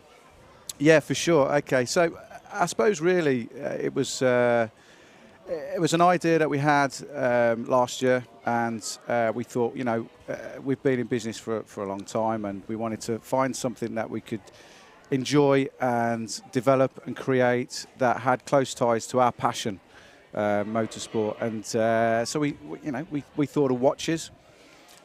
Watches have got a long history with motorsport. They're synonymous with racing. So we thought, yeah, let's do that. So we've spent the last 12 months researching and designing and getting our suppliers all in order, and we're launching. So that's it in a nutshell.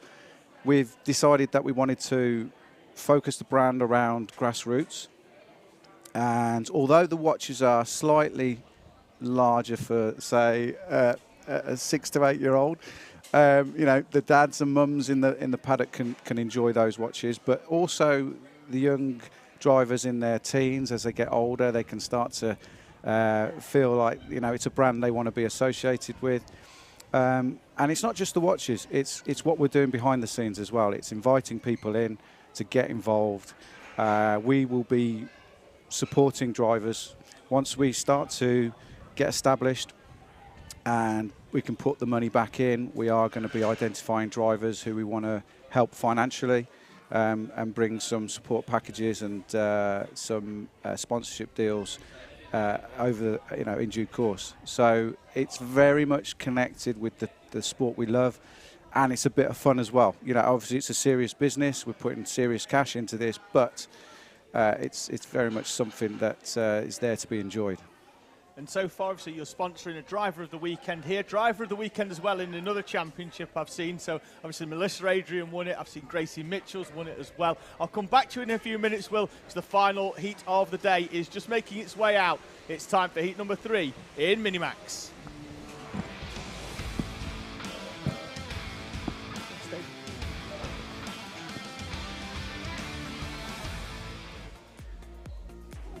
I'll go through the grid as quickly as possible so we can get back to Will. We've got Oliver Fabricius and Harris Roberts on the front row, Andrew Dixon and Charlie Vary alongside on row number 2, with Murdoch and Adrian on row 3. Then it's Tate and Hartley, Brown and Brown, with Peacock and Tom Drake on row number 6. Then it's Alex Lynn and Ewan House, Harry Warby and Harry Friel, with Ellis Dealey and James Winstanley in 18th. Zach Kane, Charlie Lomas, Leighton Kelly, Maya Simpson and Tyler Dixon, your 23 runners. Driver of the weekend then so far, Will. Obviously, I've been looking out the window. You know, what is it that, you know, I know that you've gave me a few things that you like to look for, but what is it that you're looking for when it comes to a driver of the weekend?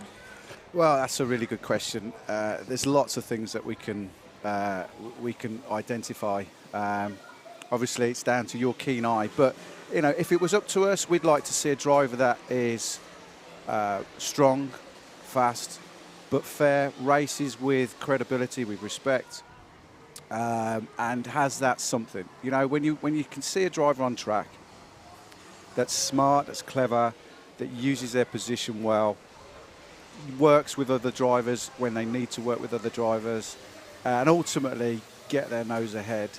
That's what we like to see. You know, overtakes are fantastic, aren't they? If we can get some overtakes going, up the inside, round the outside, all those wonderful things. Yeah, that's what we like to see. So, but of course, it is down to you. It is. We are completely impartial. It's a pressure situation for me because no matter who I pick, there'll always be somebody else that thinks it should have been them or they've watched somebody else. But naturally, for me, I'm just looking for a driver that stands out throughout the weekend. Sometimes it can just be one performance. It really was for Melissa Adrian in Junior Rotax last time. What a performance that was. She had a really difficult weekend, but showed a real strong mental fortitude to not let it get her down, come back in Junior Rotax, set fastest lap after fastest lap and carve through the field to get herself up into the top 10. Will stay with us. Minimax is into the tram line. We're away and racing here in Minimax at the second time of asking. Ben Adrian forced onto the grass on the inside. He's going to have to try and take evasive action. He's dropped all the way down to the tail end of the field. Had a terrible heat 1 yesterday afternoon, and looks like heat 3 is going the same way as well. Keep an eye out for him trying to get through the field. There he is coming through at the back as the rest of the field. We've got James Tate on the grass as well, trimming the daisies and the dandelions down there. Green flag is still out though, so we are still racing nice and cleanly at the front with Fabricius leading the way from Andrew Dixon. Looks like we've got Braith Murdoch then up into 3rd place with Harris Roberts and Charlie Vary, the top 5. Difficult opening lap for some drivers. The drivers at the front, though, opening up the gap from the rest of the field. And now, well, this is what we'll look to see like. Charlie Vary, quite possibly one of the fastest drivers on the track, but squeezed out on the opening lap. Now he's got to sort of get himself nice and calm for the next couple of laps and then start building his way back up, and as the others start to battle in front to try and take advantage. Yeah, what a fantastic start that was. Although, who was it that went off? Ben Adrian was off onto the grass, wasn't it? It was difficult for him. We hate it when we see that, but he's got to dust himself down and get back on it.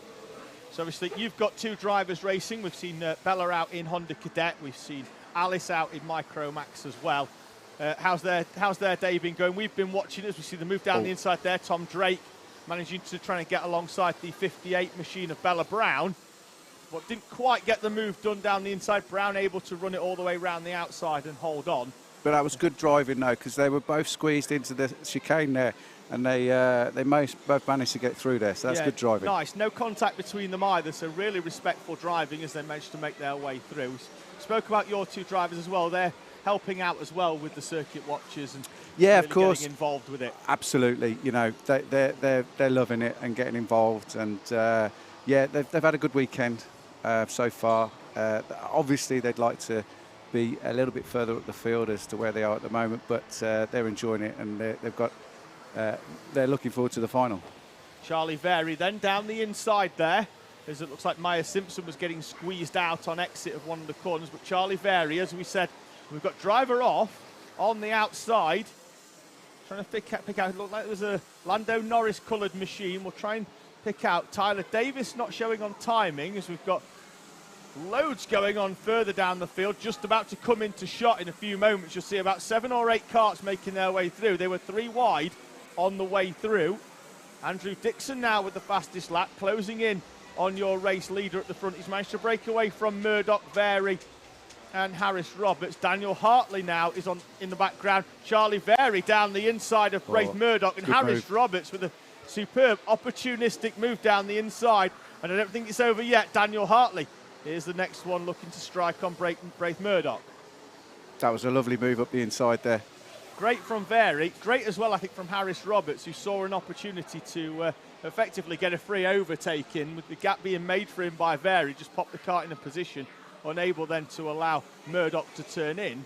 And Harris Roberts moves up then into 4th place. Murdoch down into 5th, now under pressure from Hartley behind, who was removed from the standings in heat number 1. Andrew Dixon again with the fastest lap. Now you can see him there right on the back, closing in on Oliver Fabricius. The time between them, though, only a 1/10 of a second. And this is the battle for 3rd. Very leading the way. See the drivers there almost dropping the wheel off the curb there on the outside. There is an extra bit of rumble strip, so they're not having to rely on the grass for traction, but you have to be very, very precise when just dropping your wheel off the curb on exit there. So in terms of your drivers, Will, what are the plans going forward? We spoke briefly this morning about Bella. She is, let's say, she's on the tall side for a cadet at the moment. And yes. It's going against her because she seems to be growing. She's having a bit of a growth spurt. Yeah, these kids, eh? Yeah, the suit's got a little bit smaller, and well, everything's smaller, and Bella's just taller. So, yes, it's something we've got to look at, and we are going to be, unfortunately, at a disadvantage, especially when these tracks grip up in the summer. And yeah, it's something to look at. So potential for a moving class for Bella, or do you think she's going to see out the season in the Honda Cadet? Well, I'd love her to see out the season, of course. So that's our intention. She's in with a great shot. She's super quick, but we just don't know what's going to happen really with our competitiveness. We're overweight. There's nothing we can do there, and it's getting the grip out of the kart as well, trying to help us. In these when the track does grip up. So Alex Lynn there bouncing it over the curbs on the outside. He's coming under pressure from the 84 machine of Harry Friel just behind. Looks like then we've got the 41 of Charlie Lomas, who makes the trip up from Cornwall just behind. Charlie Very with the fastest lap in 3rd place, now trying to close back in, but has around about 1.5 seconds to close back in on Andrew Dixon at the front. Alice, your other daughter, of course, moving out of Honda Cadets last season to race in Micromax this year. How's she finding the transition into the new machinery? Oh, she loves it. I mean, she just needs seat time now, but she loves the extra pace. Ironically, the younger sister is in a faster kart. But no, she's cracking on, and she's well on the pace as well. Unfortunately, it's another one where she's giving away a lot of weights, and there's nothing we can do about it. But she's winning a 10th or 2 of the front runners, so yeah, she's enjoying it. Wonderful. Well, absolute pleasure to have you in the commentary box with us, and we look forward to catching up with you more throughout the season as your emerging Circuit Watchers brand, which you can find at www.circuit with the first I is replaced with the number 1, so it's C1RCUIT.com for Circuit Watchers. Do get onto the website and come and follow us. We're doing lots of giveaways.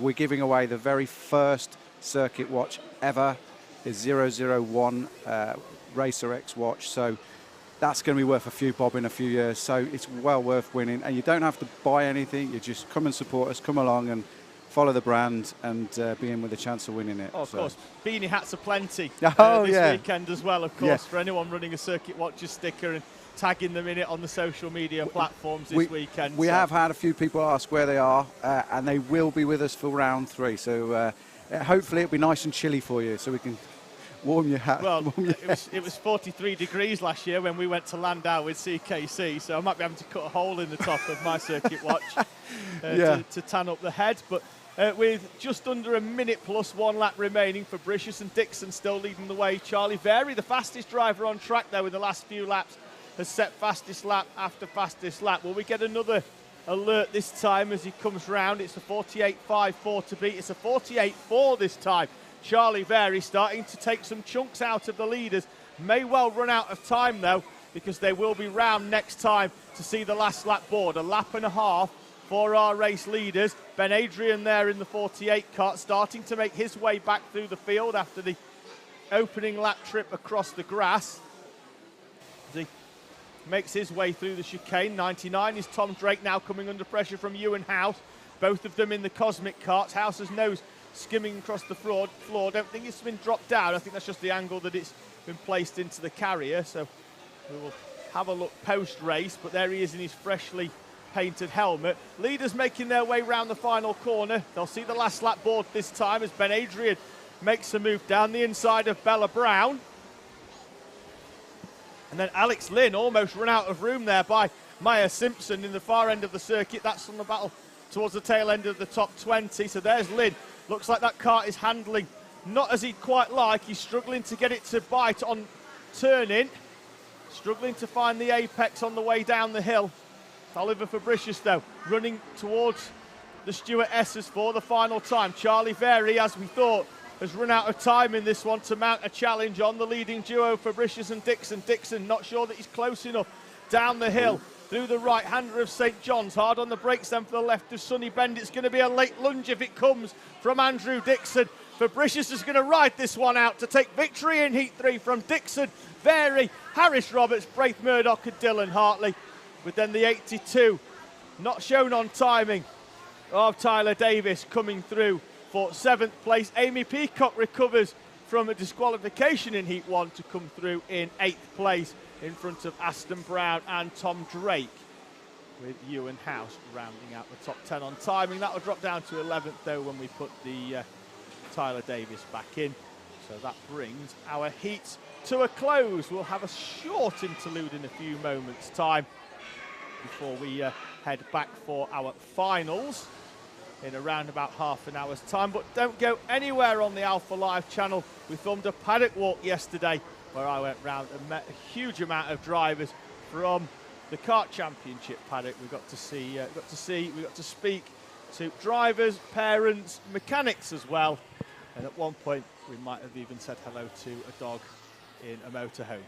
Will, thank you very much for joining us in the commentary box. I'm sure it won't be the last time this season. And if we can't grab hold of you, we'll send another one of the Circuit Watchers team in, be it Alice or Bella, and we'll have a chat later on in the season with them. Thank you very much for having me. From myself in the commentary box, we'll be back in about half an hour's time with all the finals from round 2 here at Rowrah. Until then, we're off to do the paddock walk, which we filmed yesterday.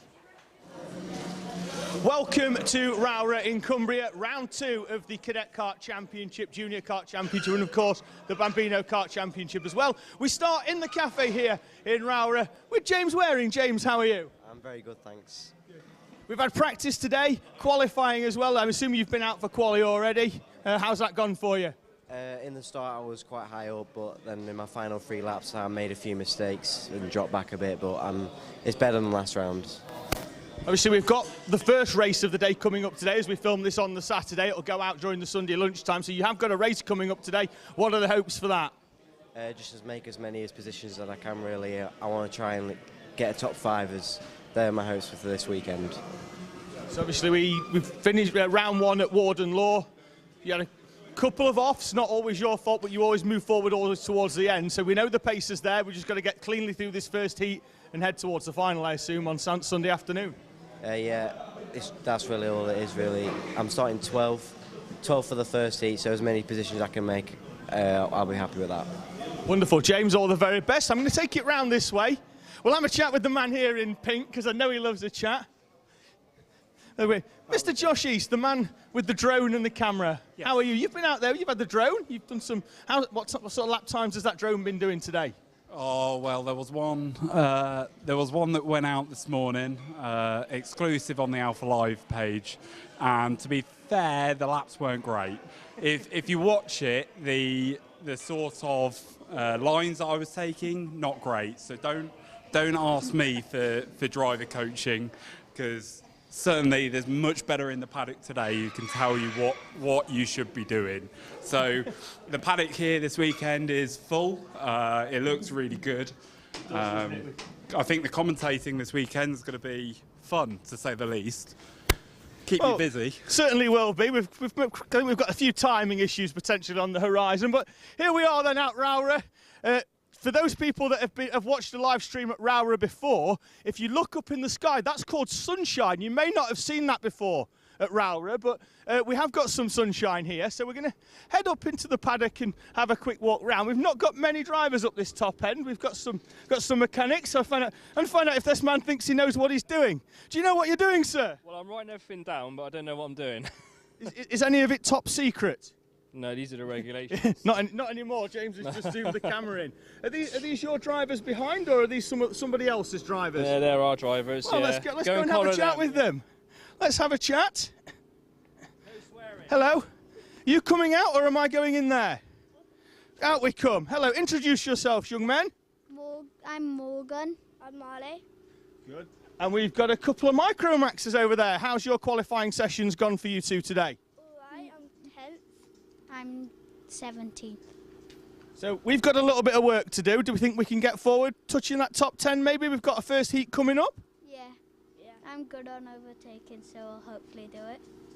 Good, and you're obviously starting in the top 10. You think you can stay there and move forward a little bit? Yeah. Good stuff. Well, I'm going to cut through this little gap here. Thank you very much. And we'll head down this way, because I want to get all the way down here, because looks like Mark Baines has got himself a new awning, and I do want to pop in there and say hello to a few drivers in there. We'll take a bit of a quick trip round this way. Hello, sir. How are you? Good. Good. Qualifying seemed to go well, didn't it? Yeah, it went okay. So we've obviously got a few transponders that weren't working, so they're trying to figure out where everyone's going to slot in, but looks like you're going to be up there top 2 or 3, so confident going into Heat 1 this afternoon? Well, yeah, I've been doing well all day, and I think if I can keep that up, then, yeah, Heat 1 will be a success. Good. Looks like we've got a nice new sticker kit on that kart as well, Ryan? Yeah. Yeah. Any your design or somebody else's inspiration? LMM. Wonderful. So we've got theirs. One thing that I do like on a paddock walk, I do like to find dogs. We do like dogs on paddock walks. This one seems to be taking a big liking to our camera, which is why I didn't put the microphone in the dog's face, because I'm not sure we'd have had anything left of the Alpha Live bit there.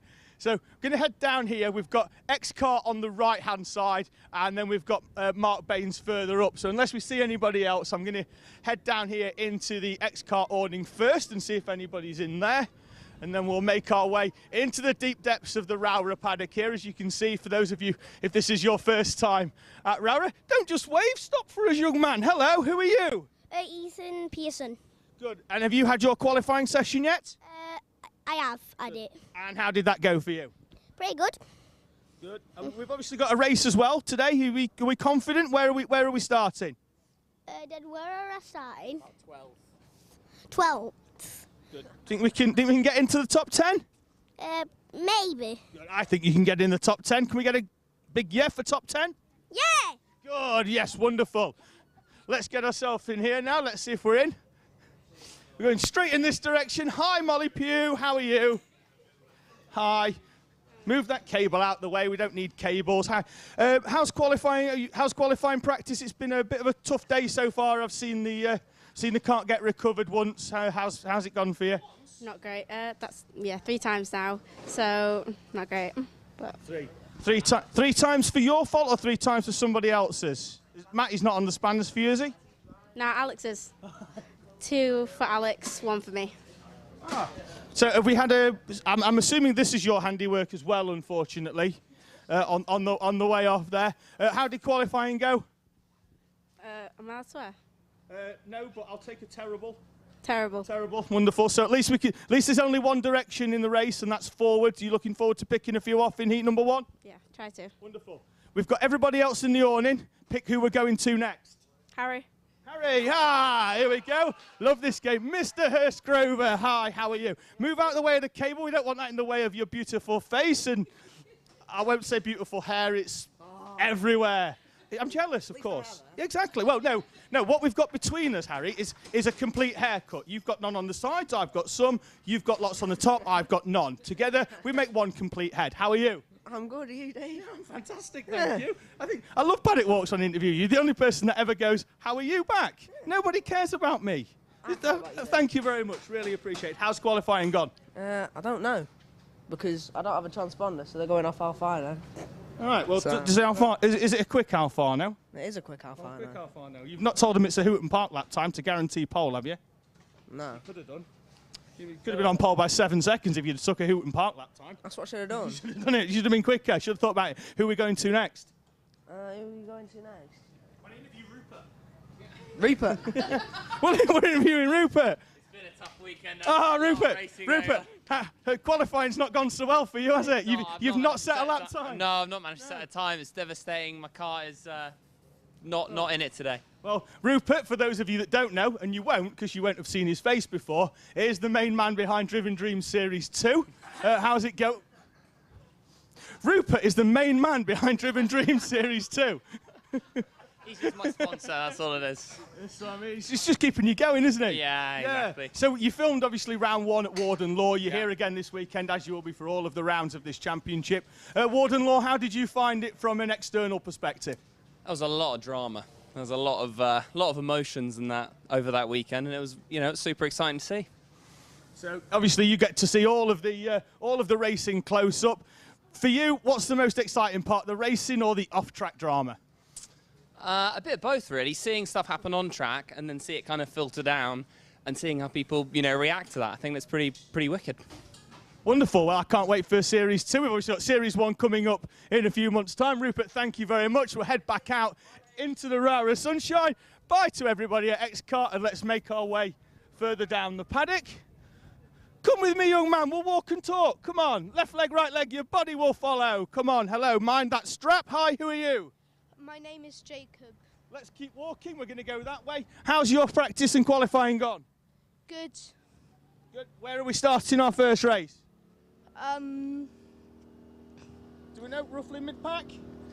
Yeah, kind of. Then I've been falling back, but all it matters about in go-karting is you having fun. Absolutely. Big fan of that attitude. All the very best for your race day. We're going to head ourselves down here. We'll see if we can see anybody else. And if you see me looking round, it's just nobody in that awning, and then I'm just trying to find people that look like drivers and not mechanics. So once again, no drivers in there. They've obviously we've got some data collection going on down here. So we're going to plough straight in our paddock walk and ruin this. We're going to get some live footage of what's going on. We're live. Say hi to the camera. Hi, and then say hi to me and introduce yourself to the camera. So I am Logan, and I'm in Micromax. Is this your machine right behind us, or is yours one down there? That's yours there. So we were watching some onboard footage as well. What is it on there that you're specifically looking for? For if I can go faster or where I'm going wrong. So are you looking at lines, or are you looking at when you get on the power? Is that what's the main thing that we're trying to pick up from the footage? So we're basically looking where I'm going in my lines. Good. And finally, the most important question, what flavour's your yoghurt? Milky Way. Oh, Milky Way, fantastic. Max Hauler, hi, how are you? Bring yourself in. You've turned up just in time with a smile on your face for a nice chat. We don't need to get the cart out, do we? We're not in the way. Fantastic. We'll stand here then. So how are you? How's practice gone? Good, thank you. Good. So I notice here as well, you've managed to stick the circuit.com watches logo on there. I assume that you've tagged yourself in to try and get yourself a free beanie hat, as everybody else has. Yes. Good. I need a beanie hat because it's when it gets cold, I've got to cover up this bald patch, as does Dad Mechanic over there as well. Good. Heat 1 coming up. What's the expectations? Hopefully I can get a good start, make some positions up. Hopefully a top 3. Wonderful. Thank you very much. Enjoy yourself. I've been watching you from this bottom bend most of the day. You look very, very quick round there. So if you're that quick round the rest of the track, you've definitely got a chance. Max Hauler. Right. Let's. We'll head over this way.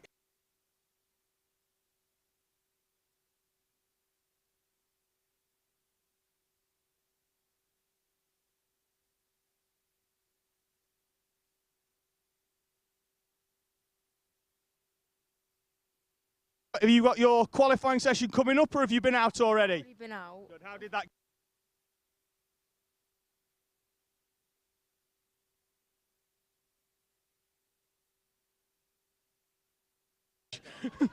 So, how's things? Yeah, it's very good. Yeah, everything's looking really positive. So yeah, everyone's really, really happy so far. Yeah, everyone's looking positive. So got yourself a lot of Bambinos. I mean, biggest Bambino in the world I've ever seen over there. But you've got yourself a lot of Bambinos in here.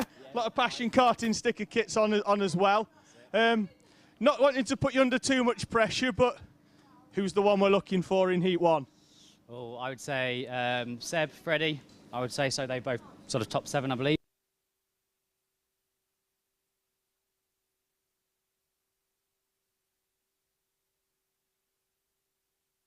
Bambino in the world I've ever seen over there, but you've got yourself a lot of Bambinos in here, a lot of Passion Karting sticker kits on as well. Not wanting to put you under too much pressure, but who's the one we're looking for in Heat 1? Well, I would say Seb, Freddie. I would say so. They both sort of top 7, I believe.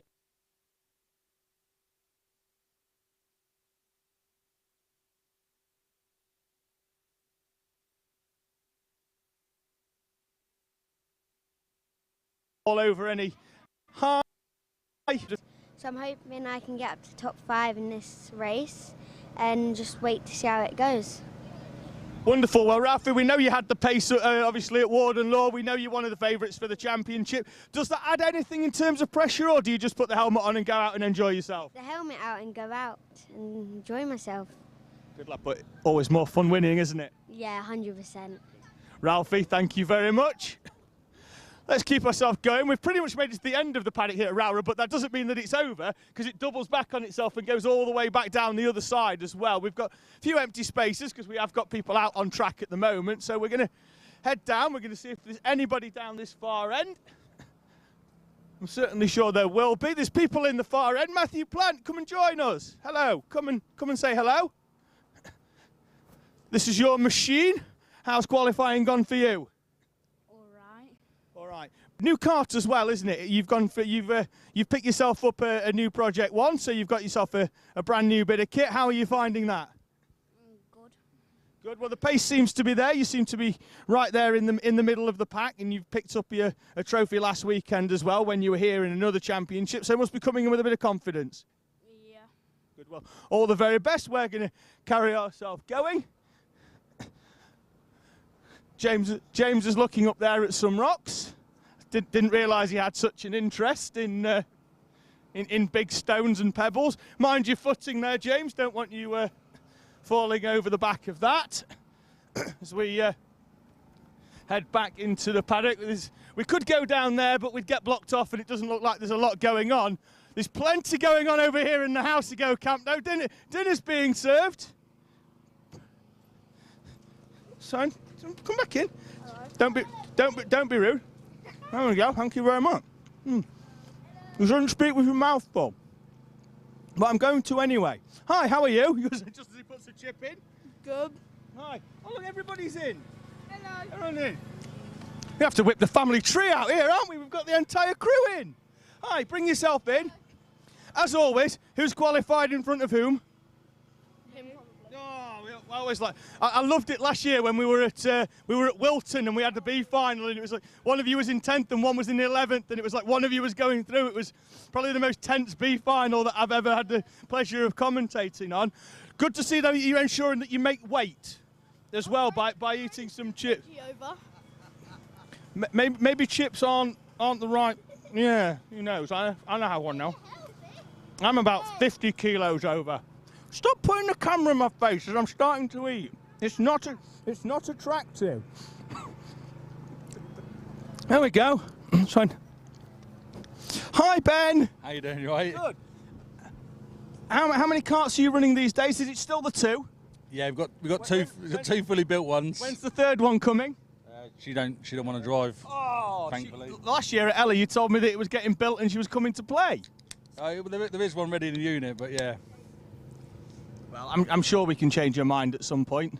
You have to ask her, mate, not me. I will. Are you coming racing at some point?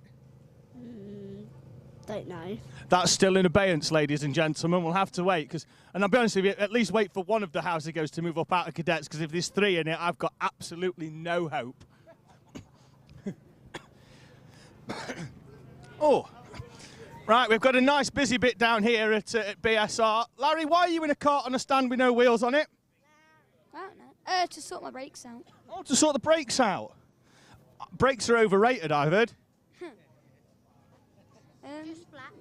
No. Yeah, just take everything flat. It's not like there's any tight hairpins here at Rowrah. There's only like 6. Yeah. Yeah, maybe in a Bambino flat. Maybe in a Bambino. How's qualifying gone for you? Not very good. No. Less said about that, the better. Hopefully we can go forward in the race, yes? Yeah. Good. Who wants to chat next? Cam Tippin wants to chat next, and then we're on to Alfie Forrester. Bring yourself round, Cam. I don't want to walk in front of the camera. How's qualifying gone for yourself?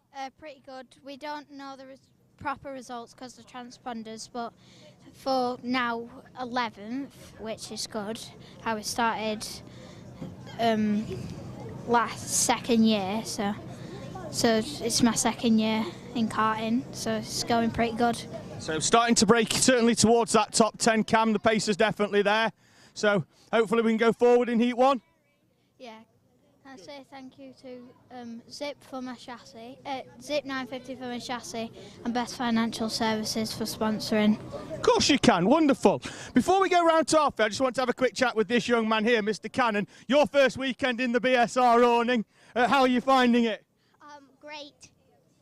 Good. How's practice gone for yourself? Kind of good, because for the first half I was kind of slow, but then I got faster because I was getting used, but I haven't been here for 1 year yet. Haven't been here 1 year. Good. Before, I'm going to grab Alfie in a minute. What I'll do, I want to run in the awning, because of all the cadets, I absolutely adore your helmet. It's one of the most standout helmets. I absolutely love it.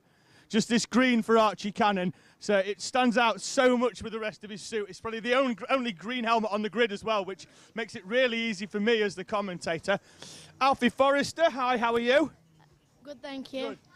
Good. For me, one of the standout drivers at Warden Law, same as again of what I've seen in practice today. In the last couple of months, you've really come on as a driver. What's been the secret? A lot of practice over winter, and just get out seat time. So seat time's the main thing then, which really you can't buy seat time, can you? It's the most important thing in terms of bringing a driver on, and we've certainly seen it with yourself making that jump out. You know, we saw, if we think back to Ella Park, the back end of last year, coming out the B final at Ella Park to where we are now, look, you know, well inside the top 10 and looking like you belong there. You must be thrilled with your progress over the winter months. Yeah, I'm going to start 5th in Heat 1, and then Heat 2 is wherever I finish in Heat 1. Wonderful. Alfie Forrester, a name to look out for here in CKDC this season, making the right moves towards the front of the grid.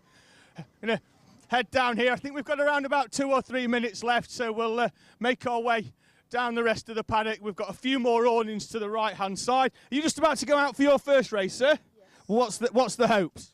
Hoping to be probably like top 10, because we qualified, I think, in the top 10, and just trying to stay as high as we can. Only way forwards, isn't it? Well, that's the hope, certainly for yourself, certainly for the mechanic as well. I know what for every mechanic, he just hopes that you bring it back in one piece with no work for him to do. Yeah, definitely. Wonderful. Almost going to get skittled there by Alex Lynn's number 66 Minimax. He's going to take that off. He's still got his helmet on, so we're not going to have too much of a chat. Going to plough straight into Cato Motorsport and say hello in here. This young man first. He's not driving this weekend. He's on the spanners and doing a bit of driver coaching. You'll recognise him, though, from an Alpha live stream, the Kart Masters British champ in our Minimax class from last year, Finn Leslie. Finn, your role here this weekend, what are we doing? Bit of coaching, bit of spannering? Yeah, just helping Cato out, really. There was nothing to do this weekend, so we just thought we'd come down and help everyone in the team. So even when you're not racing yourself, you fancy coming to a kart track anyway and doing a little bit. Yesterday, I know you were on the spanners for this young man behind, Max Gilman. You've handed that back over to his dad. I've absolutely no idea why. You don't know a spanner from a knife and fork, does that man? But we'll see. How did your man go yesterday? Who are you working with today? Yeah, well, Max done really well yesterday. We was quickest in most of the practices, and we showed good pace in the wet and the dry. So yeah, we qualified third, sorry, in the quali. So it's looking good for us so far. There he is as well. He looks quite happy with his qualifying position anyway. So there is young Max Gilman. Finn, thank you very much. Hopefully we'll hear a bit more from you on the stream, because I'm going to try and drag you into the com box. Look, he's thrilled about it as well. As we head back out into the Rowrah sunshine, we'll see if we've got anybody else to speak to. Housey goes following us all the way down. So we're going to make our way down. Hello. And we'll see if there's anybody in Ambition that fancies talking to us. We've got loads in Ambition, so we're going to... They're looking at data anyway. He's just smashed a donut in there. Hi, introduce yourself, young man. My name is Fabian Ganduk. I'm number 74 and race for Micromax category. How did your qualifying session go? Not so well. No, but we hope to go quicker in the race? Yes. Yes, of course we do. Well, is that your data on the screen? Is that what we're looking at? Close it down. We don't want that. He's going to open it back up in a minute. He'll have solitaire on it. Right, who else have we got? Say hello.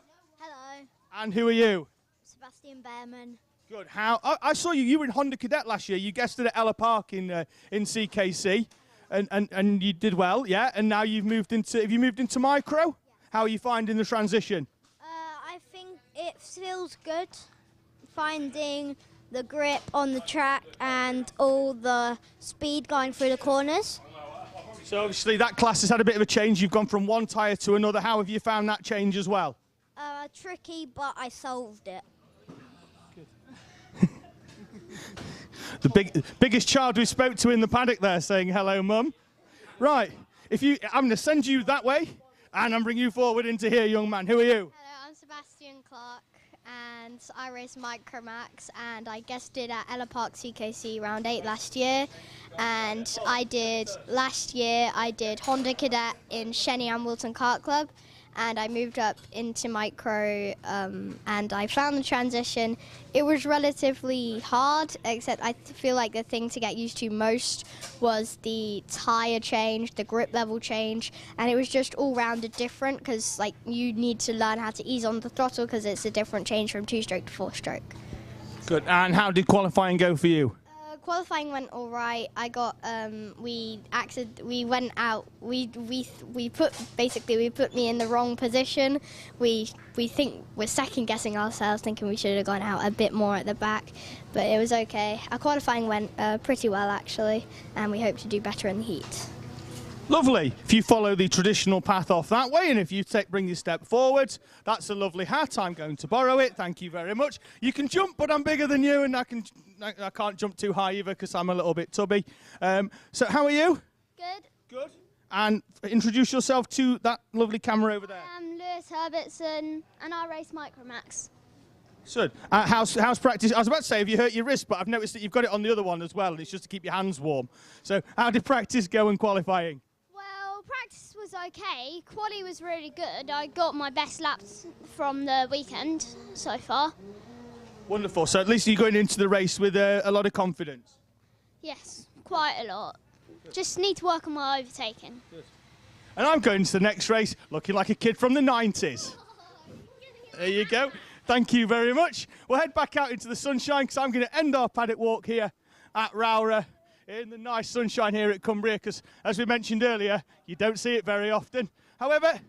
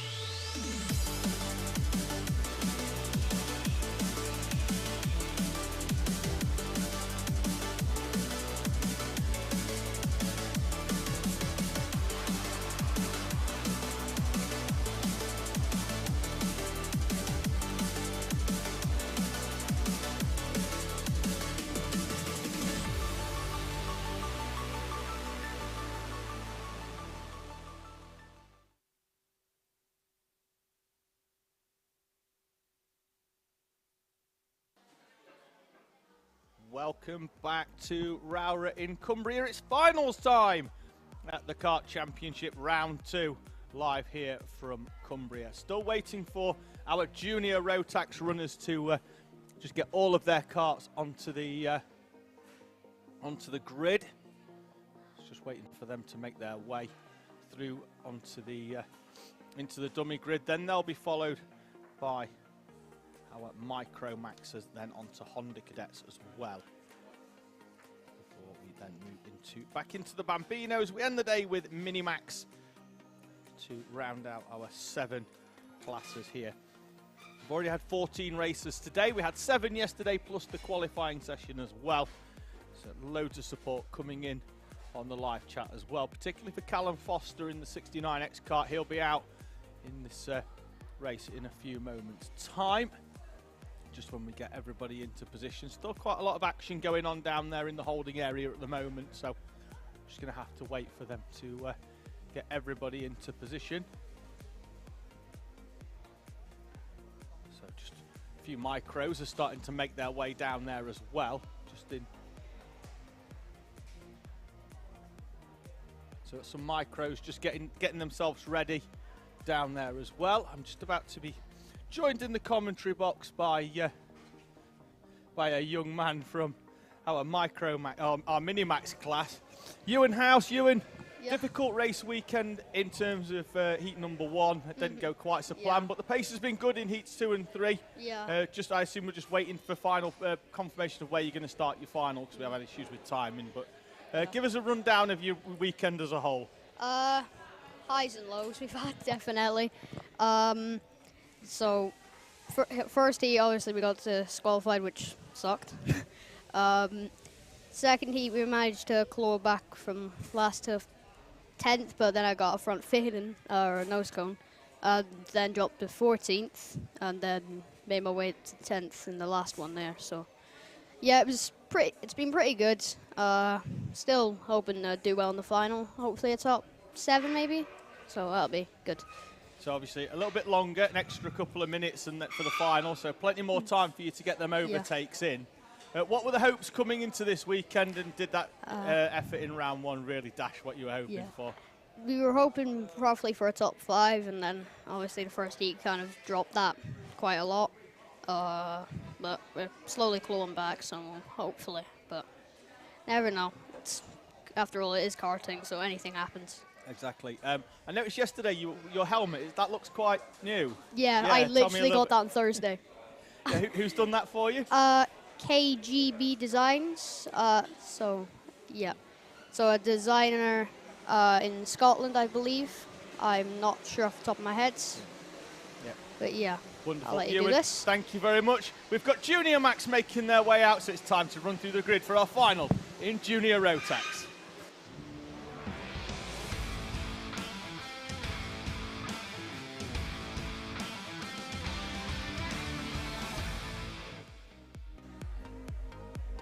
Turns out, due to the timing issues, we might not have the grids that I've just promised to you. So, looks like I could have been leading you down the garden path there. What we do know, though, is it will be Ollie Naylor on pole position for this final, having taken 3 heat victories so far this weekend. So he's going to roll off the front row. Just having a quick look out the corner, looks like we've got Ben Horner alongside him with Sam Stoner and Marcel Poppercull on row number 2. 28 of James Waring and the 16 of Jason Duckis on row number 2. Emily Cooper, despite a retirement in one of the heats, is on row number 4. The field very, very slowly making their way round. Naylor as the pole sitter dictating the pace, keeping it nice and slow. Into the tram lines they come, and Ollie Naylor will lead them through the red light extinguishers, and the first final of round 2 is underway. It's a great start from Poppercull. From the second row, we've got one of the X-Kart drivers facing the wrong way. That's the 52. He's gone up the escape road. That's James Kell as the field makes their way down towards the hairpin at McRae's, and already Ollie Naylor has almost got night and day between himself and the rest of the field as Poppercull and Hauler Popical and Ben Horner battling out over second place behind the race leader, taking full advantage. We're up to 10 minutes in the top left-hand corner, plus 1 lap for the final, so we're going to be a little bit longer than what the heats were. Keep an eye on the live timing. Down the top left-hand corner in a few moments. It will not be a glitch when Ollie Naylor comes through around about 3 seconds in front of the rest of the pack at the end of the first lap. It's actually only 1.9, but it looked like an absolutely huge lead from Ollie Naylor, from Ben Horner.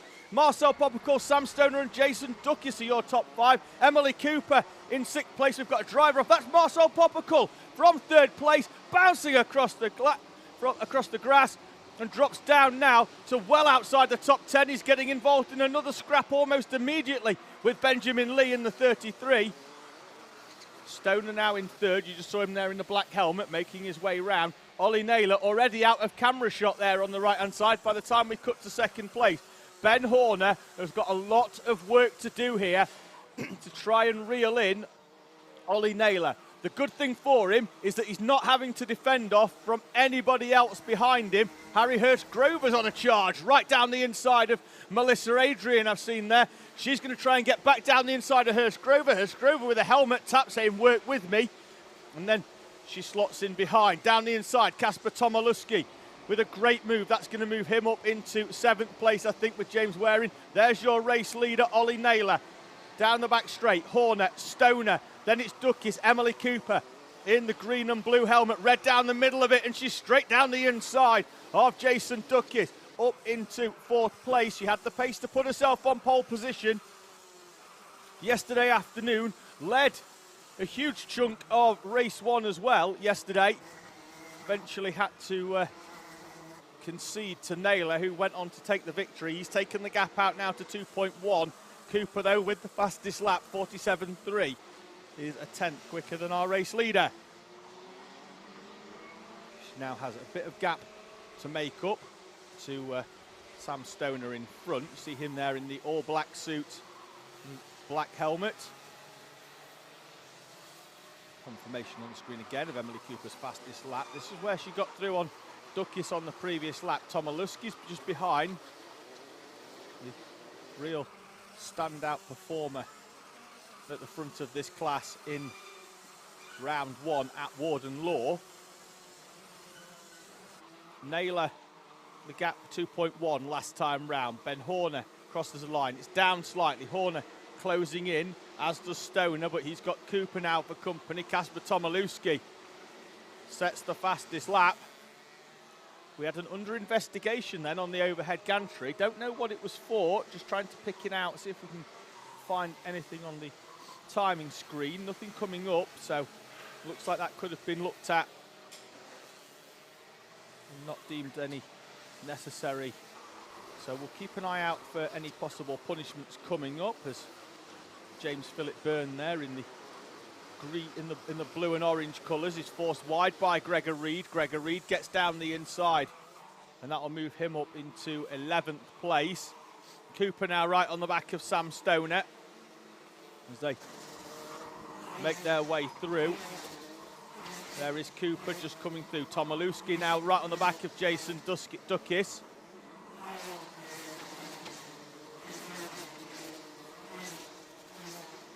See as they make their way through in this complex of corners. We'll try and come back to that on the next lap, just so you can see how much the rear wheel is lifting off the floor. Emily Cooper is through on Sam Stoner. Kasper Tomaluski down the inside of Jason Duckis into the right-hander at the Stuart Essers. So 2 overtakes there. Cooper up into 3rd. Tomaluski into 5th place. He's set the fastest lap as well with a 46.8. The only driver sub 47 is Kasper Tomaluski so far. Emily Cooper now has Ben Horner in her sights. And you see here, you can see the cart skipping as they change direction. They come up, they go light over the crest, the cart skipping as they grip up the inside left, jumping off the floor as the cart balance and the weight transfers from one side to the other through that rising chicane. Tomaluski with the fastest lap.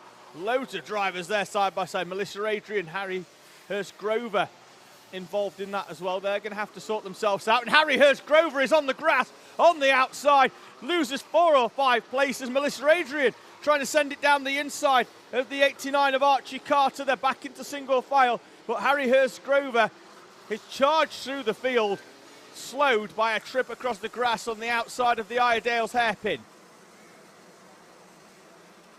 At the front, Ollie Naylor opens up the gap again by another 10th on that lap from Ben Horner. The gap out to 2 seconds. As we see the kart bouncing through. See how high that curb is on the inside. Riding up and over it. Marcel Poppercull now trying to recover. Is on the outside of James Philip Byrne in the blue and orange kart, and then he's going to be forced wide then by Bartek Filipiak, and Benjamin Lee is going to come through down the inside as well. So Poppercull going for 1 overtake will lose at least 1 place. It's going to be 2 because Benjamin Lee is down the inside in the blue suit and the blue helmet. Through he comes as well. It's going to move him to around about 17th place. Fastest lap now for Emily Cooper. Within a second, there or thereabouts, with Ollie Naylor. So within Ben Horner in 2nd place. Ollie Naylor still comfortable out at the front. The battle with James Philip Byrne. He goes in a little bit too deep into that corner. Don't know if there was any contact there, but certainly went in very, very deep. Looks like Harry Hurst-Grover has managed to work his way back through. That pack that he was in before is slightly in front of him, but now he's having to work hard to get back through this one. Marcel Poppercull down the inside of James Philip Byrne. So with Bartek Filipiak in the number 8 kart just behind as well. Melissa Adrian, that looked like arm in the air, and Melissa Adrian pulls off into retirement. She was showing in 14th place on timing, but looks like a loss of power for Melissa Adrian. Arm in the air, she moves off into pit lane. And our driver of the day from round 1 goes off into retirement here at Rowrah at round number 2. Naylor holding the gap as we see Harry Hurst-Grover go down the inside of Benjamin Lee. Benjamin Lee then helps him along down the straight as Hurst-Grover has a little helmet tap, all wanting to work together now to try and close up on those in front. Track limit warning for the 48 or 49 of Gregor Reed. As we follow Hurst-Grover down the hill. James Philip Byrne just behind, still coming under pressure from Bartek Filipiak. Martin Wright has started to close up onto the back of the battle in front with Cooper, Stoner and Duckis. We'll see him in a few moments as Kieran Thompson picks up a track limits warning as well. This is a little bit further into that chicane complex. Filipiak down the inside of James Philip Byrne, then Philip Byrne is almost collected as well on the exit by the 17 of Christian Stefanovs. Behind them, Ollie Poole in the 94 kart.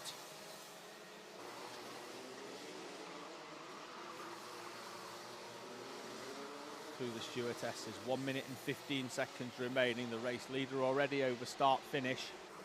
Emily Cooper once again with the fastest lap, but she's down into 4th place now as Kasper Tomilewski has found a way through. He's still got 1.1 seconds to close up on Ben Horner though now in 2nd place. The gap out to 2.3 seconds. Just having a quick look out the window at Harrison Bishop sweeping round the outside of Jensen O'Neill going in the 72. Callum Foster on screen. You see the kart bouncing there over the curb on the inside.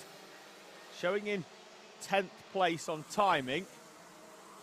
Currently battling it out with James Waring, although he's now in front of Waring. So they'll change round in 9th and 10th in a few moments' time when they come over the line. Penultimate lap then for Ollie Naylor, your race leader. Gap out to 2.3 seconds from Kasper Tomilewski, Emily Cooper, Sam Stoner, Jason Duckis, Martin Wright, Max Haller, who's dropped back to 8th place with Callum Foster and James Waring rounding out the top 10. Lap the time at the top of the screen elapses to 0. Trying to keep an eye out for Naylor. He's already through. Last lap is being shown on the overhead gantry. we'll keep an eye out for the race leader as he comes through the field, making their way down the hill. Gap has come down. Ollie Naylor, on timing at least, is dropping down the order. Trying to keep an eye out to see where everybody is and who appears first out of the far end of the circuit. But on timing at least, we're missing Ollie Naylor. We're keeping an eye out for Kasper Tomilewski as he comes round. And Tomilewski in the 20 is there, currently battling it out with Ben Horner. There's no Ollie Naylor. They're going to come round to take the checkered flag. Horner and Tomilewski side by side. Horner's going to take the victory from Kasper Tomilewski and Emily Cooper, with Sam Stoner and Jason Duckis, Martin Wright, Max Horler, Callum Foster, James Waring and Jacob Anslow. Still don't know where Ollie Naylor's gone on the timing. Showing in 23rd place.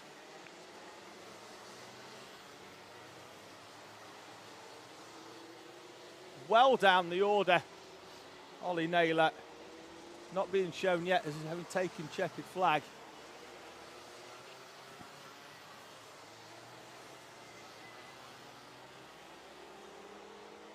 So the leaders making their way back into Parc Ferme. And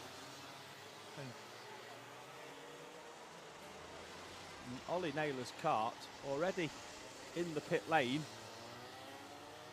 in the holding area. Not quite sure what's gone on there then on that final lap there, but timing at least showing Ben Horner and Kasper Tomilewski with Emily Cooper, your top three, in front of Sam Stoner and Jason Duckis, with Martin Wright, Max Horler, Callum Foster, Jacob Anslow and James Waring, your top 10.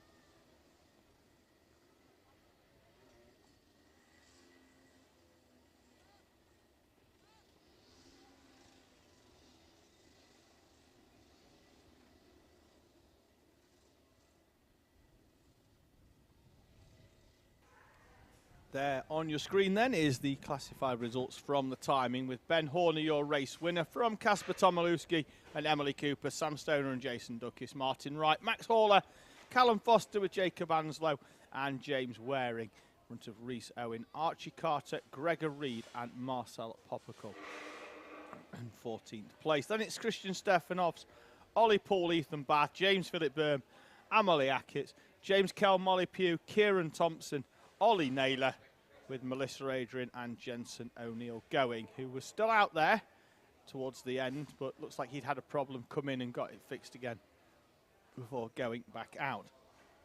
So junior rotax there, still down there in the holding area. Looks like Ollie Naylor's just been, he's up near the gate, he's getting a bit of sympathy. Helmet's still on, so make their way through. There's his kart on the left-hand side, the number 85 machine.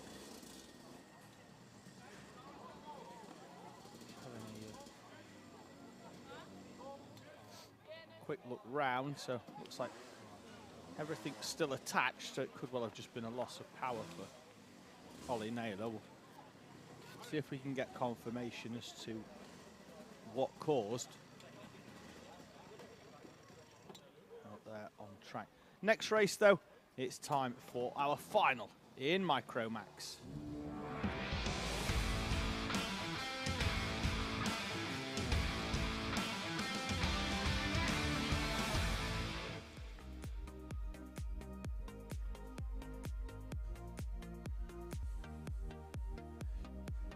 Grid will be as follows. Max Gilman and James Fabricius on the front row, with Harvey Bacon and Leo Livings alongside on row 2. Then it's Buddy Hugo and Grayson Wortley, row 3, with George Schweier and Logan Rolfe on row number 4. Ethan McClelland and Sebastian Bierman are on row 5. Fraser Anderson and Arthur Farrer on row number 6. Logan Jones starts 13th. Josh Hushker alongside. Sebastian Clark and Caden Simpson share row number 8.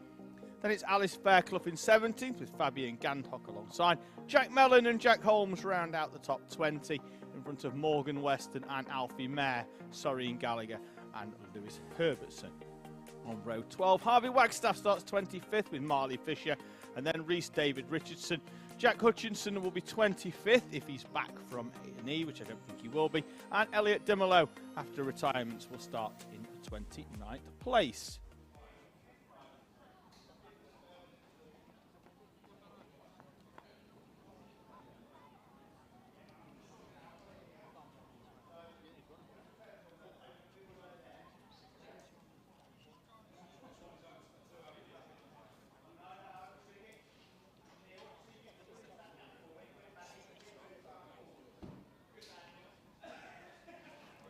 There is Max Gilman then in the 69 machine, getting ready to take the field round with Fabricius in the 91 on the other side. And it's going to be the rest of the field down there as well.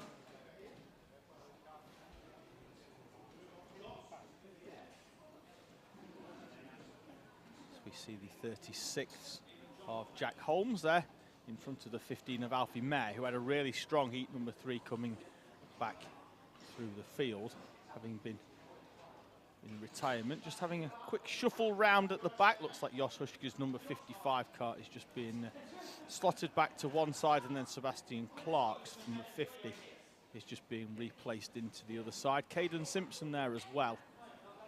The number 14 berth, there he is.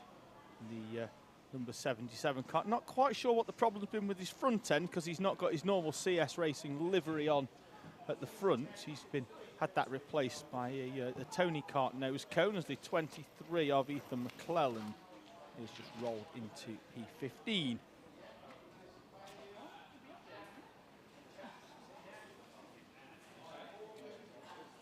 So that is your grid. James Fabricius there in the 91. Getting ready to roll off P number 2 off the outside. Is there anything he can do about Max Gilman, who's won all 3 heats so far this weekend here at Rowrah?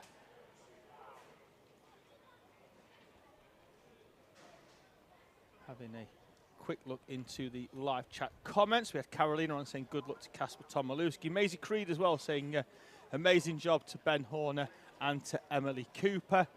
Although she did bookend that positive comment with not quite so a positive comment later on as well. So, naughty, naughty.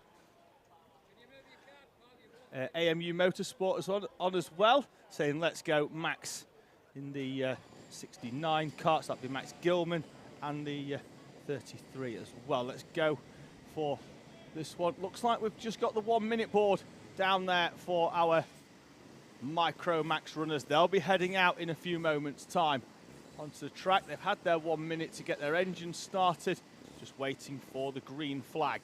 Down there as we see the 71 of Elliot Dimolo. He's going to go off the final run, final row of the grid after the retirement in heat number 3. Jason Livings is saying good luck to Team Gear Up. We were in there, if you didn't catch it, Jason, we were in the Gear Up awning during our paddock walk, and we had a good chat with Logan Rolfe about his data collection and what he was looking for. And Kaylee Rennie on as well saying hope Ollie Naylor is okay. Well, I think if anything, it's just going to be a huge drop in morale for Ollie Naylor, having been out at the front in that one, and then not being able to convert that into a victory. Not quite sure why yet. Looking being on the other side of the track, not sure I'm be able to find out unless somebody pops in. And we've got Ethan McClelland off and out of his kart, up there on the way up towards McRae's. He's off into the barrier, so McClelland out of the kart. Will got the marshals running, so he's been tended to straight away. This race will not commence, and it won't be the first time today in Micromax either. But with that kart being on the outside, I get the feeling we'll be stopping this one on the start line as they come down. I can assure you there's absolutely no way we'll go racing. We've still got a kart on the side of the track here at Rowrah. Drivers still being tended to.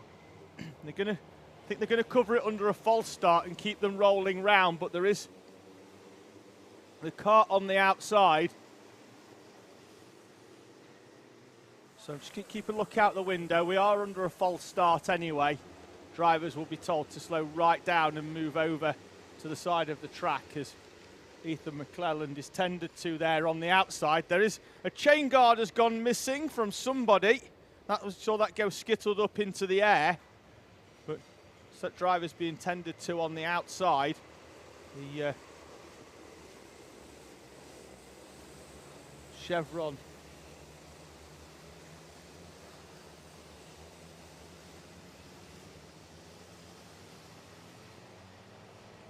So just had an update on Ollie Naylor and where he went in the junior Rotax final. Contact with lap traffic whilst comfortably leading for Ollie Naylor, unfortunately, meant that he was retired. The red flag has now come out here at Rowrah as Ethan McClelland is being tended to on the side of the track and make their way round. It was always going to be inevitable that the red flag was going to come out, with Naylor still being tended to and potentially the need to have some medical assistance on with him coming out of his machine. And the field will now be stopped on the start line under a red flag.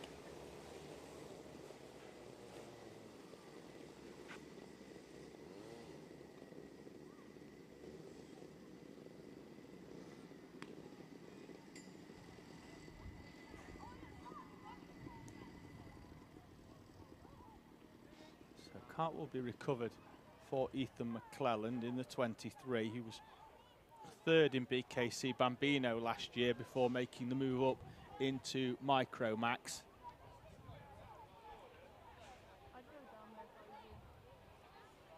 So there'll be somebody running off, I'm sure, to fetch the trolley for his kart. And then driver is being dealt with. Now,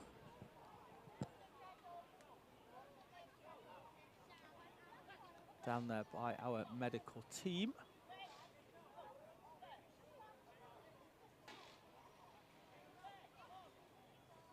And we are under red flag conditions once again at the beginning of our Micromax final. Drivers will just be rolled into a position now on the start line, as they were at the commencement of heat number 2. For our Micromax, when we had the incident similar to this one with Jack Hutchinson.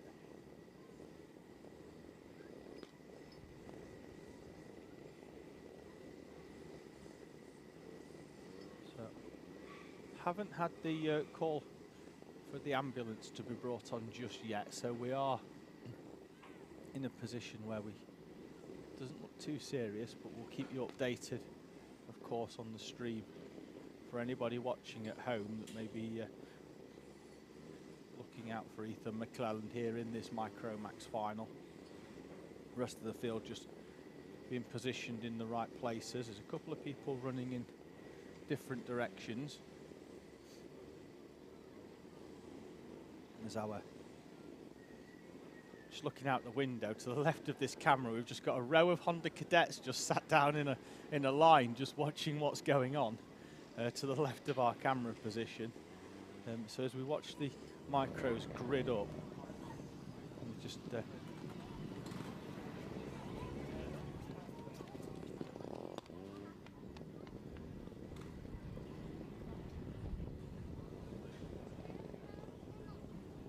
we're still under red flag. We have the micros just being repositioned as Ethan McClelland is being tended to.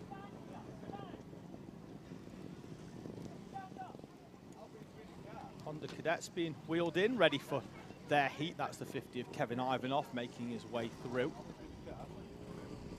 As the micros are just all into position now. They'll be ready for their rolling start. They're just getting everybody that's still out there into position as all of our Honda cadets just take a relaxed seat and watch the proceedings that are going on in front of them.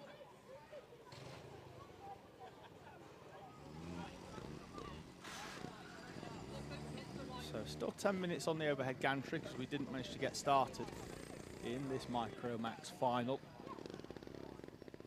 Marshall making his way down. There's still holding a chain guard. Not sure whose cart that's come off. You can't really see from the commentary box position here because the engines are on the opposite side from where the commentary box is, but there's definitely one cart missing a chain guard from somewhere. Don't know whether there's any, with this being under red flag, as to whether that driver could then.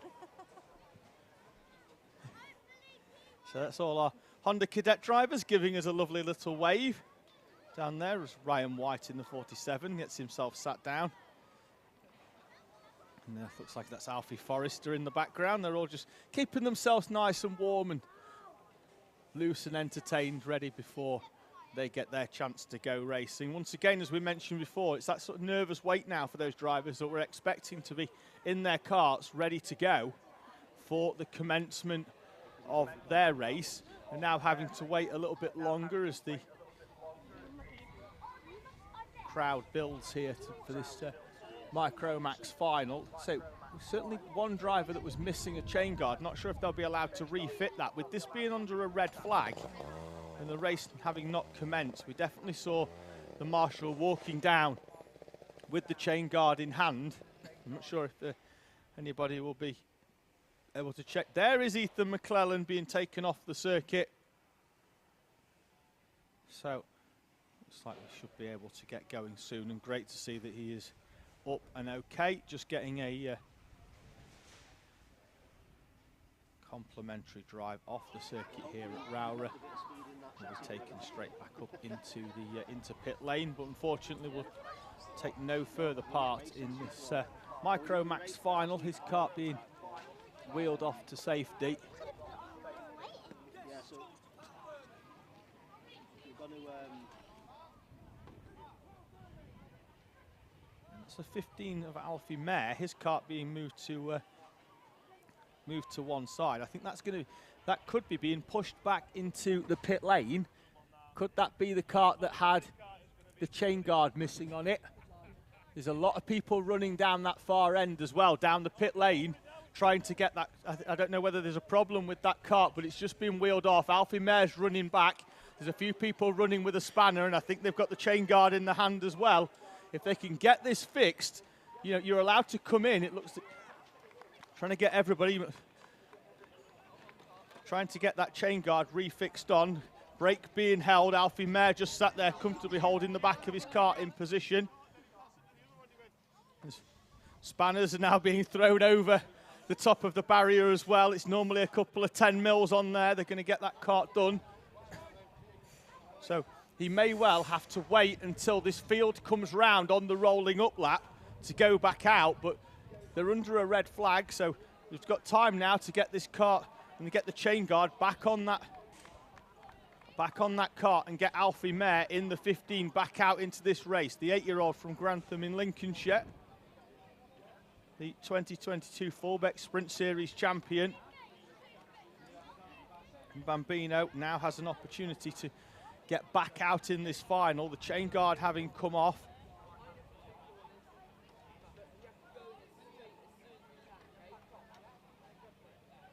Work still ongoing.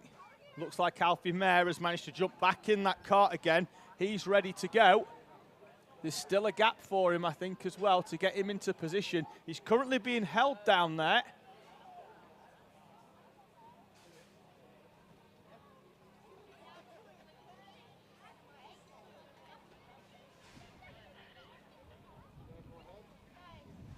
So he may well have to go off the back of this grid. Everybody else is now coming back onto the grid as well.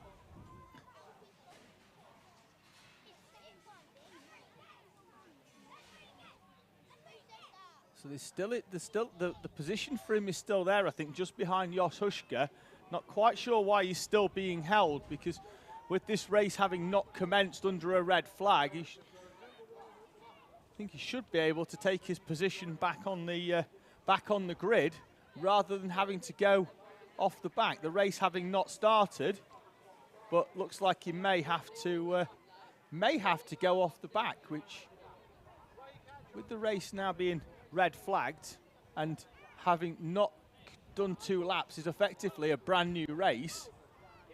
Having not commenced, maybe it's a case that because his kart's been off, he does have to stay at the back. I don't know, but they've currently kept a gap for him, I think, on the field for Alfie Mert. But at the moment, he's not being allowed through down onto the grid. It may well be that once the field is formed up, he returns to the back of the pack, and Alfie Mert will have to try and work his way through towards the top 10, which he did earlier on in one of the heats. Started right at the back and worked all the way through. The 27 of Morgan Weston is being rolled in to position as well.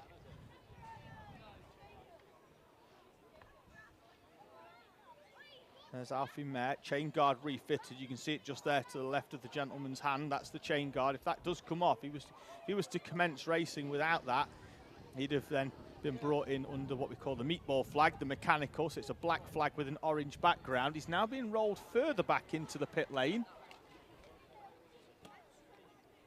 although he's been held further up the bank, so he's been rolled back by a couple of meters.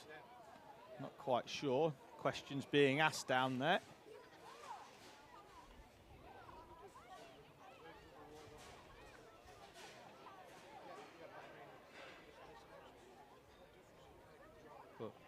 Great work from everybody to get that kart back out on track, get the chain guard refitted and ready to go. Still, we await commencement of this race, as we now have obviously Ethan McClelland off track, but the gap where his kart was, so we're just having to put everybody back into the correct order.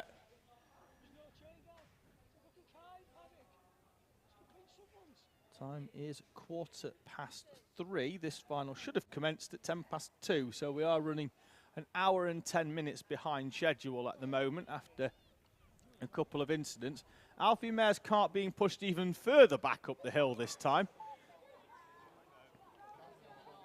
So if to be fair, he's probably only got 2 more pushbacks before he's at the top of the quarry. So I don't know what's happening by making sure he goes even further up the barrier, up the bank. Some Honda Cadet karts in the background, still up on trolleys, which is strange when they're still waiting for them to get their way through the gate.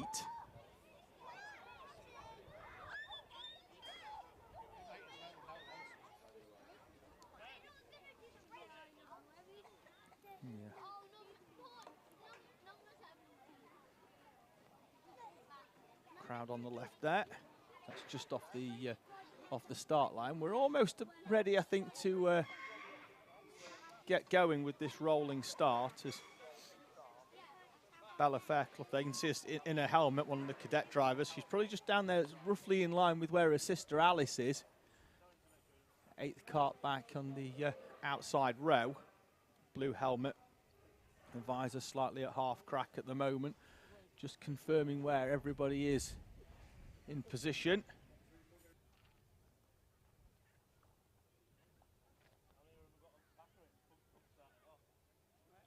So Leon Barlow's just been on, seeing what happened to Ollie Naylor. Will contact towards the end of his race while comfortably leading meant that he retired effectively from that race. And a victory cruelly taken away from Ollie Naylor.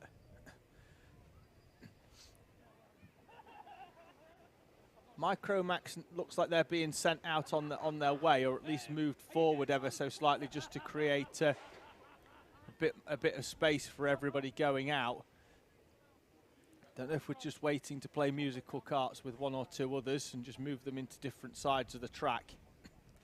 We are. We've got Alice Fairclough moving in the 30 into position, then the 74 will go into the other side.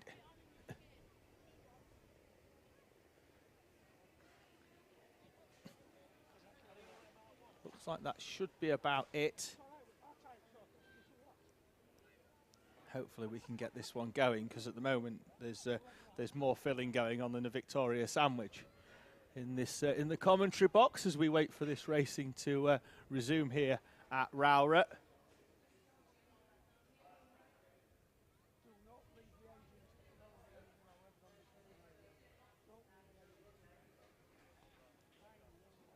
Caden Simpson is being rolled forward into position.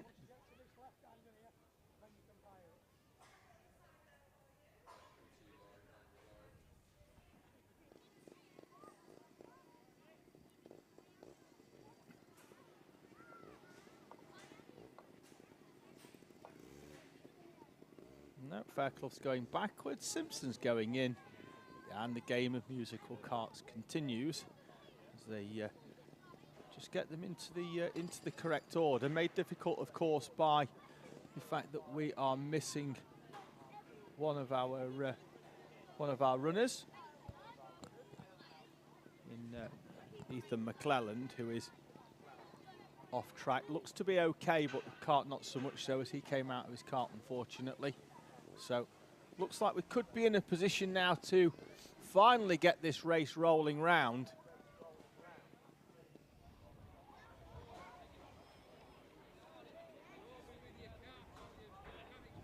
Gilman and Fabricius off the front. No, another piece of paper has just been handed to our race director.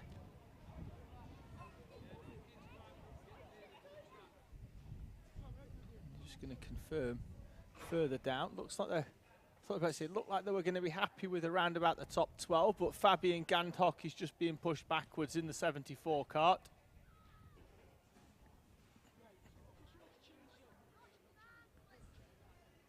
And he's just been swapped onto the other side with Bella Fairclough now going back onto the outside row. She was on the outside, then they've put her on the inside, and now she's back onto the outside again with this revised grid coming through.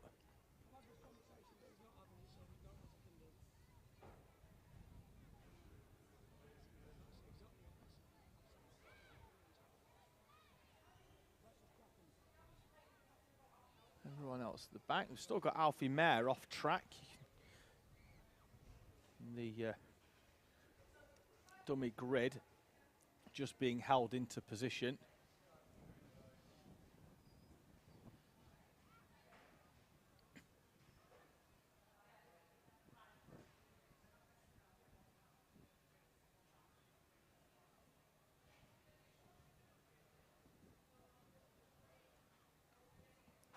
So Gilman and Fabricius at the front, Harvey Bacon, and then the 78 of Leo Livings behind. Then it's Buddy Hugo and Grayson Wortley with the 82 and the 32 behind of George Schweier and Logan Rolfe.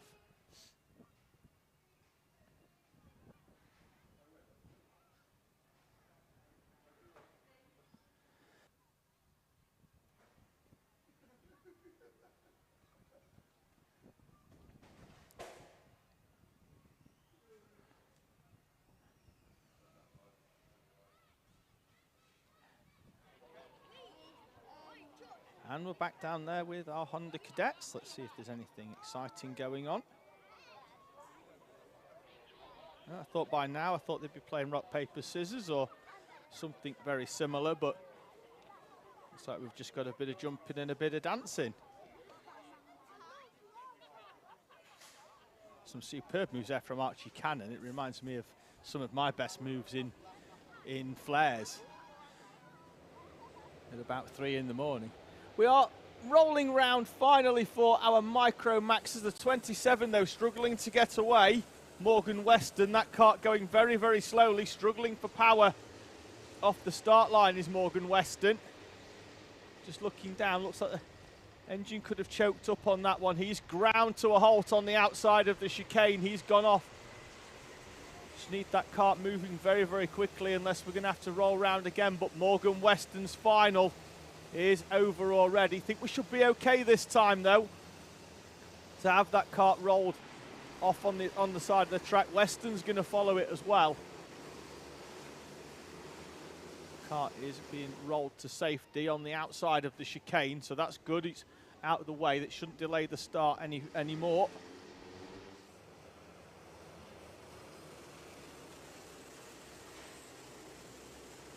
Here we go then. They need to slow it down a bit. The tail of the field still in single file as they make their way through, so Gilman's going to have to give this one on the this one on the brakes, slowing it down as they come through into the tram lines. The rest of the field, lights go out. We are away and racing in our Micromax class, and this time it's James Fabricius who sweeps all the way around the outside of Max Gilman to lead through the chicane. And for the first time, we've got one driver off. That looks like it's Farah with the green helmet in the 24. And for the first time today, Gilman doesn't lead as they make the run down towards Iredale's for the first time.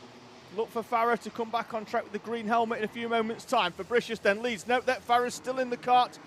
Kart, though, parked on the outside. Looks like he's going to have to get out. They're trying to push it back on, but looks like the kart is bogged down there. We've got to move down the inside, further down the field as they head towards the stewardesses. Gilman is back through on James Fabricius at the front. Great start from Fabricius. Gilman, though, now through up into the lead. Fabricius trying to come to the inside. Leo Livings up into third place with Harvey Bacon just behind. Buddy Hugo, Grayson Wortley, George Schweier, Sebastian Bierman. And then it's showing Fraser Anderson and Sebastian Clark in 9th and 10th place. Just keeping an eye out as they make their way through. Keep an eye on the 61 of Anderson. There he is in the orange kart, sliding his way round Iredale's as we see Hushka and Caden Simpson nose to tail.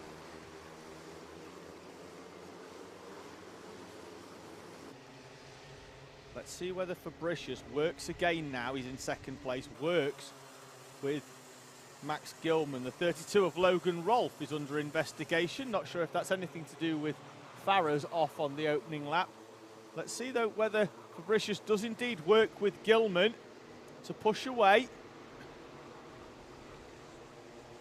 or whether they decide to battle it out early and back themselves into a pack. Battle it out early is what's going to happen though, because Fabricius is down the inside, takes a huge chunk of curb, fires himself off on the outside of the track, and now he's in second place, going to come under pressure as there's a move down the inside there. Leo Livings, Harvey Bacon and Buddy Hugo is going to jump from 5th place, could be 3rd by the time they get to the stewardesses at the end of the straight. Hugo's down the inside, didn't quite catch who came out of that one in 3rd place. We'll keep an eye out in a few moments as they come down the hill. It's not Buddy Hugo, he's in P4.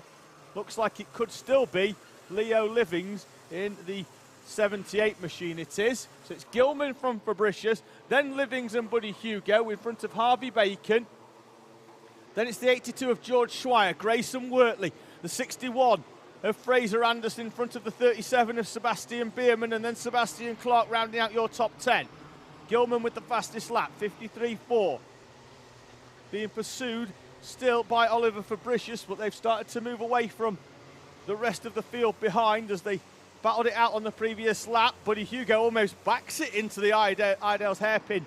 Sideways hard on the brakes, managing to get it stopped though. Look at the field behind, all still running nose to tail, side by side down the back straight into the hairpin. There's the 32 of Logan Rolfe, who is under investigation, and it came in over the overhead gantry. Buddy Hugo pushing hard in 4th place, right on the back of Leo Livings. On the way in, there was a little bit of a tap on the rear bumper. Gilman with a 52.89. A fraction quicker than Fabricius, but both of them still moving away at a decent rate from the rest of the field. Leo Livings, Buddy Hugo there in the yellow helmet, orange Sodi kart. In 4th place. Not quite close enough this time. Got alongside a lap or so ago with Harvey Bacon in P5.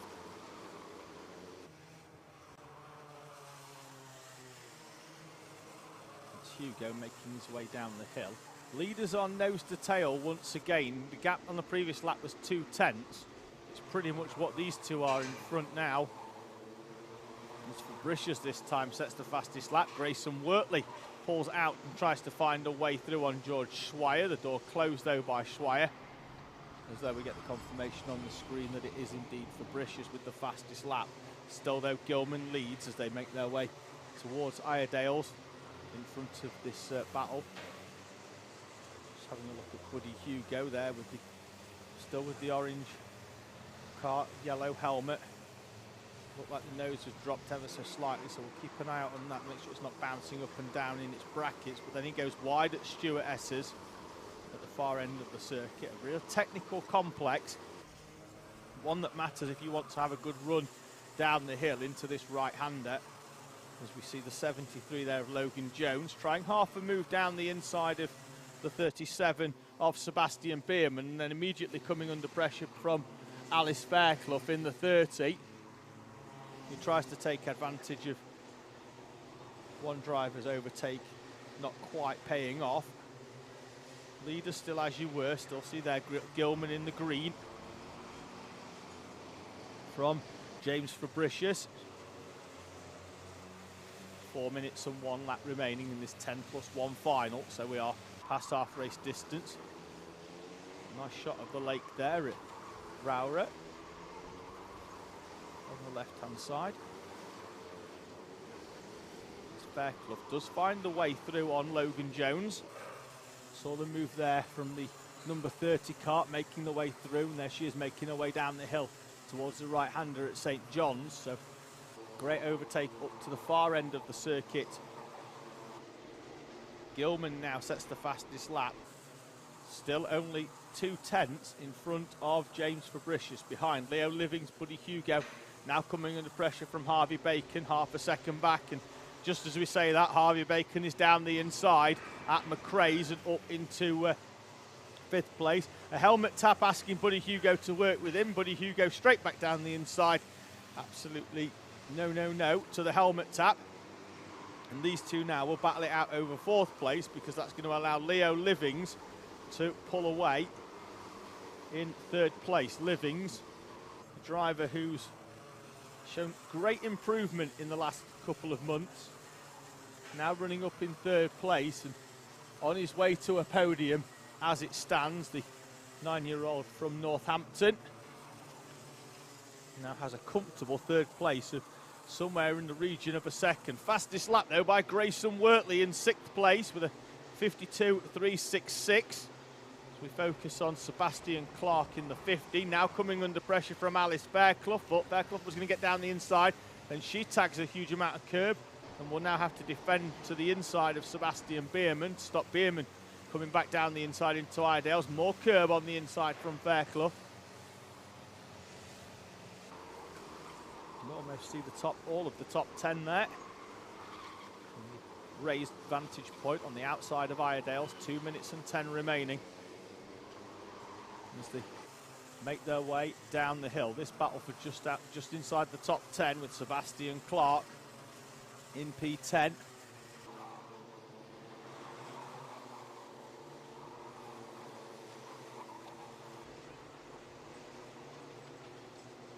Wortley then still holding the fastest lap. Nobody going quicker that time round. This time Fairclough gets a good run out of the chicane, draws alongside Clark. Clark closes the door. In the background you can see Grayson Wortley and Buddy Hugo going side by side. Leaders down the back straight though, up towards the Stuart Esses. Now sees Gilman with a much bigger gap than Fabricius. They were only a 1/10 and a half when they came over last time. It looks a lot bigger than that this time round, so don't know whether Fabricius has gone for a move that hasn't quite panned out for him.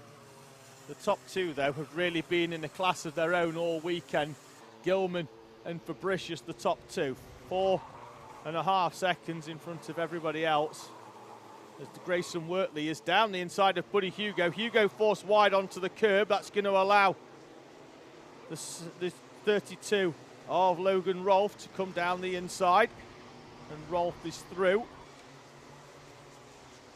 George Schweier just behind as well. Grayson Wortley, look over the shoulder. And just as he does, Logan Rolfe is down the inside.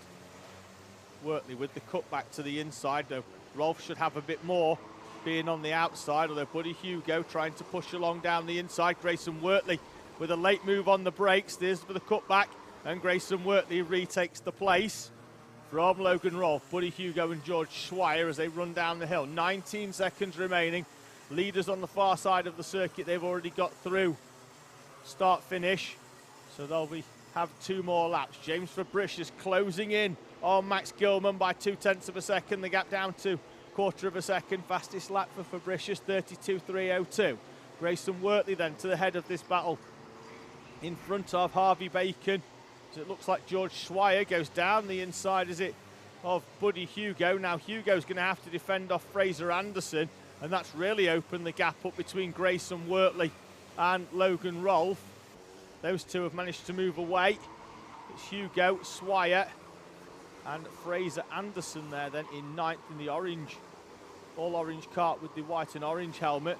Last lap board will be out this time then for your race leader, and Fabricius just behind as they come through. The times elapsed to 0. Final lap on the overhead gantry. Gilman with a look over the shoulder. Fabricius though traying left and right. Through the chicane they go as they make the run down towards the McRae's hairpin. Another look over the shoulder from Gilman. Harvey Bacon, fastest lap in 4th place. Gilman, another look over the shoulder, checking left and right, seeing where Fabricius is. Fabricius hard on the brakes, can't get close enough to make a move. Good run out of Iredale's though, as they head up towards Stewart. I think this is going to be a last lap lunge and last corner for me for Fabricius. He takes a much wider line, needs to get a good run down the hill. Towards St John's they come, the right-hander. Flat out in the Micromax round there, hard on the left. Can Fabricius close up? He does. One last opportunity to either go down the inside or get the cutback.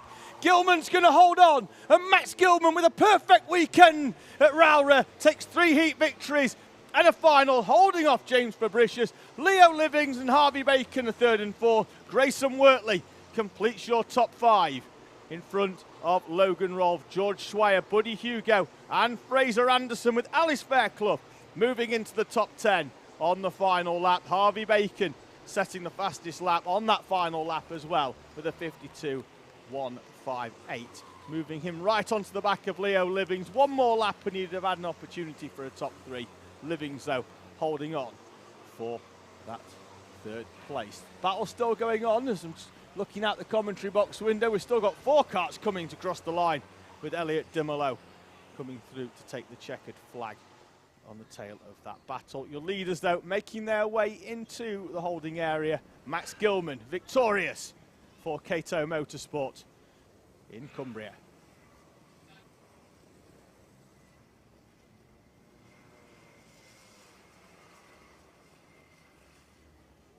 There's your results on the screen, and after 13 laps of action in our Micromax final, Max Gilman, James Fabricius and Leo Livings, your top 3 in front of Harvey Bacon and Grayson Wortley, your top 5. So they're making their way into the holding area. Final few runners making their way off track as well. Looks like Honda Cadet are sat down nicely in the dummy grid down there, so they'll be out in a few moments' time as drivers coming in. Catch your breath and having a quick look round, seeing where everyone else comes in. George Schweier's gloves, feeling the wrath. He's not happy down there.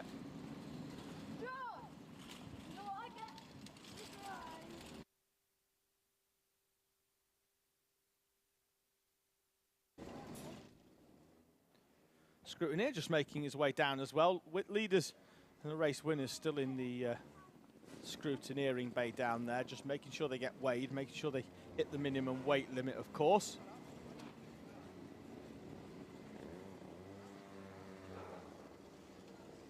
So final few runners making their way in.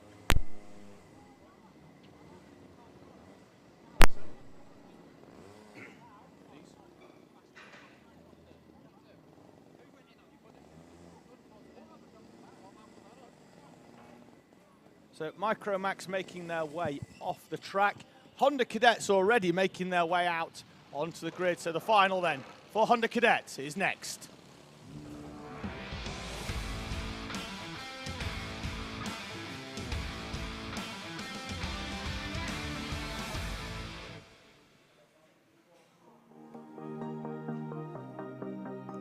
Ryan White starts on pole position with Jensen Hookie alongside Max Taddy and Theo Bradshaw in front of Jensen White and Ralphie Branscombe.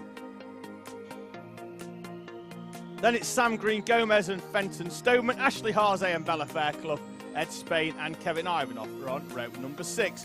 Joshua Sullivan starts 13th in the number 13, with Cameron tipping for company on row 7, Alfie Forrester and Larry Price and all BSR row number 8 in front of Archie Cannon and Ella Dixon on row 9. Then it's Samuel Yeadon and William Howard, George Ralston and Ronnie Legg, Freddie Housego and Charlie Stapleton on row number 12. Matthew Plant starts 25th, Lewis Gilbert in 26th, with Morgan Cooney and Jacob Leathenby. Carter Chamberlain and Otto Amy on row number 15. In front of Thomas Battershilt, Luke Jardine and Max Housego. We've got support coming in from Kaylee Rennie for saying good luck to the Housego brothers and Ralphie Branscombe. I think we've got one of the Housegos out there. I will have check that in a few moments' time. It looks like that is the case. And Sam Hayes on as well, saying good luck to Joshua Sullivan. So all of our runners rolling round into position. Luke Jardine's going to roll the number 10 in. Oh, no, we have got both Housegos. Max is just bringing the number 38 cart round into position. So the final runner is just making his way up onto the back of the pack.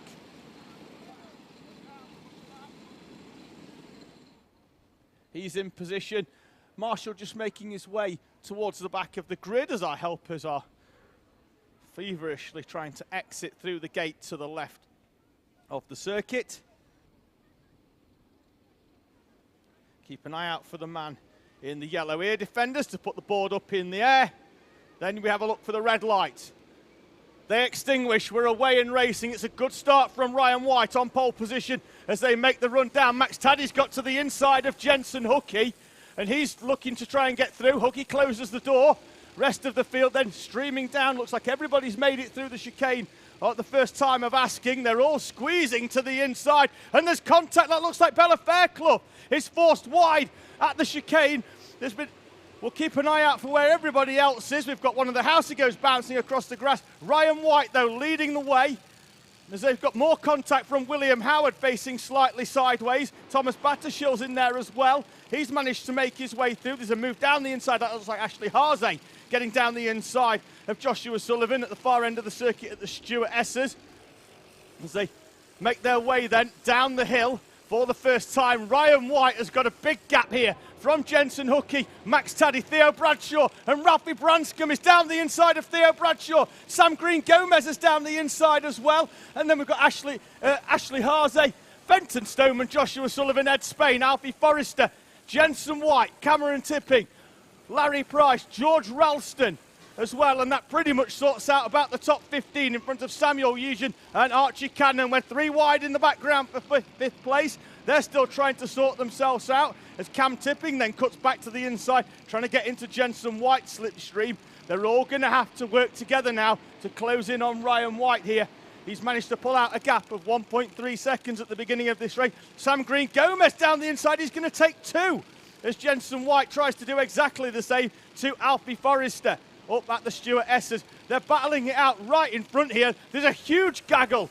Let's have a quick look. Bradshaw in front of Ivanoff. Then it's Spain. Sam Green Gomez forced wide by Ed Spain in the 72. It was Ashley Harzay who was in the middle with Fenton Stoneman. Then Green Gomez was forced wide by Ed Spain in the 72. That allowed Sullivan to come through and try and get alongside, and he did on exit. Almost got Ed Spain as well.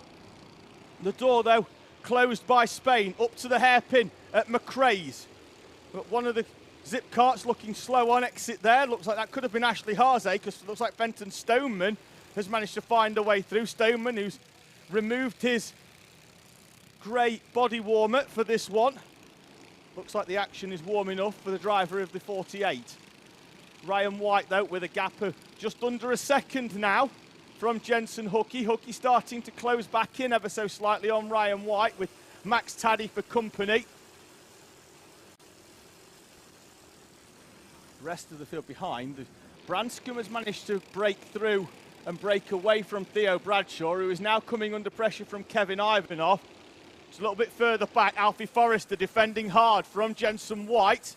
Cameron Tipping just a little bit behind, surveying what's going on as the field runs down towards McRae. Still 7 minutes to go. This lap then from Max Taddy into Iredale's. Taddy in 3rd place. Just about see him up there on the back of Jensen Hookie. That's what Hookie's going to need. He's going to need pushing along by a charging Max Taddy. Sam Green-Gomez clatters the curb as Bella Fairclough now starting to make her way through, and there's contact there with Thomas Battershill and the number 12 machine of Charlie Stapleton. As Fairclough starting to make her way back through the field. Top 10 though, as it stands: White, Hookie, Taddy, Branscombe, Bradshaw, Ivanov, Stoneman, Haase, Spain, Sullivan. Looks like we've got timing back for all of our drivers. I think that could have been what the delay was down there. They could have been taking working transponders off some carts, putting them on the others. Sullivan looks over his shoulder left and right. Nobody there. Sam Green-Gomez turns into Alfie Forrester there down the straight. Not sure how that'll be looked at, but Forrester tried to just draw alongside. Sam Green-Gomez turned the steering wheel aggressively at Alfie Forrester as they went down that middle straight towards Iredale's, then go slightly wide. We'll keep with this one for the time being because Alfie Forrester desperately trying to find a way past Sam Green-Gomez. Down the inside he goes into the right-hander at St. John's. Sam Green-Gomez then on the outside. He's going to have to slot back in between Alfie Forrester and Jensen White. Now forces Forrester wide, just looking out the corner.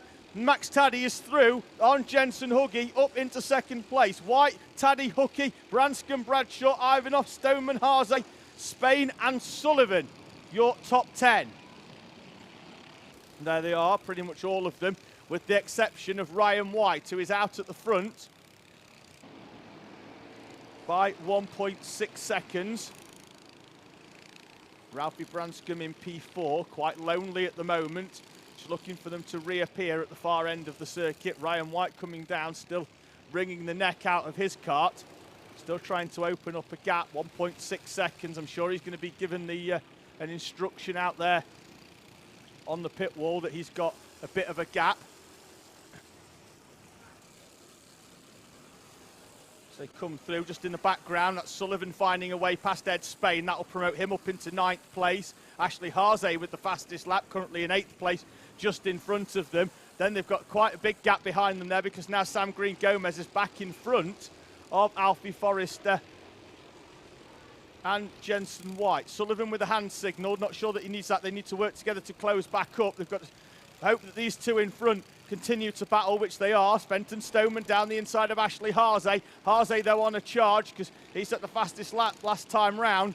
Now starting to close in that kart, coming good for him in the tail end of this race. Still 4 minutes remaining at the front. The gap out to 1.7 seconds for your race leader, Ryan White. Jensen Hookie and Max Taddy still nose to tail for 2nd and 3rd place respectively. Then it's Branscombe, Bradshaw, Ivanov, Haase in front of Stoneman. Now up into 7th place as the field making their way through. Then it's Sam Green-Gomez. He's managed to pull away from Alfie Forrester. Jensen White, George Ralston, Cameron Tipping. They can't make out who the other driver is out of the window, but just in front of them it's Larry Price. It's Archie Cannon in 15th. Another driver racing out the BSR awning. Sullivan and Stoneman. Down the back straight they go. Closing up into the slipstream. Looks like Sullivan tried half a move down the inside of Stoneman. Stoneman closed the door. Once again, this is where they are making their way through. The field starting to spread out a little bit more in the middle part of this. Contact warning for the 27 of William Howard and also for the 16 of Ella Dixon being shown on the overhead gantry.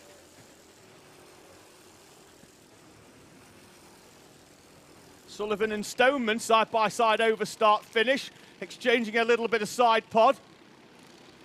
That's going to lose them a little bit of time for both of them. Caught that in the back of the camera. Ashley Haase with another fastest lap in 7th place. Absolutely flying in this final. Can he get into the top 5? Not too far now off the back of Kevin Ivanov, Theo Bradshaw, and they've reeled in Ralphie Branscombe. Looks like Branscombe's tyres have gone off towards the end of this race. Ralphie Branscombe reeled in by Theo Bradshaw. Kevin Ivanov and Ashley Harzay right on the back of this. Fenton Stoneman is back past Joshua Sullivan. Ed Spain rounds out your top 10. The field streams down the hill once again. 1 minute and 50 seconds remaining in this final, plus 1 lap. Branscombe under pressure. Down the inside comes Bradshaw.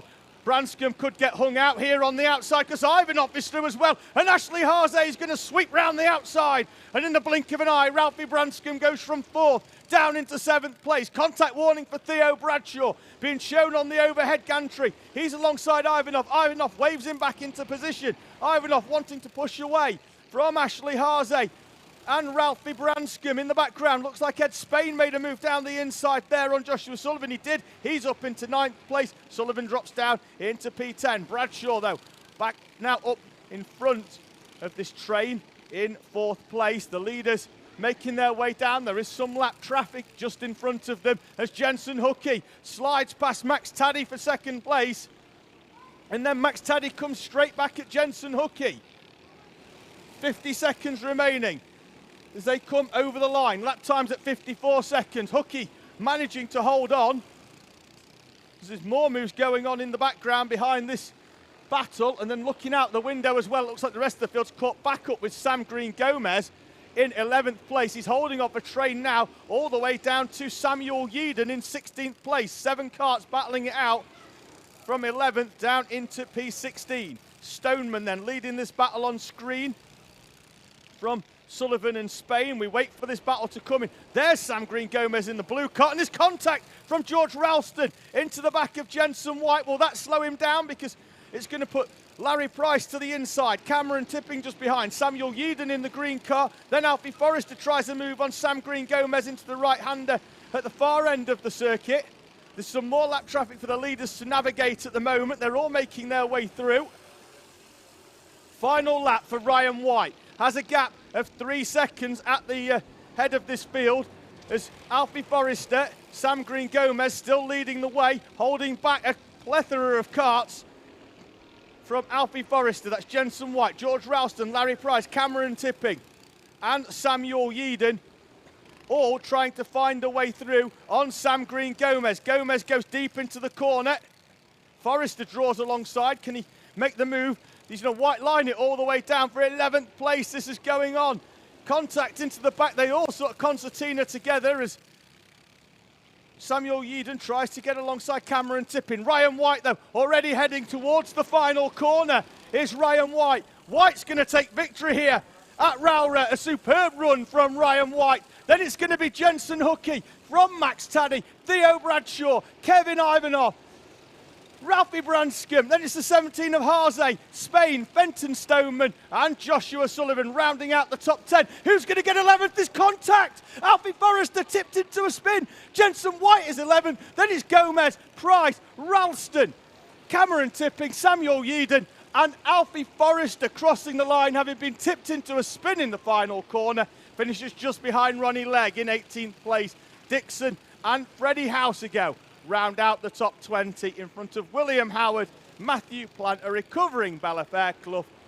And then it's Lewis Gilbert, Otto I-AME, Morgan Cooney, Charlie Stapleton, Jacob Leathenby, Max Houseago, Luke Jardine, and then Carter Chamberlain and Thomas Battershill. Jensen White being shown down the order in 30, with the number 30 in 33rd place, although he was up there just in front. I think he finished P11 where Sam Green Gomez was.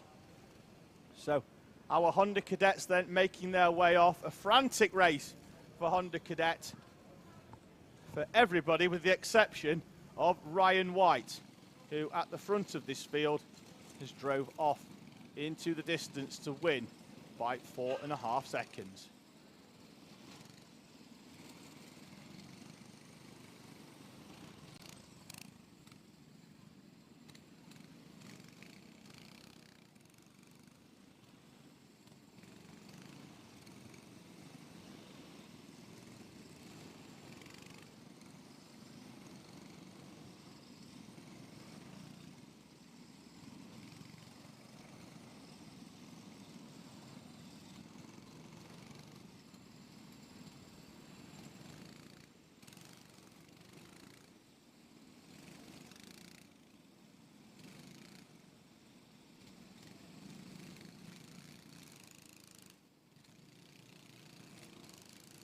So that's Honda Cadets done with. Next up, it's time for our Bambinos. We start with Coma C50.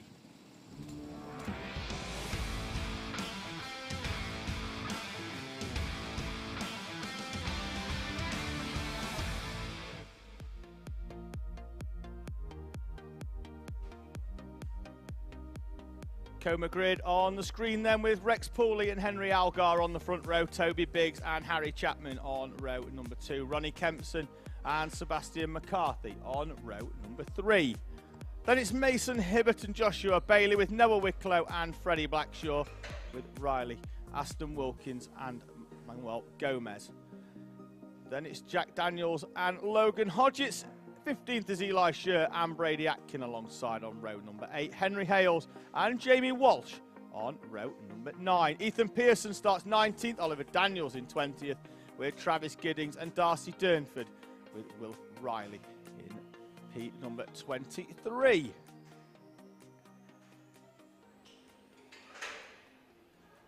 David Hamilton has been on in the live chat, saying good luck to Eli Scher in the number 35. If in doubt, flat out, from Uncle Harry and Auntie Nifa cheering you on. Well, he's about to make his way out to the track in a few moments' time, as we just await the arrival of our Coma C50 Bambinos. 4 more finals for you here today then at Rowrah, round 2 of the Kart Championship, sponsored by the Junior Saloon Car Championship, who you can currently see in the top right-hand corner of your screen, and right in the middle there is our banner next to the BKC, CKC and JKC. Also in partnership with KKC, Fibre King, Optimum Motorsport and Circuit Watchers as well. You can see those cycling through in the top right-hand corner. As you can see, just above the quarry walls here at Rowrah, you can see the clouds starting to come in towards the end of this race day. We were expecting a few drops of rain throughout the day, but it looks like we've managed to dodge the worst of it, certainly. We had 1 or 2 drops earlier on that slowed the pace of Junior Rotax in their 3rd heat, but other than that, we're not expecting any more rain for the rest of the day, which is fantastic. Just waiting then for the Comas to make their way round.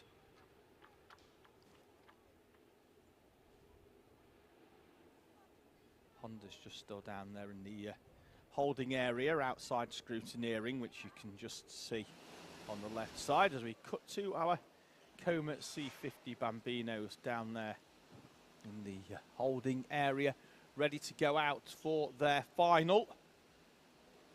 See the 17 just on the left of Ethan Pearson. The 27 of Darcy Durnford, making just about see her through. 39 of Jamie Walsh as the first row of karts to the left side.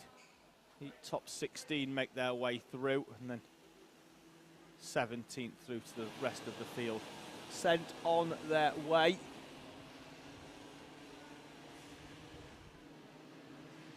At least it's a fairly gentle walk down the hill for our parent helpers. At Warden Law for round 1, they had to run the full length of the start straight, and I think that's the only time that you can really appreciate the length of the start straight at Warden Law, is when you're having to run down it to meet your kart as it makes its way round the track to where you are.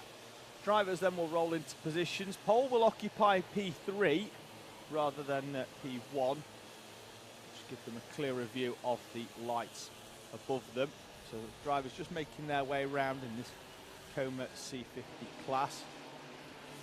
So our youngest drivers in the year of their 6th birthday, so we've got drivers that are 5 years old out there racing here today. Rex Pooley off pole position will start on the inside with Henry Algar alongside. They've had a great battle all throughout the race day today.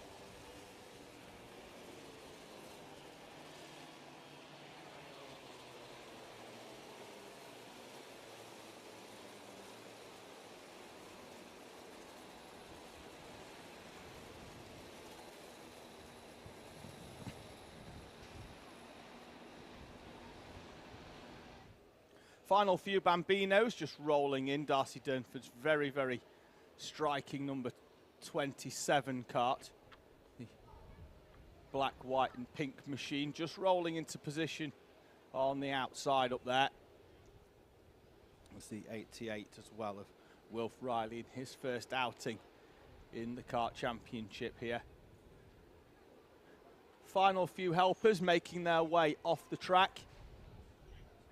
And the 5-second board ready to be held up by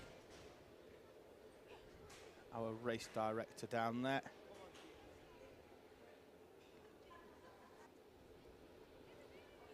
"10 minutes on the overhead clock for our Comet C50 Bambinos. We're away and racing. It's a good start from Henry Algar on the outside of the front row. Has he got enough to close the door on Rex Pooley as they make their way up? He's going to have the left-hander for the chicane, and Henry Algar is through and leads as they make their way down towards the left-hander at McRae's.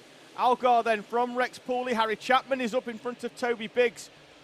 And he could even, and Harry Chapman, as the other two have run wide at the first corner, Chapman's going to come through to lead this one on the run up towards Iredale's.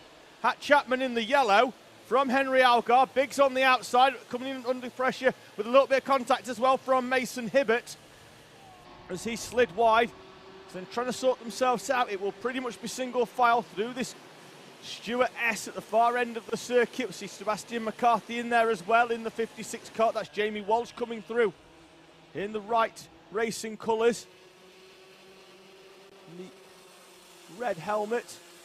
So they make their way through. Chapman in front of Algar. Then it's Rex Pooley, Toby Biggs, Mason Hibbert, Sebastian McCarthy in 6th place. In front of Kempson, Wicklow, and the 22 of Gonzalez, with the 81 Joshua Bailey just behind, rounding out the top 10 in front of Riley Aston, Wilkins and Freddie Blackshaw. Jack Daniels is in 13th, Eli Scher 14th. Logan Hodgetts completing the top 15 nose to tail. And we've got a change for the lead there now because it looks like that's Henry Algar back to the front. It is. Rex Pooley's through as well. Chapman's there, and then to the inside comes Toby Biggs, and Biggs is through up into 3rd place. Chapman then, having led over start finish, drops from 1st down into 4th place as they run down towards the Stuart S as they move to the inside. The scrub on the tyres, not enough to ruin. And there's contactors. That's Sebastian McCarthy up. Noah Wicklow is off as well. They're both going to try and rejoin, but there's traffic coming through as well. McCarthy's kart stranded in the middle of the circuit, and Sebastian McCarthy from 6th place drops all the way down outside of the top 20. Round Paddock Bend, the leading 4 go. Algar leading the quartet from Pooley and Biggs, with Chapman, then Mason Hibbert 4 tenths back. Coming under pressure as well from Ronnie Kempson. They've got their own battle unless they work together to try and close back in on this top 4. But it's Algar from Pooley, Biggs and Chapman, with Hibbert, Kempson, Gonzalez up now into 7th place. There he is trying to take advantage of drivers going wide. That's Freddie Blackshaw in the background as well. Joshua Bailey now up into 8th place, having run in 10th, but that contact between Sebastian McCarthy sent him all the way spinning down, with Noah Wicklow as well. On that previous lap, Wicklow recovering into 13th, Sebastian McCarthy 21st. He had to wait for the entire field to come through before he could rejoin. Still the top 4 as they were. Algar now being pushed along by Rex Pooley, but Rex trying to break away. 2 behind though, not allowing it. Toby Biggs, Harry Chapman, Rex Michael Pooley with the fastest lap of 1:04.345. As he closes right in on the back of Henry Algar. He's left it late on a number of occasions as Rex Pooley to try and find a way through, but that's because it's only been him and Henry Algar. He's having to defend as Toby Biggs comes across on Harry Chapman. Chapman with a little bit of contact as Biggs was looking to close the door. Still the top 4 making a move away from the rest of the field. In the background you can see Mason Hibbert and Ronnie Kempson working nose to tail, pushing away. Look over the shoulder there from Rex Pooley just to see where everybody else was, and to run down the hill. They almost go out of sight before the right-hander then at St John's, for the left at Sunny. Once again, you can see Henry Algar's bumper bobbing up and down as he's nudged along by Rex Pooley. Not doing any harm, just the closer they are, the quicker they'll go. More slipstream, more power. Toby Biggs is the fastest driver on track now in third place. And what looked like it was going to be a two-horse race in Coma C50 Bambino between Henry Algar and Rex Pooley has turned into a really intriguing battle now involving Toby Biggs and Harry Chapman as well. With 5 minutes and 14 seconds remaining, half race distance almost upon us in Coma C50 Bambino. Biggs goes slightly wide. Harry Chapman's going to get run to the inside. These two need to get through nice and cleanly, because you can see just with those two battling with each other down the straight and not working together in a straight line, how much of a gap that's opened up to Henry Algar and Rex Pooley in front of them. They've found 10 kart lengths just because the two drivers behind, rather than working nose to tail in a straight line, had moved out and effectively caused both of them to be a windbreak. They're going to have to work together now for a lap or so to close back in. Harry Chapman, however, is going to come alongside Toby Biggs into the first corner, and through the chicane he goes, and Chapman is through into second place, into third place, with Algar still leading from Pooley. The rest of the field coming through, the 22 of Gonzalez in 7th place. Blackshaw is through then now, down the inside of Joshua Bailey, with Riley Atkin, Aston Wilkins in 10th place. We saw Noah Wicklow trying to get back past Jack Daniels and Eli Scher to move back towards the top 10 after that incident earlier on with Sebastian McCarthy. Saw them both drop outside the top 10 down into currently 13th and 20th place respectively. There's Wicklow in the black with the black helmet, easily identifiable, more so from the back because he's got Wicklow written all the way down the back of his race suit. Leading duo though had half a second on the previous lap, with Toby Biggs in front of Harry Chapman. Now it's Chapman in front of Biggs. Let's see whether Chapman can close up on the back. The gap looks like it's gone out to around about a second from the race leading duo, and just as we say that, the confirmation on the screen that it is just about a second. Back to our race leaders, Henry Algar and Rex Pooley then battling it out for the victory here. Looked like it was going to be a 4-kart battle, but Harry Chapman and Toby Biggs have become preoccupied with each other, as you can see in the background. So unless Henry Algar and Rex Pooley start battling in the, as Harry Chapman moves across twice there on Toby Biggs. Toby Biggs is lucky to still be on the track, let alone in third place there, with Harry Chapman coming across twice. Fairly sure that one's going to get a second viewing from the race director. In fact, you can saw the marshal right down there at the far end of the track. Immediately on the radio there, Toby Biggs up into third place. We'll say somewhat fortuitously, not because of anything that happened. Not because of anything that happened that allowed him to move through, but because he's lucky that kart is still facing in the right direction. Algar, Pooley, Biggs and Chapman then your top four. Here's what we see down the straight, and there you can see Harry Chapman twice moving in the direction. Toby Biggs with his arm up off the wheel, but Harry Chapman there now in fourth place. Biggs up into third. We've got a contact warning over start finish for the O plate of Harry Chapman. I'll be honest, not particularly surprised by that, as they make their way through on some lap traffic there of the 88 of Wilf Riley in his first outing with the BKC. Next that run down towards the Stuart S's at the far end of the circuit. The leading duo still as they were. Henry Algar in front of Rex Pooley. 1 minute and 35 seconds remaining. There's more lap traffic for them to navigate in a few moments' time as they come up to the 27 of Darcy Durnford. It's pretty much as you were though. 1 minute and 23 seconds or so as they come over. So we're going to get 3 laps here to bring this Coma C50 Bambino final to a close. This is the battle for third and fourth between Biggs and Chapman. See the leaders just in front. Algar still in front of Rex Pooley. Biggs and Chapman in third and fourth. Biggs goes wide this time, sliding wide, managing to get the door closed though in enough time to stop Chapman getting alongside. The lap traffic in front of Darcy Durnford as Biggs takes a more defensive line to the inside. Now they're going to have to try and find a way through. They're going to try and sweep round the outside, which will then put them on the inside for St John's. And they are through nice and cleanly. Leading duo still nose to tail, as are the battle for third and fourth. 18 seconds on the clock as they come over. 2 laps to go then in Coma C50 Bambino.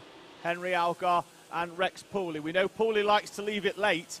Just got to be there or thereabouts to give himself half an opportunity, and we've seen throughout this race day that's all he needs. Kempson still in 5th place in front of Mason Hibbert.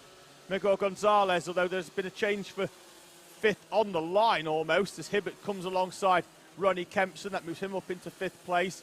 Kempson down into 6th. Gonzalez, Blackshaw, Bailey and Aston Wilkins round out your top 10. Noah Wicklow's recovered to 13th place as they make their way round some lap traffic, and that's tipped Wilf Riley into a spin, unfortunately, down there, and has allowed the 99, I think, of Riley Aston Wilkins to find a way past Joshua Bailey and moves him up into 9th place. Bailey then will try and find a way back through. See the time at the top there down to 0. Leaders are over the start-finish line for the penultimate time. Henry Algar, Rex Pooley.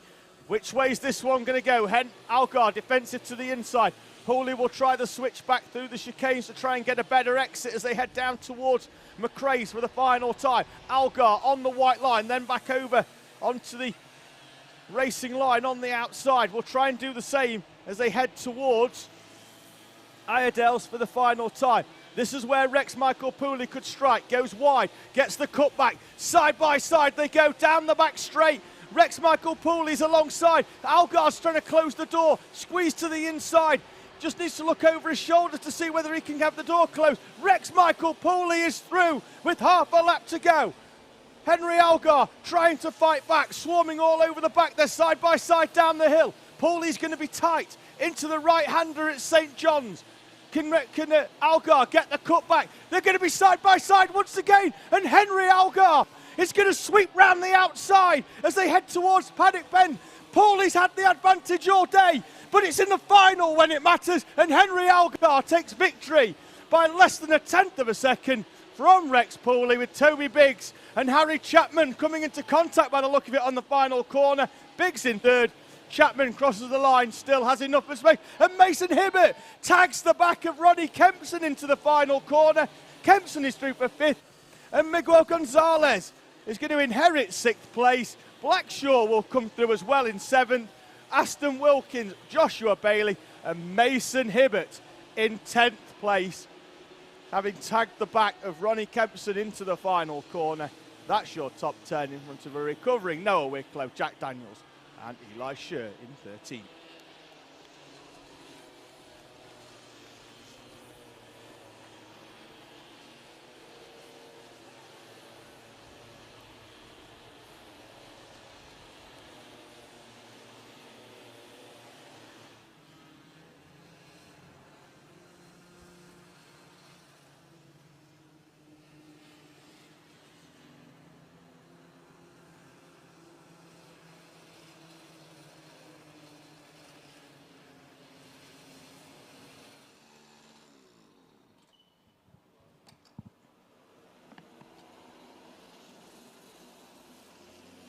There's our comas then, just being rolled into the scrutineering bay, just being held on the cone.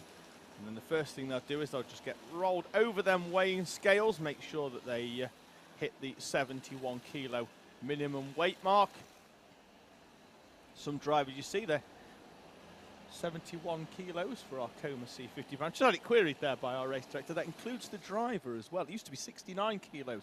It's only gone up to 71 kilos for Coma C50 Bambinos in the last 18 months or so.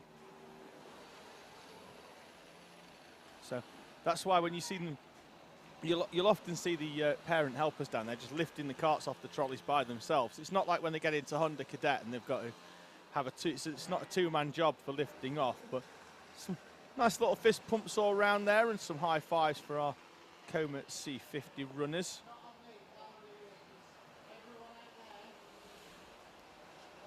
Some very, very happy drivers down there. Henry Algar, the black suit with the yellow on his back, seemed very, very happy, having fought all the way with Rex Pooley to the line for that one. Pooley, though, has to settle for second, unfortunately, as Toby Biggs and Harry Chapman. So there's no hard feelings after their back straight side pod squabbles between each other. Next up, though, it's more Bambino action. This time, though, we're going electric. It's time for Mighty.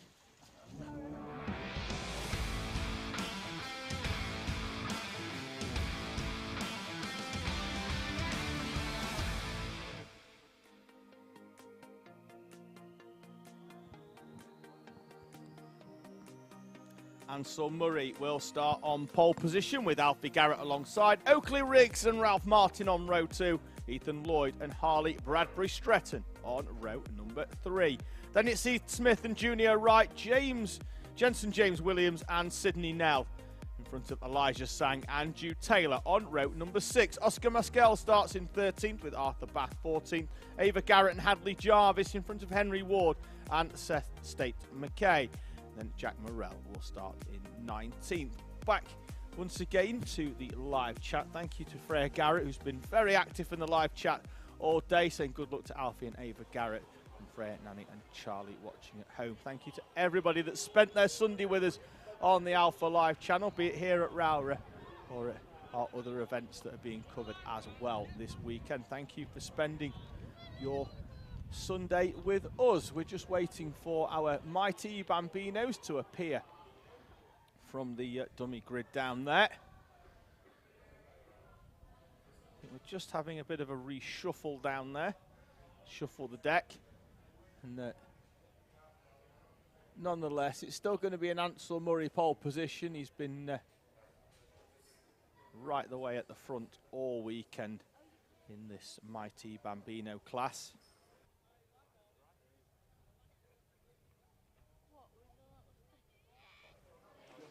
Just having a quick walk down that Mighty Bambino grid. You can see some of the carts being picked up there. That's how light they are. They've got Elijah Sang. He's still in the cart as they, two of them, his dad and another helper, have picked the cart up, and he's in there. And I know Elijah is very, very small at only 5 years old and doesn't weigh very much at all, does the youngster from Bournemouth in Dorset. But nonetheless, a two-man effort for picking the cart up with the driver is something special, as he drops the number 88 machine back into position. So just having a final reshuffle. The 18 of Heath Smith gets the visor clean. Should hopefully help him see the red lights go out in a few moments' time for our Mighty Bambinos. Had Carla Kirby on as well, saying go Jack Morrell in his debut here in the Bambino Kart Club.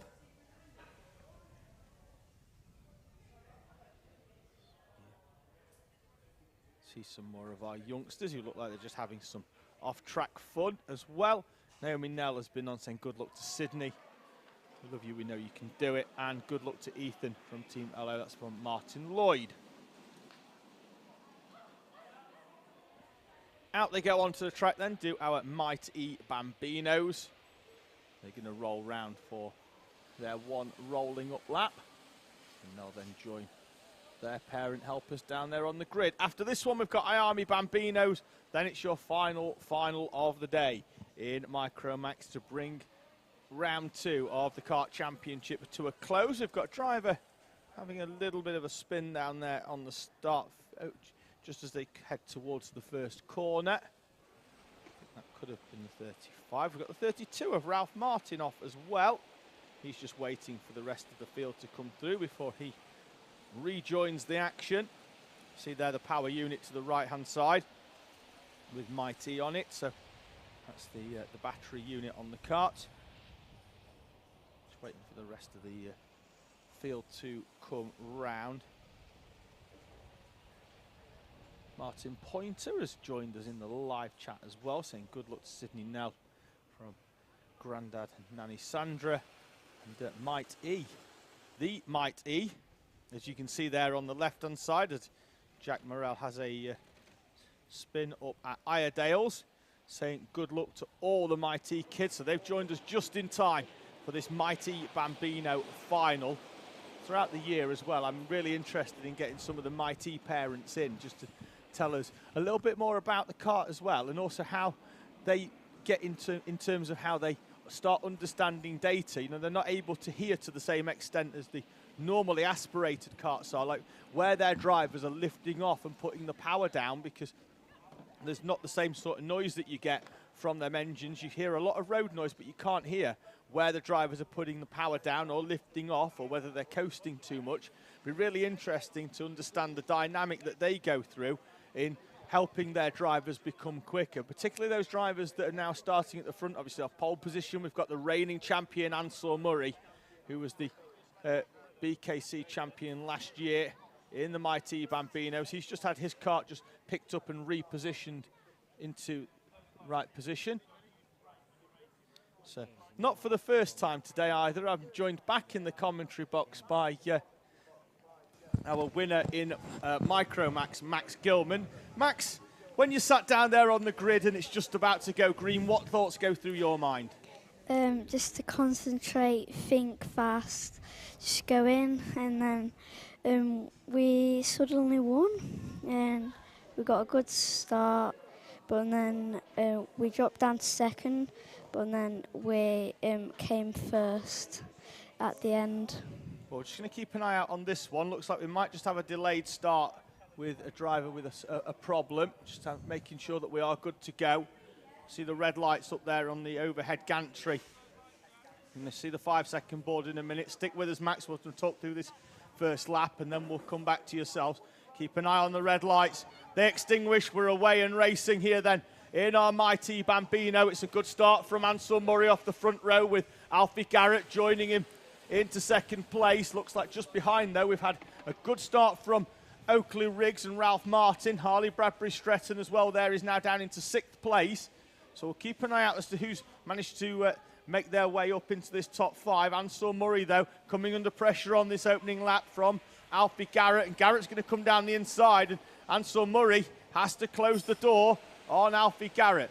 Max, in terms of your first lap, how important is it? Do you look to just go out and get the power down, or do you have to just be really conscious to defend your position on the opening lap of a race? As we see Garrett getting down the inside, as we were just about to say, defend that position on the opening lap as he gets through on Ansel Murray on the run down towards the Stewardesses. So Max, what are your thoughts on the opening lap? Is it just a case of holding position, or can you know, if you're out at the front as you have been all day, what's the thought process there? Do you just try and hold off everybody else, or do you just take your normal line, and if someone's got to come through, they're going to have to work for it? We normally go down. So if you get a really good start, you don't have to really do anything. But then, as you say, we got a really good start, but then we went into... Oh, we've got Alfie Garrett off. Sorry to cut across you, Max, but we've got Alfie Garrett, who was running right at the front with Ansel Murray, off and through the barriers. Alfie Garrett, who was one of the favourites for the victory here in Mighty Bambino. If they can get him back going, I'm just having a look out the window, but he's going to be all the way at the back of the field. He's coming, the rest of the field, all of them have come through. He's just about rejoining, and he's down to 22nd place, I think, here in this class. So he was battling it out with Ansel Murray. Alfie Garrett off and through the wall. Sorry to cut into you there, Max, as you were talking about what it was like on the first lap, but just as lap number 2 started, Alfie Garrett was off and through the wall. So let's have a look at that situation then. Where you've gone, you know, if you don't have the first lap that you were hoping for, you know, we've all raced, you know, you've had that, you know, you've always had that first lap disappointment. Everybody's been through it, where you're getting yourself into a good position, then all of a sudden you're facing the wrong way and you've got to wait for all the field to come through. What thought process is that, as we've got the 38 of Henry Ward off onto the grass? Looks like he could be retiring as well. I don't think he can get that kart going again, not quite giving him the power that he wants. So what's the thoughts, Max? You know, you don't have that first opening lap that you hope for, and you end up being taken out, or you end up spinning off. You know, is it just a case then trying to get back and just do as much as you can? We get back, just concentrate, head forward, and then if they're really close behind, just keep your head and just try and do your hardest to try and win. So Max Gilman, who's going to be heading towards the podium in around about half an hour's time, where I'll be handing out my Circuit Watchers Driver of the Day as well before the trophy presentations commence. Other than yourself, Max, you've been watching a lot of racing out there. Any other drivers have stood out for you this weekend? Hmm. We need a bit of thinking time here, aren't we? Whilst you have a think, and just... I've got one. Yeah, go for it. And then I'll run through the top 10. Braith Murdoch. He's been quite good, hasn't he? I'll keep an eye out on him later on. Just as the top 10 make their way through, it's Ansel Murray and Oakley Riggs from Ethan Lloyd, who's coming under pressure down there from Ralph Martin. Martin tries to get to the inside with Elijah Sang, Harley Bradbury, Stretton, Junior Wright, Heath Smith, JJ Williams and Sydney Nell rounding out the top 10. They're finding their way through some of the lap traffic or our leaders. Now it's Oakley Riggs who's starting to have to take the battle to Ansel Murray as Elijah Sang and Harley Bradbury Stretton make their way down that back straight. Coming under pressure as well from Junior Wright in the number 11.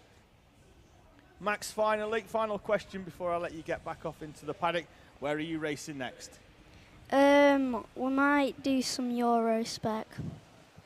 Oh, so basically you fancy a holiday then, yeah?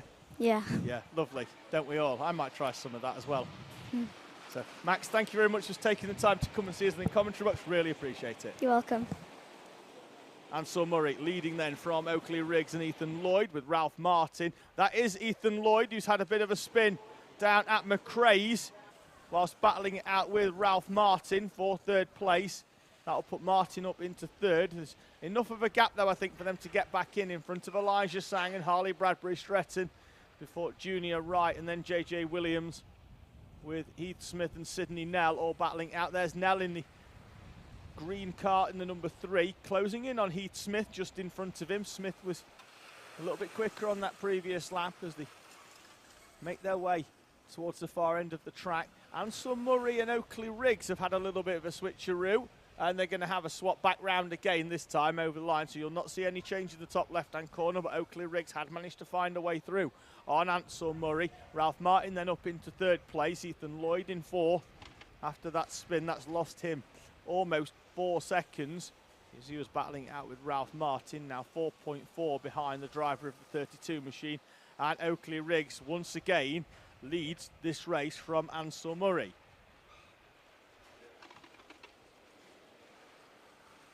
We've had a change at the head of this mighty Bambino final. 4 minutes to go. Support coming in for Ansel Murray. He's going to need it in this final 4 minutes or so because he's got Oakley Riggs currently ahead of him. We're expecting to see Alfie Garrett up there as well, but the spin for him into the wall on the end at the start of lap number 2. As Ansel Murray is back now in front of Oakley Riggs. Behind them, though, Ralph Martin, the one to watch here, because Ansel Murray and Oakley Riggs battling it out for the lead. Ralph Martin, who set the fastest lap on the previous lap and sets it once again, some 5/10 quicker than this battle in front of him. There he is in the 32, sneaking up with a surprise attack on Ansel Murray and Oakley Riggs. Lap traffic in front, with a battle going on between the 44 of Ava Garrett, Oscar Maskell, Jude Taylor and Seth State McKay, 14th to 17th in front of them. They're going to have to try and find a way through these carts. They're going to have a blue flag, but they're all battling it out between each other, and it's going to play into the hands of Ansel Murray because Oakley Riggs can't get through quite as cleanly. And Ansel Murray is now going to have a gap of around about 1.5 seconds. There's more contact in the middle of the pack there, and we've got 2 drivers off. Ava Garrett is one of them on the outside, as is the 15 of Oscar Maskell. As the whole field came together there, there's just contact between the 2 of them. Marshall picks the car up, they're going to turn it in the right direction and just send it back on its way. The mighty Bambinos, both of them, back into the race here then at Rowrah. Be interesting to have another look at that one, because at the time there was just like 7 or 8 karts all just ploughing straight into the gap round the right-hander that was always going to close up. But there was a couple of race leaders in there as well, a couple of lap traffic who were all having their own race as well. Just looking to have a quick behind, we've got the 38 off the track, that's Henry Ward. He's going to need to get out of that kart, I think, to turn it round, because I think he's up on the bank down at the far end at the Stuart S's. He's going to struggle to get through there. So there's Alfie Garrett, Heath Smith coming through as well. That's your top 10 with Murray, Martin, Riggs, Lloyd, Sank, Stretton, Wright, Nell and Garrett in front of Heath Smith. Just having a quick look out the window. The leader's Ansel Murray is about to come into shot in a few moments' time as he comes over start-finish. There he is, being closed in by Oakley Riggs and now Ralph Martin as well. So he had moved away on the previous lap because of that lap traffic. There's a blue flag being shown at Marshall Post 1 for the field coming through, but Ansel Murray and Oakley Riggs still the top 2 in front of Ralph Martin, as we see the 18 of Heath Smith up the far end at the Stuart S's. Ralph Martin considers a move down the inside of Oakley Riggs. Pushing on, trying to close in on Ansel Murray. 50 seconds remaining.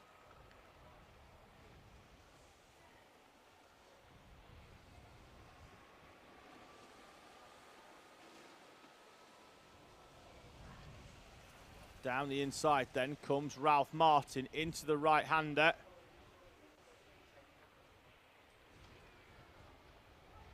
And through up into second place. Can he do anything about Ansel Murray? Oakley Riggs has had a few chances of getting through, got past twice, and then Ansel Murray has immediately managed to get back past Oakley Riggs. So Ralph Martin now up into second place. See whether he can make the move as we have a look further down. That's the 42 of Alfie Garrett starting to make his way back through the field. Gets past Sidney Nell. So that's going to move him up into 8th place. In front of him he's got Harley Bradbury Stretton. Elijah Sang Jr. Wright as well. So not too far in front. We've had retirements for Henry Ward. That's his kart being pushed off to the right-hand side. Just having a quick look. There's a battle going on which now sees Garrett starting to move, and Alfie Garrett is back up into a top 5 position on that last lap, makes up 4 places, gets past Elijah Sang, Sidney Nell Jr. Wright and Harley Bradbury Stretton. The latter of the two dropping 2 places each down the order as Alfie Garrett makes up 4 places. That's about as high as he's going to go unless there's something goes really wrong for any of our top 4, because they are some 35 seconds further down the road. Ansel Murray, Oakley Riggs and Ralph Martin then your top 3, as got driver there taking to the grass in the 11. That's Junior Wright with Harley Bradbury Stretton just trying to get alongside. Ansel Murray though, we've got a bit of a change here, because where Ralph Martin has had a problem, he's dropped out into 4th place. Ethan Lloyd then up into 3rd place. Ralph Martin on the last lap did a 1:09, lost 6 seconds to the rest of the field. The driver with the fastest lap of the race so far has dropped all the way down to 4th place on this final lap of the race. Ansel Murray and Oakley Riggs leading the way. Is there anything Oakley Riggs can do? Into the fast right of St John's, left-hander for Sunny Bend. Oakley Riggs not quite close enough, I don't think. And he's going to try a late lunge down the inside of Ansel Murray. Tries to get the cutback. They're going to be side by side. No, Murray closes the door and Ansel Murray takes victory from Oakley Riggs. Then it's going to be Ethan Lloyd in 3rd place. Ralph Martin in P4. And then we await to see. We've got Ava Garrett, who's had a spin down the back straight. She's just going to have to wait for the field to come through and roll back before there's enough room for her to rejoin. She does just that and rejoins back into the fray. Oakley Riggs, though, very, very happy with his 2nd place behind Ansel Murray, your reigning champion. Rest of the field now starting to make their way over the line to take the checkered flag. Alfie Garrett comes through round Paddock Bend to recover to 5th place. Great drive for Garrett after the off at the chicane to come all the way back up into 5th place. They're still driving it to the line. Elijah Sang gets alongside the 24 of Arthur Bath. Need to get close across the line with Harley Bradbury, Stretton Jr. right. And it could be JJ Williams, but there's still the battle going on. For the line, he crosses just in front of Heath Smith and Hadley Jarvis as well. That's all of your runners through to take their positions, heading now off into pit lane. So that is Mighty Bambino out of the way.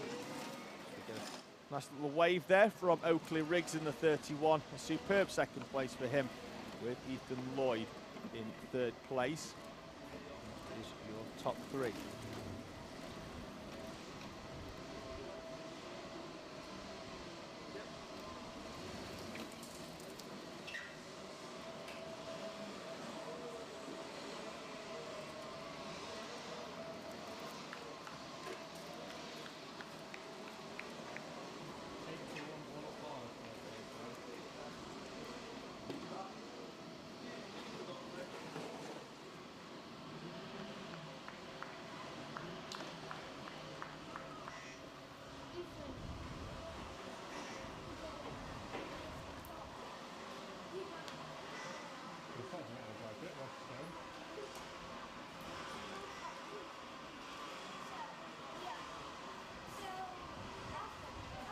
That's Ethan Lloyd in the 66, his first outing in the Mighty Bambinos in the BKC Championship, and he finishes in third place. So just a little bit of a debrief going on there then between Ansel Murray and Oakley Riggs down there in the holding area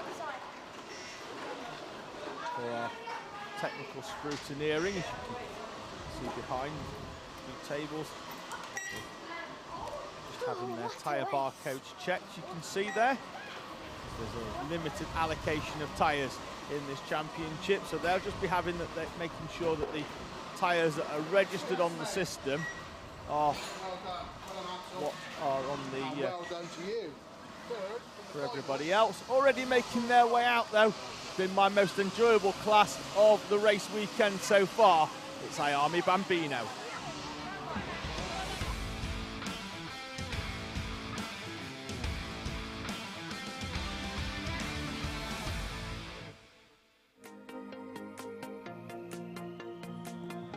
Chester Forks then will start on pole position with Charlie Page alongside. Looks like we've got a driver off, have we? Up there we've got one off. Just have to wait to find out who that is. But we've got William Crombie and James Roots on row 2, Freddie Baker and Albert Farrer on row 3, Jack Harney and Chloe McGill, Ollie Little and Harris Barber rounding out your top 10, with Theo Poyser and Darren Dimitrov on row number 6. Max Joy starts 13th, Leo Harang for company, with Maxim Mikalski and Sophia Page, Austin Anderson and Charlie Holmes in on row number 9. Then it's Freddie Purnell rounding out this I-AME Bambino grid. I think it could have been the number 92 of Freddie Baker who had the spin at the top of the chicane. So we'll just wait for him to come round. It's a standing start, of course, which means he will be able to retake his grid position. We're just waiting for him to come round. Just make sure he is in the correct position. So P5 is currently, will be kept empty at the moment as the 42 of Albert Farrer rolls into position, a 7-year-old from Chelmsford in Essex. Started racing last year with a few Mighty Bambino races. Oh, his contact further down the field. You saw in the background there as the number 92 machine of Freddie Baker tried to make his way through. Look, seemed like he was in a bit of a rush, but we weren't going to go racing without him, that's for sure. He's rolled into position now. Hopefully the gentleman down there who took the brunt of that into the back of his ankle he's going to feel that one in the morning, that's for sure. Hopefully he should be okay there. Looked like it was the helper for the 14 of Sophia Page, but he seems to be okay. He's making his way off without a hobble, which is handy. There he is in the pink high visibility jacket, making his way off the circuit. 5-second board, wait for that to turn round in a few moments' time. Then keep an eye out on them red lights. 10 minutes on the overhead gantry. I-AME Bambino is go. We're away and racing. It's a great start from Chester Forks off pole position. Charlie Page has to slot in, and then right the way round the outside comes James Roots. In third place, William Crombie in the all-green machine slots in behind. Then it's Albert Farrer in P number 5. So they make their way down towards McRae's. Everybody nicely through that first tight hairpin on the left, and it's going to be straight round into the right-hander at the far end of the circuit. Chester Forks already starting to move away at the front of this one. James Roots looks like he'd managed to get down the inside, and he has on Charlie Page as they run down towards the Stuart Essers, and James Roots is through. Up into second place, and through goes James Roots. Now they're going to have to push hard because Chester Forks is moving away at the front. Moved down the inside there by Harris Barber. Looks like that could have been on Freddie Baker. Baker then ran wide out onto the rumble strip. Charlie Page is back through up into second place. So it's Forks from Page, then Roots, Crombie, Farrer, Harney, Barber, Dimitrov, Baker and Theo Poyser. Rounding out your top 10 in front of Chloe McGill, Max Joy, Sophia Page and Ollie Little in P14.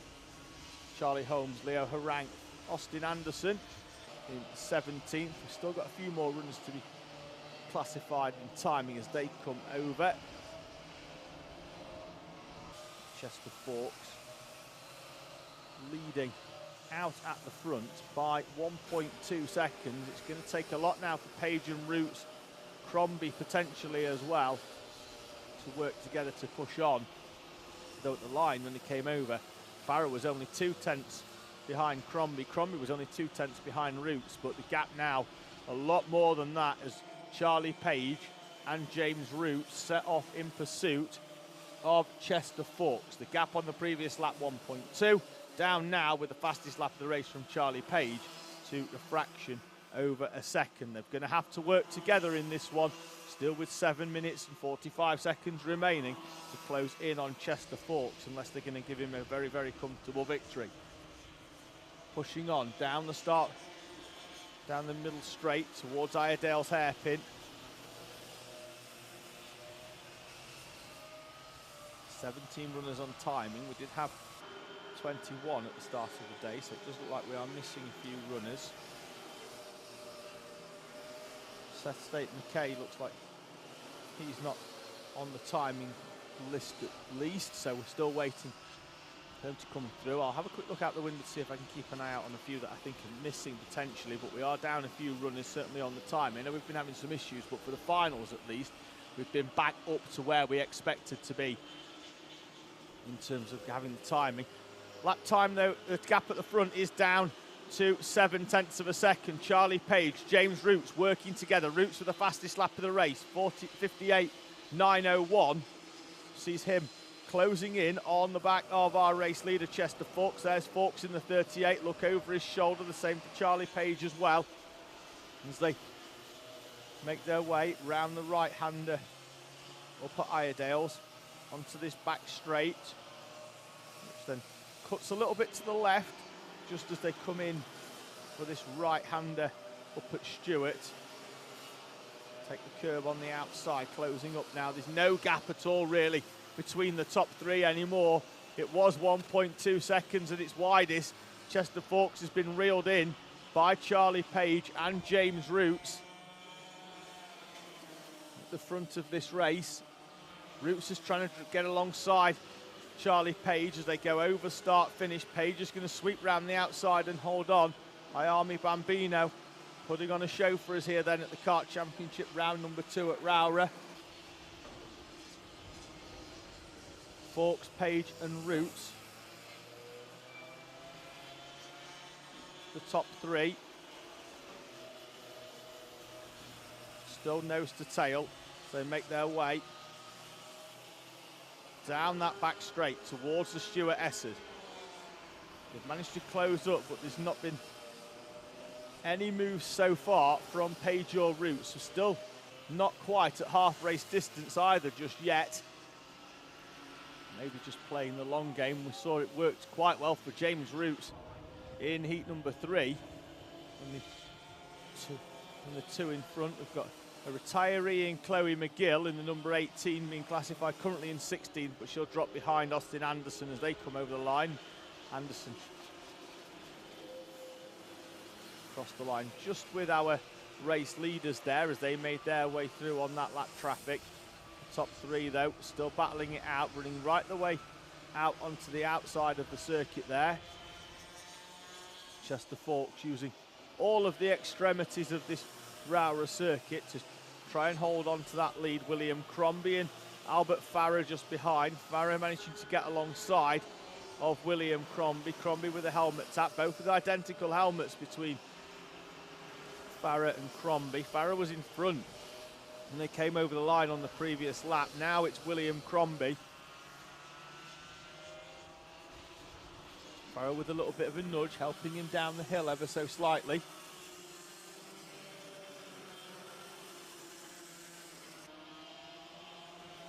Farah is through once again on Crombie. Crombie with the cutback over start finish, side by side. Crombie will be shown in front. Farah with a great overtake there. William Crombie back through up into 4th place. Farah then down into 5th. Darren Dimitrov, P6, 1.6 seconds behind. And then there's another 3 seconds back to Harris Barber in 7th place. Harney, Baker and Poyser complete your grid in terms of your top 10.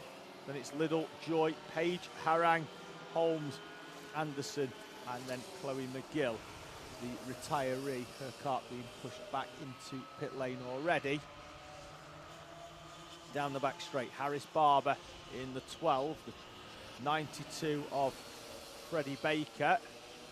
Jack Harney's there as well. He's managed to find the way through on Harris Barber, up into 7th place for Jack Harney.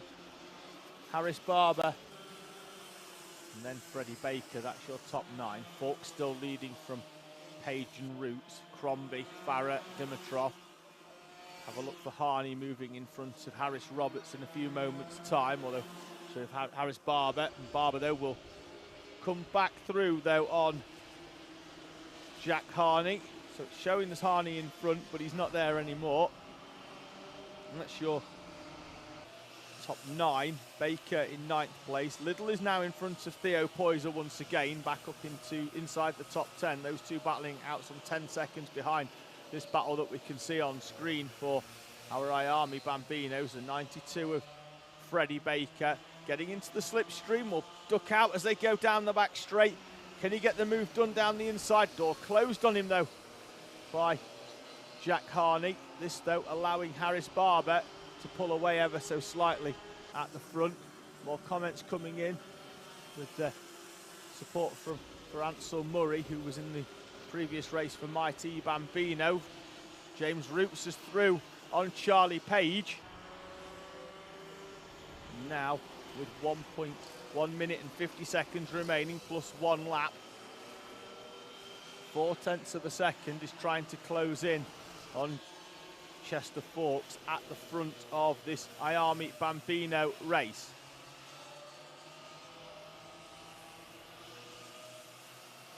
That's your top 3 on screen. There's a gap back then to William Crombie and Albert Farah. You can see them in the background as they make their way down towards the Stuart Essers, and you see them just about bouncing through there as we cut back to follow our leaders up towards Paddock Bend. 1 minute and 10 remaining. Just having a quick look now as they come over the start finish. They're going to cross the line with about 1 minute and 8 seconds remaining, which means that we're going to get 3 more laps in here. James Roots with the fastest lap of the race that time round in 2nd place. Closes in to within 0.2 of Chester Forks at the front of this race. They've moved away from Charlie Page, but it's only 1 overtake away from inviting Page back into this battle. Just trying to have a quick look out the window. It's still Chester Forks leading the way from James Roots and Charlie Page. There's the 61 of Austin Anderson. About to be overtaken ever so slightly by some of our runners. Look like there's Sophia Page in there as well. William Crombie and the 42 of Albert Farah in 4th and 5th place respectively. Leaders though making their way down towards Sunny Bend, the tight left-hander here at Rowrah. James Roots once again gets a good run out of the final corner. closing up on Chester Forks. They've crossed with 2 seconds remaining, so 2 laps to go. Time is down to 0. They'll see the last lap board next time round. There's James Roots, some lap traffic in front. Roots and Chester Forks sweeping round the outside, and that's opened up a bit of a gap there for Chester Forks. They've come round the lap traffic, and the field spread now quite wide. James Roots is going to have to work hard to try and give himself a last lap opportunity. Charlie Page in 3rd place, the top 3 in our I-AME Bambino class. The gap was 0.2 of a second. It looked like Page was going to have a real good opportunity. More lap traffic in front. Let's see whether this one plays more into the hands of James Roots as they head down the hill towards the left-hander at Sunny. They're going to try and sweep through. Roots is going to cut to the inside. I think it has indeed closed the gap ever so slightly. Roots now will come through. There's more in front of them. The Max Melansky is in front just as they come up into the chicane section. This could give James Roots the opportunity to come through. And it is going to give James Roots the opportunity to come through. Chester Forks balked down the inside. Roots is going to be on the outside. Who's going to get the cutback? Who's going to get the run up towards the Iredale's hairpin? James Roots is going to lead with half a lap to go here from Chester Forks and Charlie Page into the right-hander. Roots, I'm sure at some point he's going to have a quick look over his shoulder in a few moments just to see where everybody else is. James Roots with the run down towards the final corner. Chester Forks with a dive to the inside. Roots runs all the way round the outside, almost like he saw it coming. Expertly defends that one off. Didn't turn in. No contact between them. Chester Forks back down the inside. James Roots is going to be hard on the brakes. Who's going to get the run out of towards the final corner? Chester Forks, James Roots, Charlie Page. It's going to be a 2-car run to the line. Forks is going to be tight. James Roots takes victory in I-AME Bambino from Chester Forks, and Charlie Page with William Crombie and Albert Farah completing the top 5. Darren Dimitrov in P6. Once again, I-AME Bambino putting on a show for us here at Rowrah at the Kart Championship, round number 2. And James Roots, after a superb overtake in heat number 3 to take victory, had to go into defensive mode on that final lap to hold off Chester Forks and Charlie Page for victory. 0.3 of a second between our 3 leaders at the front. Penalty, though, being shown for James Roots on the overhead gantry over the start-finish line. Not quite sure what that's for. There was nothing clear on there, but it's showing as a penalty for the 5 of James Roots. Could it be track limits?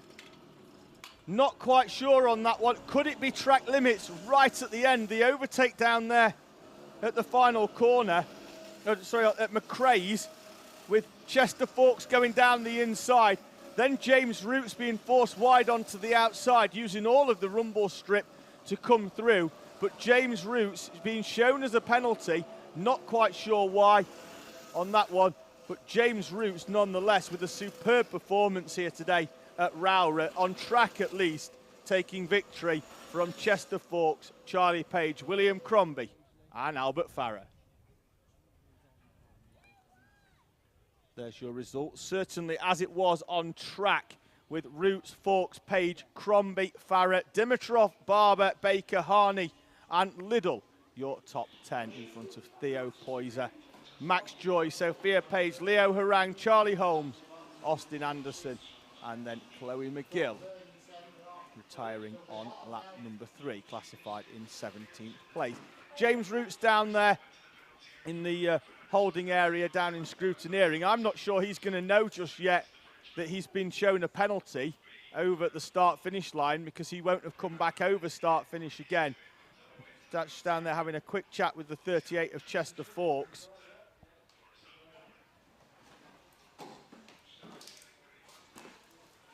Forks still sat in his cart, helmet still on.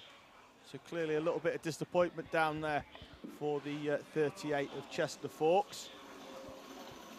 Casting a somber figure in his machine. Charlie Page already taking his helmet off. James Roots as well doing the same. So they've all come over the weighbridge already, so they're just waiting for scrutineering to take place down there. which means we can then move on to our final race of the day here at round 2 of the Kart Championship from Rowrah. It's time for Minimax.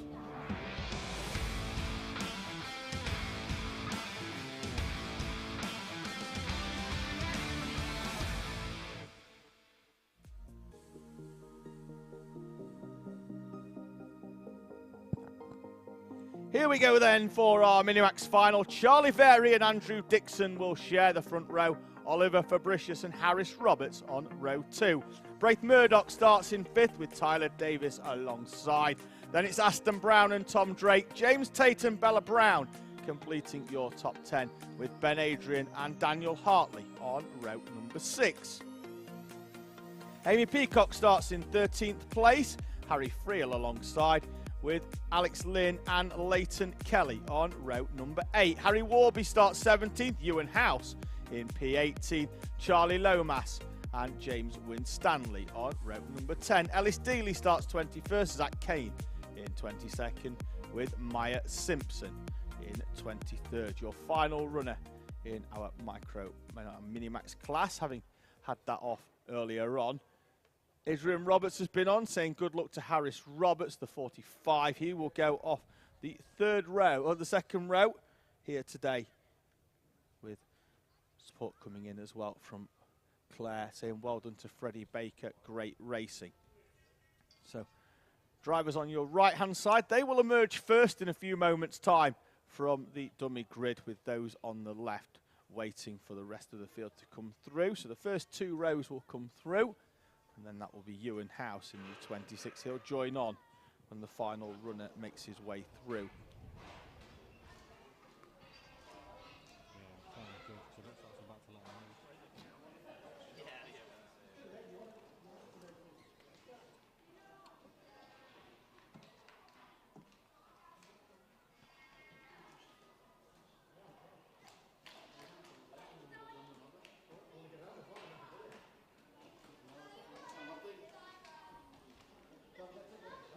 So there's a run through our Minimax grid, and they are rolling out onto circuit for the final race of the day here then. Charlie Very leading them out onto track as they emphatically slide the cold tyres round the paddock bend here.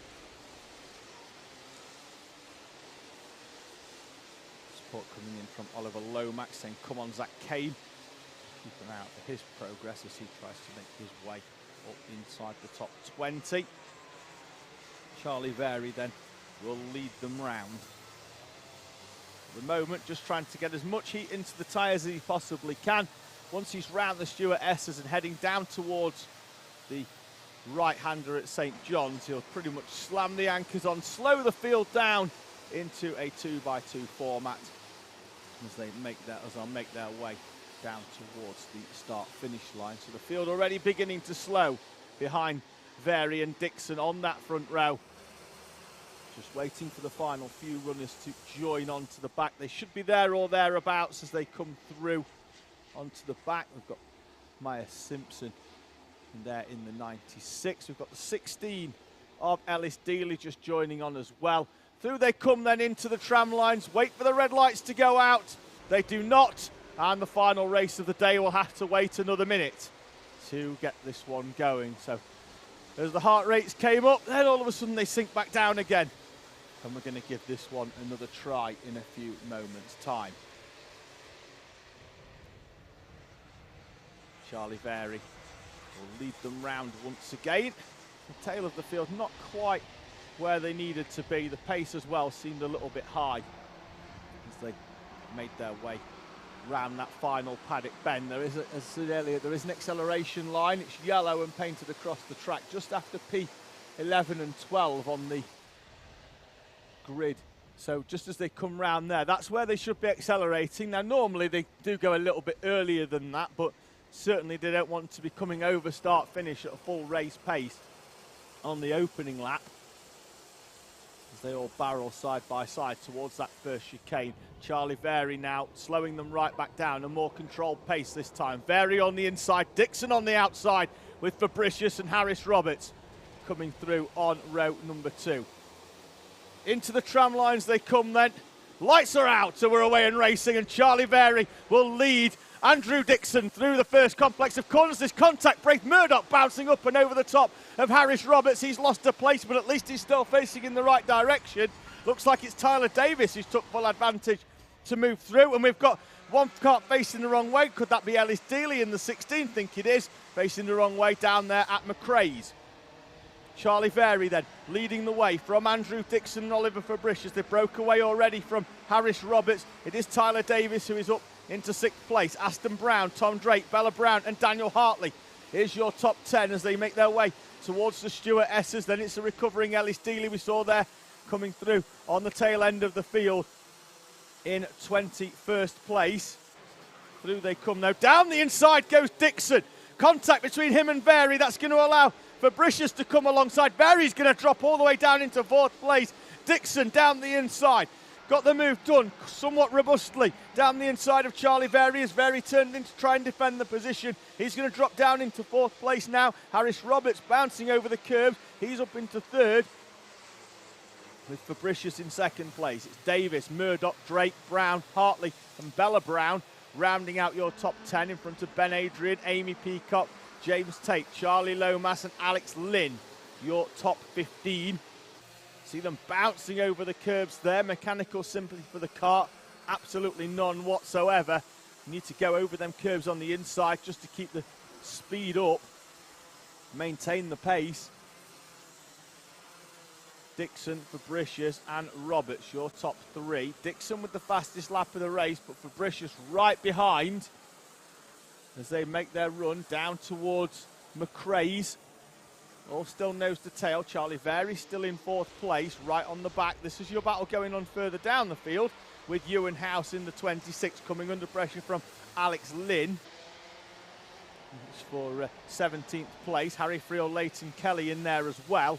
Ellis Dealey recovering in the orange helmet as Alex Lynn sends it down the inside of Ewan House, puts the brakes on mid-corner as well there. Great move from Alex Lynn.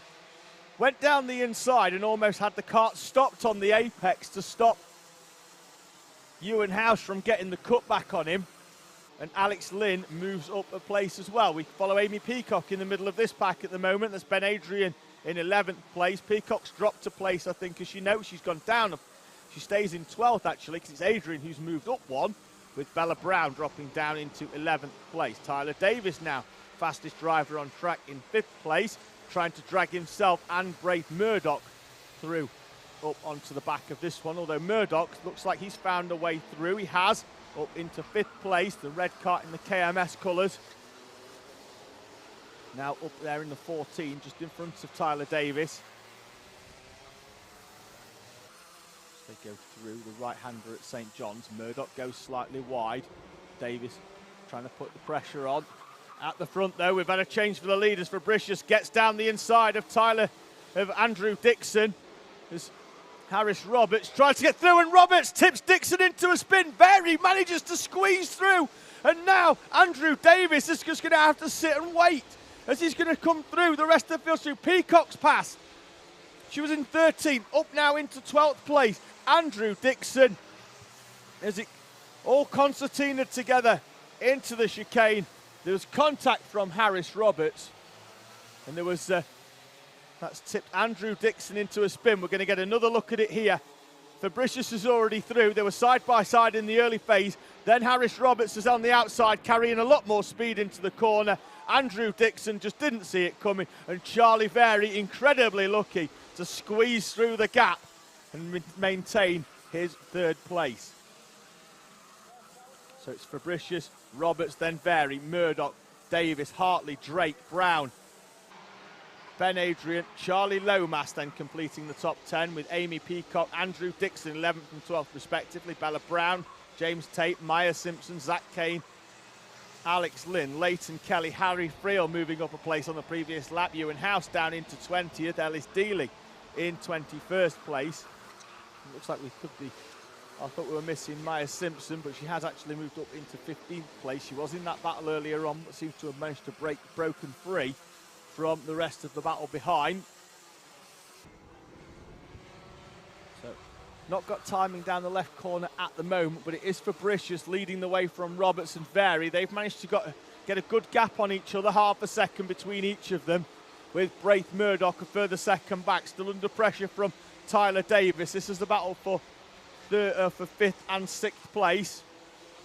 Or 4th and 5th now, actually, because we've had Andrew Dixon drop further down the order after that incident earlier on. Daniel Hartley behind as Tyler Davis has a little bit of a nudge on the back of Braith Murdoch. Murdoch manages to ride it out. Still 4.5 minutes remaining in this final race of the day here at Rowrah for round number 2 of the Kart Championship.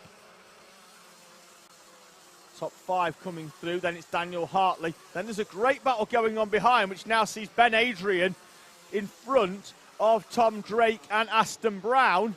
So Ben Adrian starting to make some inroads through. He's had a difficult weekend. Fastest lap for Oliver Fabricius. 4 minutes remaining. Ben Adrian up into 7th. Not quite sure he's going to have enough to close in on the back of the rest of these in front. He's got 4 seconds or so to close in off the back of Daniel Hartley. Don't think he's going to have enough time in the remaining 4 minutes plus 1 lap. They've got a driver off into the pit lane, just trying to figure out who that is down there. It's a cosmic machine. Just going to try and figure out which driver's coming through. I think it could be Ewan House in the 26. I can only see the kart, can't quite see the helmet. There's the 15 of William Crombie's kart just being wheeled away out of scrutineering.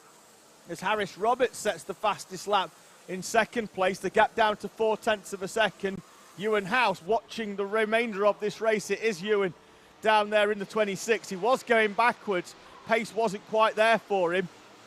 As we see Alex Lynn coming under pressure from Harry Friel. Friel forces him wide. Through he's going to come down the inside. It looked like it was going to be Ellis Dealey down the inside as well. Is that now? It's Friel behind. Let's have a quick look into the 70-80s. That's Leighton Kelly who was down the inside. So Alex Lynn now sandwiched between Leighton Kelly in front, Harry Friel behind, currently battling out over 16th place. Lynn going slightly wide down there at Iredale's, managing to slot back in, but Leighton Kelly is moving away at the front. As we see support coming in from I-AME Motorsport for Harry Friel. We were just watching him there in his battle with Alex Lynn over 17th place. Zach Kane looks like he's coming through down the inside there. Trying to figure out whereabouts he was on Ellis Dealey in the 20 kart, but he's through. It could have been James Tate that actually in the all yellow machine. He's up into 13th place now.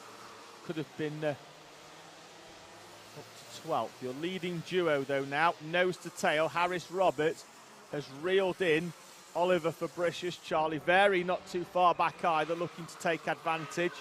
Then there's 3 karts further back in Murdoch, Davis and Hartley. In front of Ben Adrian. Andrew Dixon has now recovered back inside the top 10. He's up into 8th place. Tom Drake and Aston Brown rounding out your top 10, although there's a gap between Hartley in 6th and Adrian in 7th place. And the same back to Andrew Dixon in P8. Yellow flag out down at the Stuart Essers. Not quite sure why, as our leaders are making their way through. We'll try and figure out. There could be a kart stationary. There is on the outside of the track. Not sure whose machine that is, but we'll find out in a lap's time when one driver comes through a lap down. So there was no overtaking opportunities up there at Stuart. The door closed once again, this time by Fabricius, as Harris Roberts tries to put a move down the inside. 57 seconds remaining. 3 laps basically then in this Minimax final. It's the 69 machine of James Winstanley that's off on the outside. He's going to drop down the order. They can't see him on the timing as it stands anyway. Into the right-hander at Iredale's. Charlie Vary inching back in. The yellow flag out once again, but inching back in onto this battle for the lead between Oliver Fabricius and Harris Roberts. They make the run down the hill once again through the right-hander of St. John's. Then it's going to be the left. So we see the rest of the field coming round that corner as well. Fabricius from Harris Roberts and Charlie Vary, your top 3. The gap's gone out by another 0.3 of a second. Thought we had something up on the overhead gantry there, but just had a quick look over the top of my screens and there's no indication, or there is a track limits warning for the 99 of Tom Drake. In now 10th place as Aston Brown, last year's Micromax champion in CKC, has managed to find a way through and up into 9th place. Andrew Dixon, fastest lap, P8. Probably about as far as he's going to get unless he can find 2.2 seconds to close in on Ben Adrian. In front, on the last lap he was 0.2 quicker. Having a quick look there, Braith Murdoch, Tyler Davis, Daniel Hartley. Where's Tyler Davis? Because that's Braith Murdoch and that's Daniel Hartley through as well. So it looks like Tyler Davis is going to drop further back. Final lap this time then as they come round for Oliver Fabricius. Harris Roberts in second place. Charlie Very, Braith Murdoch, Daniel Hartley up into the top 5 now, with Tyler Davis coming under pressure from Ben Adrian. As Tyler Davis drops down, the last lap dropped 3 seconds back into the clutches of Ben Adrian. Harris Roberts, fastest lap, closing in on Oliver Fabricius. Don't think there's a yellow flag out down there. There isn't anymore. There's going to be an overtaking opportunity for Harris Roberts. Not quite close enough. Run down into the right-hander of St. John's. Left into the sunny bend. The final chance is going to be a late lunge down the inside in towards Paddock. Fabricius has got it scouted. And Oliver Fabricius will come through to win from Harris Roberts and Charlie Very. That's your top 3. Then it's going to be Braith Murdoch, Daniel Hartley, and in a run to the line, Ben Adrian snatches 6th place from Tyler Davis. Andrew Dixon recovers to 8th at the checkered flag. Then it's going to be Aston Brown and Charlie Lomas, with Lomas just getting there in front. Tom Drake, Amy Peacock, James Tate and Maya Simpson in 14th place in front of Bella Brown in P15. Leighton Kelly, Harry Friel, Alex Lynn, Ellis Dealey and Zach Kane rounding out the top 20 here at Rowrah for our final race of the day. Oliver Fabricius then rolls his number 90 machine into the pit lane from Harris Roberts and Charlie Very. Braith Murdoch and Daniel Hartley, your top 5 in front of Ben Adrian, who managed to have a drag race to the line with Tyler Davis. Just being rolled forward now. All of our top 3 just having their front bearings checked there by our scrutineer. And that will carry on all the way down as well. He's just jumped out of his cart as Oliver Fabricius. Great little race, great respect as well between himself and Harris Roberts as they push their carts then into the Parc Ferme area just to be weighed. There'll be a few others as well that'll be sent round the outside in a few moments' time. So it looks like they're going to scrutineer the top 4 at least, with Charlie Very there pushing his cart in, and just behind him as well, Braith Murdoch in 4th place. So a fantastic day of racing here at Rowrah for round number 2 of the Kart Championship comes to a close. Big thumbs up from Braith Murdoch. The checkered flag showing on the overhead gantry as the day comes to an end. 21 action-packed races here from Cumbria for round 2 of the Kart Championship. We'll be back in around about 4 or 5 weeks' time for round number 3 as we head south into Wales for Landau, which will, the end of that one will be the halfway point in the Cadet, Junior and Bambino Kart Championship. Thank you very much to everybody that's joined us here today at Rowrah, be it at the track or watching at home. Thank you to our kind sponsors who've been going in the top corner of the screen. I'm off down into the paddock to announce my Circuit Watchers driver of the weekend at the presentation. Keep an eye out on the Circuit Watchers Facebook and on their Instagram as well, and shared on the Kart Championship Facebook pages and their Instagram to find out who won the driver of the weekend. There's a sneak preview. It's going to be James Roots, but don't tell him. We're going to keep it as a nice surprise down there for when we shout it out down there on the podium. I've done it over the PA apparently, but at least I whispered it, so maybe you didn't hear it. Thank you for everybody that's joined us though here in Cumbria. We'll hopefully look forward to seeing you again on the Alpha Live channel next weekend when there's plenty more karting action for you to watch. Thank you very much for joining us. I've been David Sullivan. Really appreciate your time, and we'll see you again.